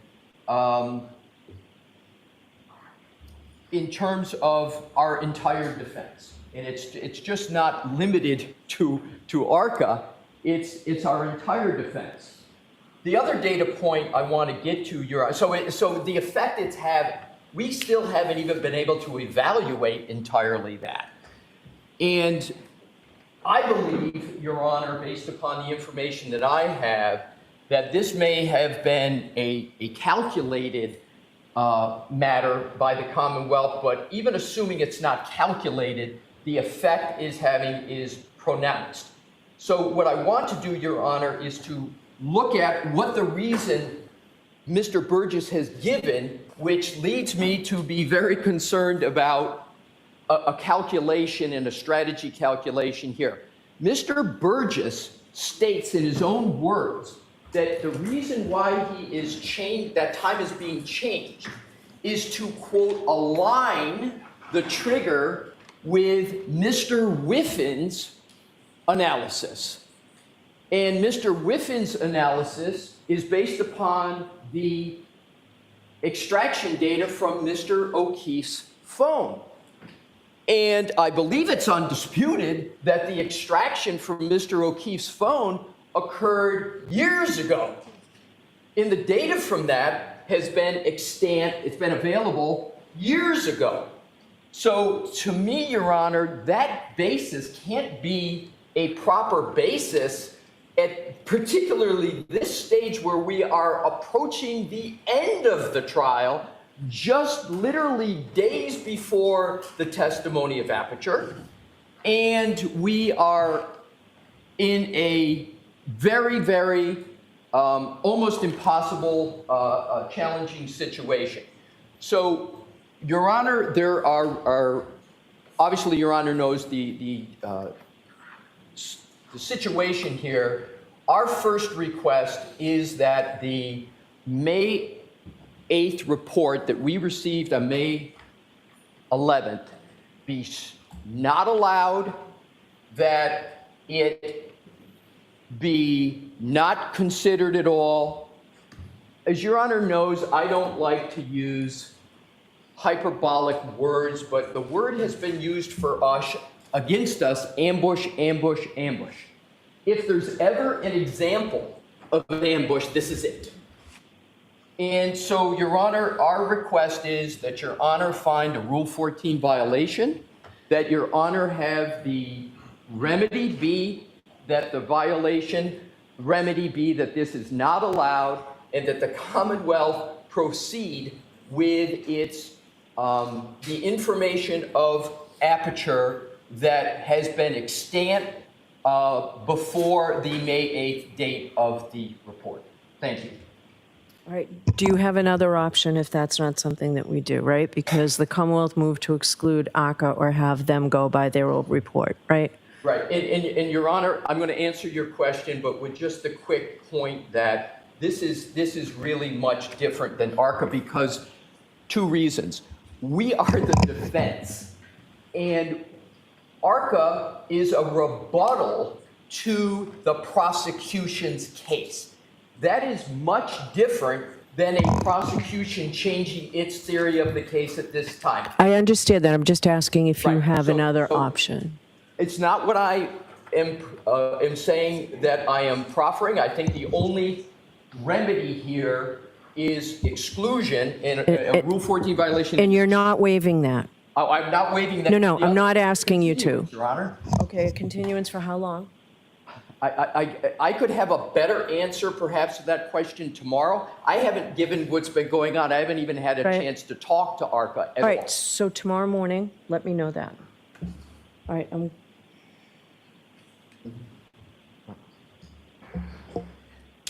In Your Honor, I will do that, of course.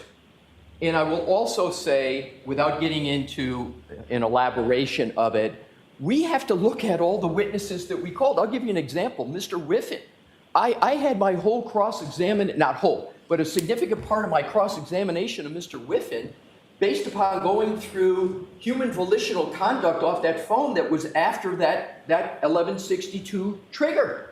And a lot of our defense in theory is based upon that's been in existence now for several months. And again, I go to the bottom line that the proffered reason in Mr. Burgess's report is to align with the data on Mr. O'Keefe's phone, and then that's been around for a long time. So that's my answer to Your Honor's question. all right, thank you. Mr. Brennan. Your Honor, this disclosure is not a Rule 14 violation.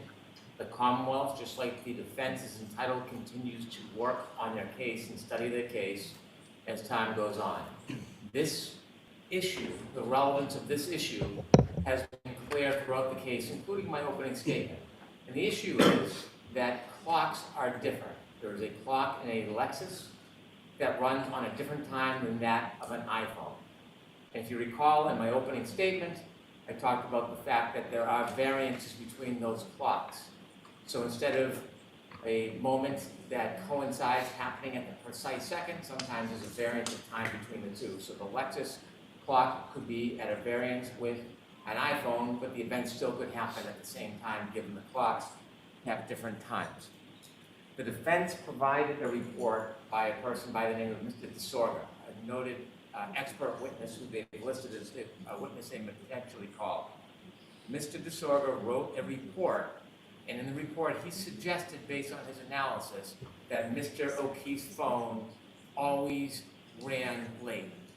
That means if the text stream data, the black box data from the car, has an event at 12:32:38, 12:31:38, and Mr. O'Keefe's last movements or 1232.16, last user interaction 1232.09, there is a variance between those times.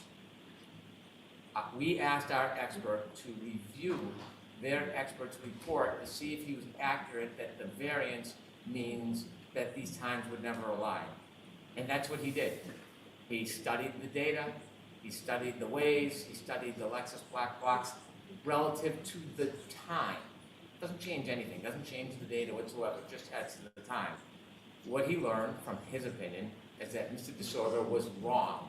He used information from different phones, not recognizing the items that these timelines came from, and that his time estimates are wrong. So then he looked at the time of the event, of the ignition, on and off, and he compared that to the Waze data. And when he did, he found that he could identify what the actual differential was. Instead of guessing that it was within the 30-second window, it was somewhere around 21 to 25 seconds.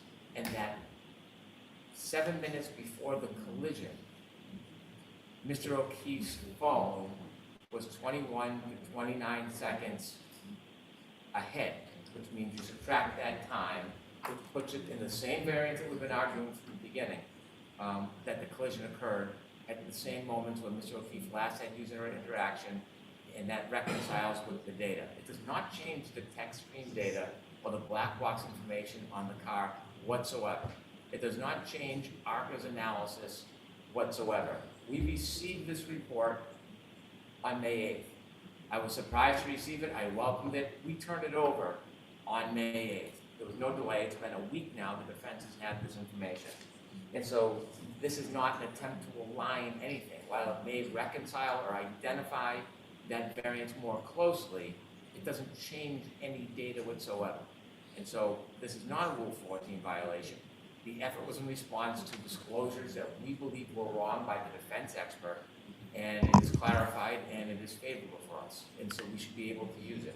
Did you intend to use it in your case in chief, or only if this witness disorder? I don't remember reading that name, so I don't know how to pronounce it. On my case in chief, because we now have this available data. As I said, this wasn't ambush, it isn't something that we sat on. It was in response. Fortunately, we received their expert report, which caused us to focus more closely. And now that we've identified that variance, rather than having an open variance of 30 seconds, we should not be precluded from favorable information that has been provoked by a report by the defense. Okay.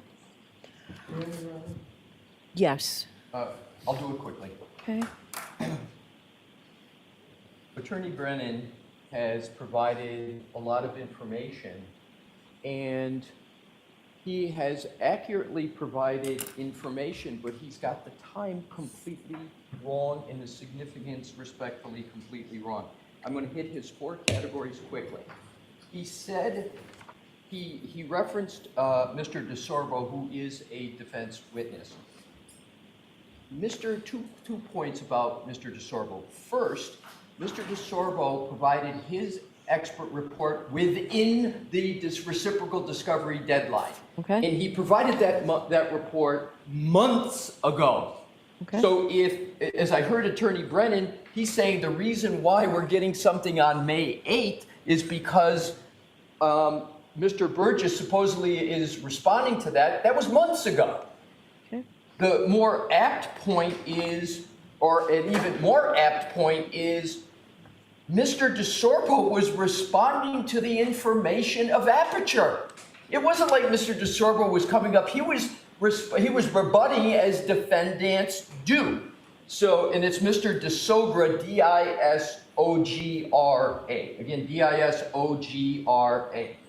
So that's an important point with regard to Mr. DeSogra. Now I want to go to Attorney Brennan's comment about clocks are different. I agree with Attorney Brennan on that. The shortcoming for Attorney Brennan's argument, however, is that the clocks are different concept has been in existence in this case for over 6 months. I can give you by memory Mr. Whiff's report of December of 2024, where his report went into the different clocks and what their significance was. So that is almost 6 months ago, at least 5 months ago, the issue of different clocks has been in existence in this case. So therefore, the issue of different clocks dates back to then. But even more fatal for the Commonwealth's argument is that Mr. Burgess himself issued his report and talked about the difference in clocks. He already knew it, he already had it. Did he testify to that last time? Did he testify? Aperture was not part of the first All trial. right, I thought Burgess was, no? No, neither, Okay. no one from Aperture was. Yeah, I Your knew Honor. Aperture wasn't. I thought he may have been something. The name just sounded Neither familiar. Burgess nor Welcher were part Okay. of the first trial, but they were retained. Aperture was retained, I believe, in October of 2024. Okay. And at best for the Commonwealth, Aperture had, and Mr. Burgess and Dr. Welcher had Mr. Whiffin's report that talked about the clock differences. So the clock differences cannot be, as the Commonwealth is proffering, some sort of new information that caused Aperture to provide a new report. This variance that Attorney Brennan talked about, it's called the clock drift. A more layperson's term is a variance of time. Mr. Burgess, in his original report months ago, has a whole section on clock drift. That's not a new concept for him. He's just changing the drift. Okay, so what I'd like to do, because I want to address the other issue and I don't want to keep people here too long, can you wrap it up, Mr. Alessi, or is that? In 60 seconds. Okay. Thank you, Your Honor. Your Honor, the last point I wanted to make, and I think I heard Attorney Brennan correctly, is he said he was surprised that he got this report dated May 8th. That's what I heard. So if the Commonwealth is surprised that they got it, that should mean, to me, Your Honor, be an outstanding, fetching reason to not allow it, because they're surprised to get it. And I can lastly say this, Your Honor, there's nobody that's more surprised to getting this than the defendant when we got it on May 11th. Okay, thank you. The other issue about calling your expert on rebuttal, Mr. Brennan, based on the late disclosure of the ARCA materials. What's your argument on that? I won't iterate the entire past, but Your Honor has found discovery violations. Your Honor has found that I want to phrase this properly, the efforts of the defense were improper. And inevitably, we've now received an extraordinary amount of discovery on the most important issue in this case, well beyond the discovery deadlines, without any excuse.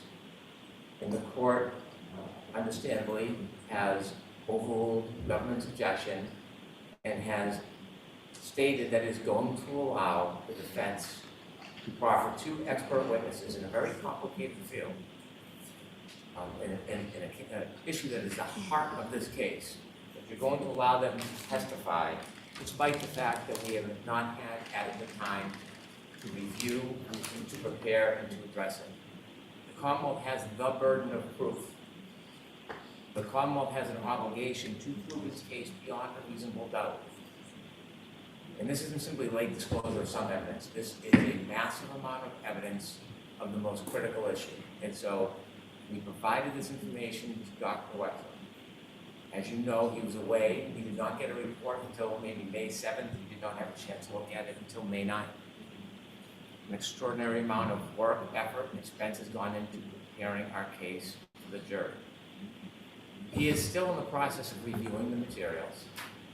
There are entirely new subject areas within this information, well beyond the simple four opinions that they gave at the beginning. There are studies, there are demonstrations, there are experiments. This requires not only review, but an analysis, testing, vetting, and then preparing testimony to address the claims made by the defense experts. Not to get into a battle of disparagement, but our expert has found extraordinary issues in his first reviews of material. And some of those concerns lead him to need, in his opinion, to actually conduct his own tests to demonstrate the failures of these ARPA witnesses. That's going to take time. You've heard from the ARPA witnesses themselves. With the amount of data they received, they estimated they needed 5 weeks. And they were given 5 weeks despite all the discovery deadline violations. They were given 5 weeks. We did not get the report until May 7th. And so we believe we are entitled to have our expert review all the materials, do his testing, provide opinions. None of that is going to happen anytime soon because he still has not finished reviewing all the materials. There's many, many gigabytes. He is in a difficult schedule. He is away tomorrow, Saturday. We were going to try to begin to prep at the end of the weekend. There is no way he's going to be able to testify anytime soon and have all of this validation and vetting and testing. So what is it exactly you're proposing? So what would we like to do is have him testify about what he has prepared, that he's had adequate time to prepare. If either of these ARPA witnesses testify and they introduce new opinions, new testing, new demonstrations, he should be able to continue reviewing the materials, actively engage his own testing now, so by the time the defense case is over, he will be prepared to come back and address the new issues, not the older issues or regurgitate his testimony, but to address any new issues that were provided in violation of discovery orders, and so that he can then address the jury on those specific new issues. I see no other way of this expert fairly being provided, presented to the jury. The unfair prejudice cannot be cured in any other way. We ask that he be able to continue his review, offer rebuttal opinions on anything that is new, and not to encroach on anything that's been previously provided. Can Burgess testify after Welcher? No, because Dr. Welcher relies on Shannon Burgess's information material. It will make no sense. I thought about it. It makes no sense to the jury, his presentation, unless Shannon Burgess has an opportunity to provide the background information. Right. Mr. Lessie, I'll hear you on this. Thank you, Your Honor. I think and I understand that it's very well understand the time of the day, so I'm going to do this hopefully efficiently.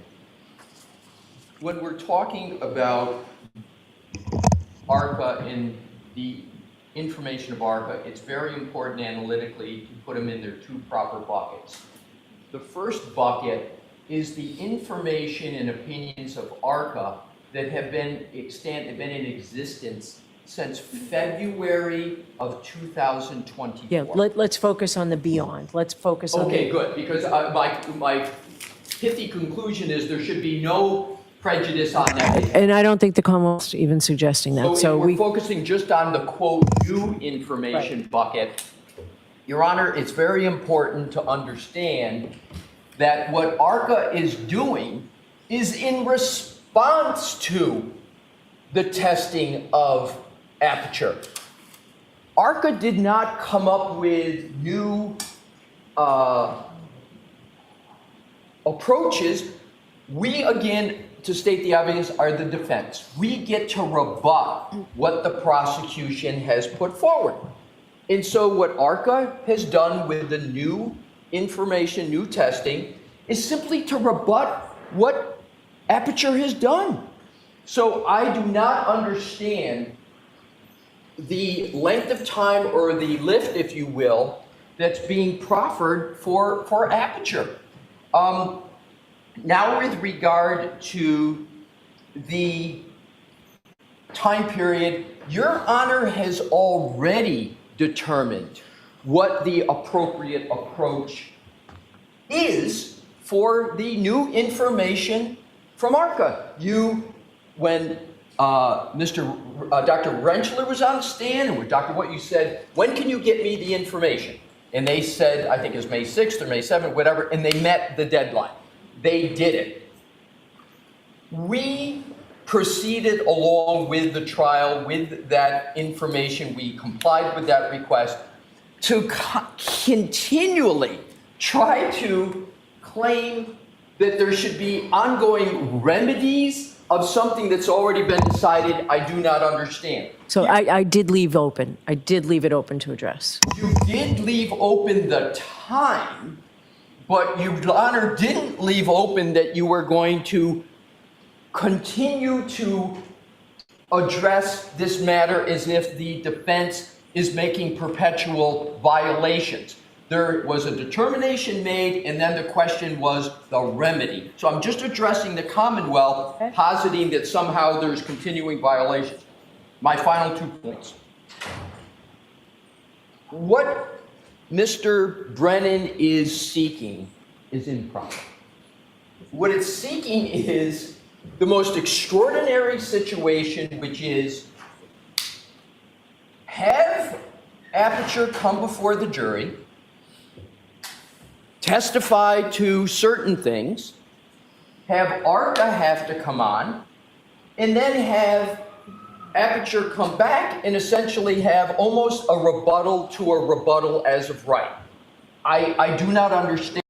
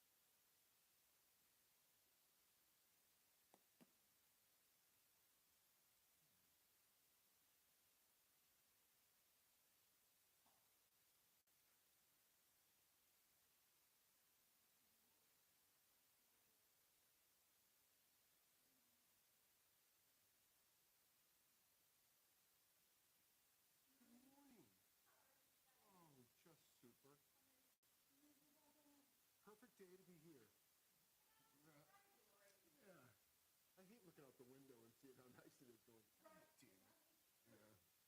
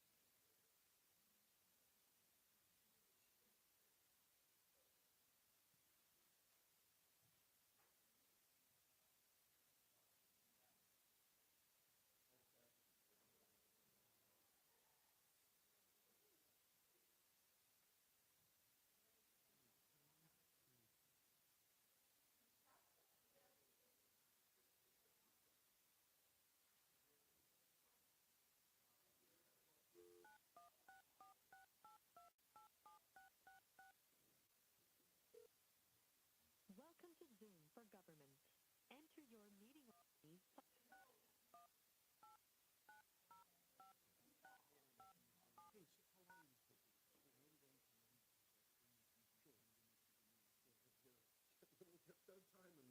Enter your participant ID. Please enter the meeting code. You have joined the meeting as an attendee and will be muted throughout the meeting.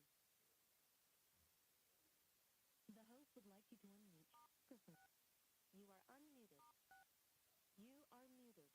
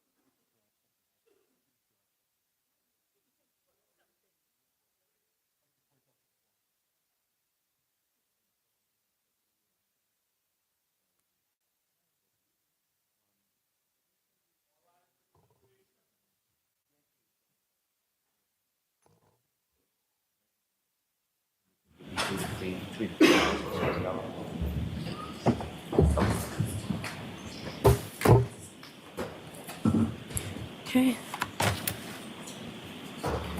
Was now open and seated. You are unmuted. I was told council wanted to see me. Okay.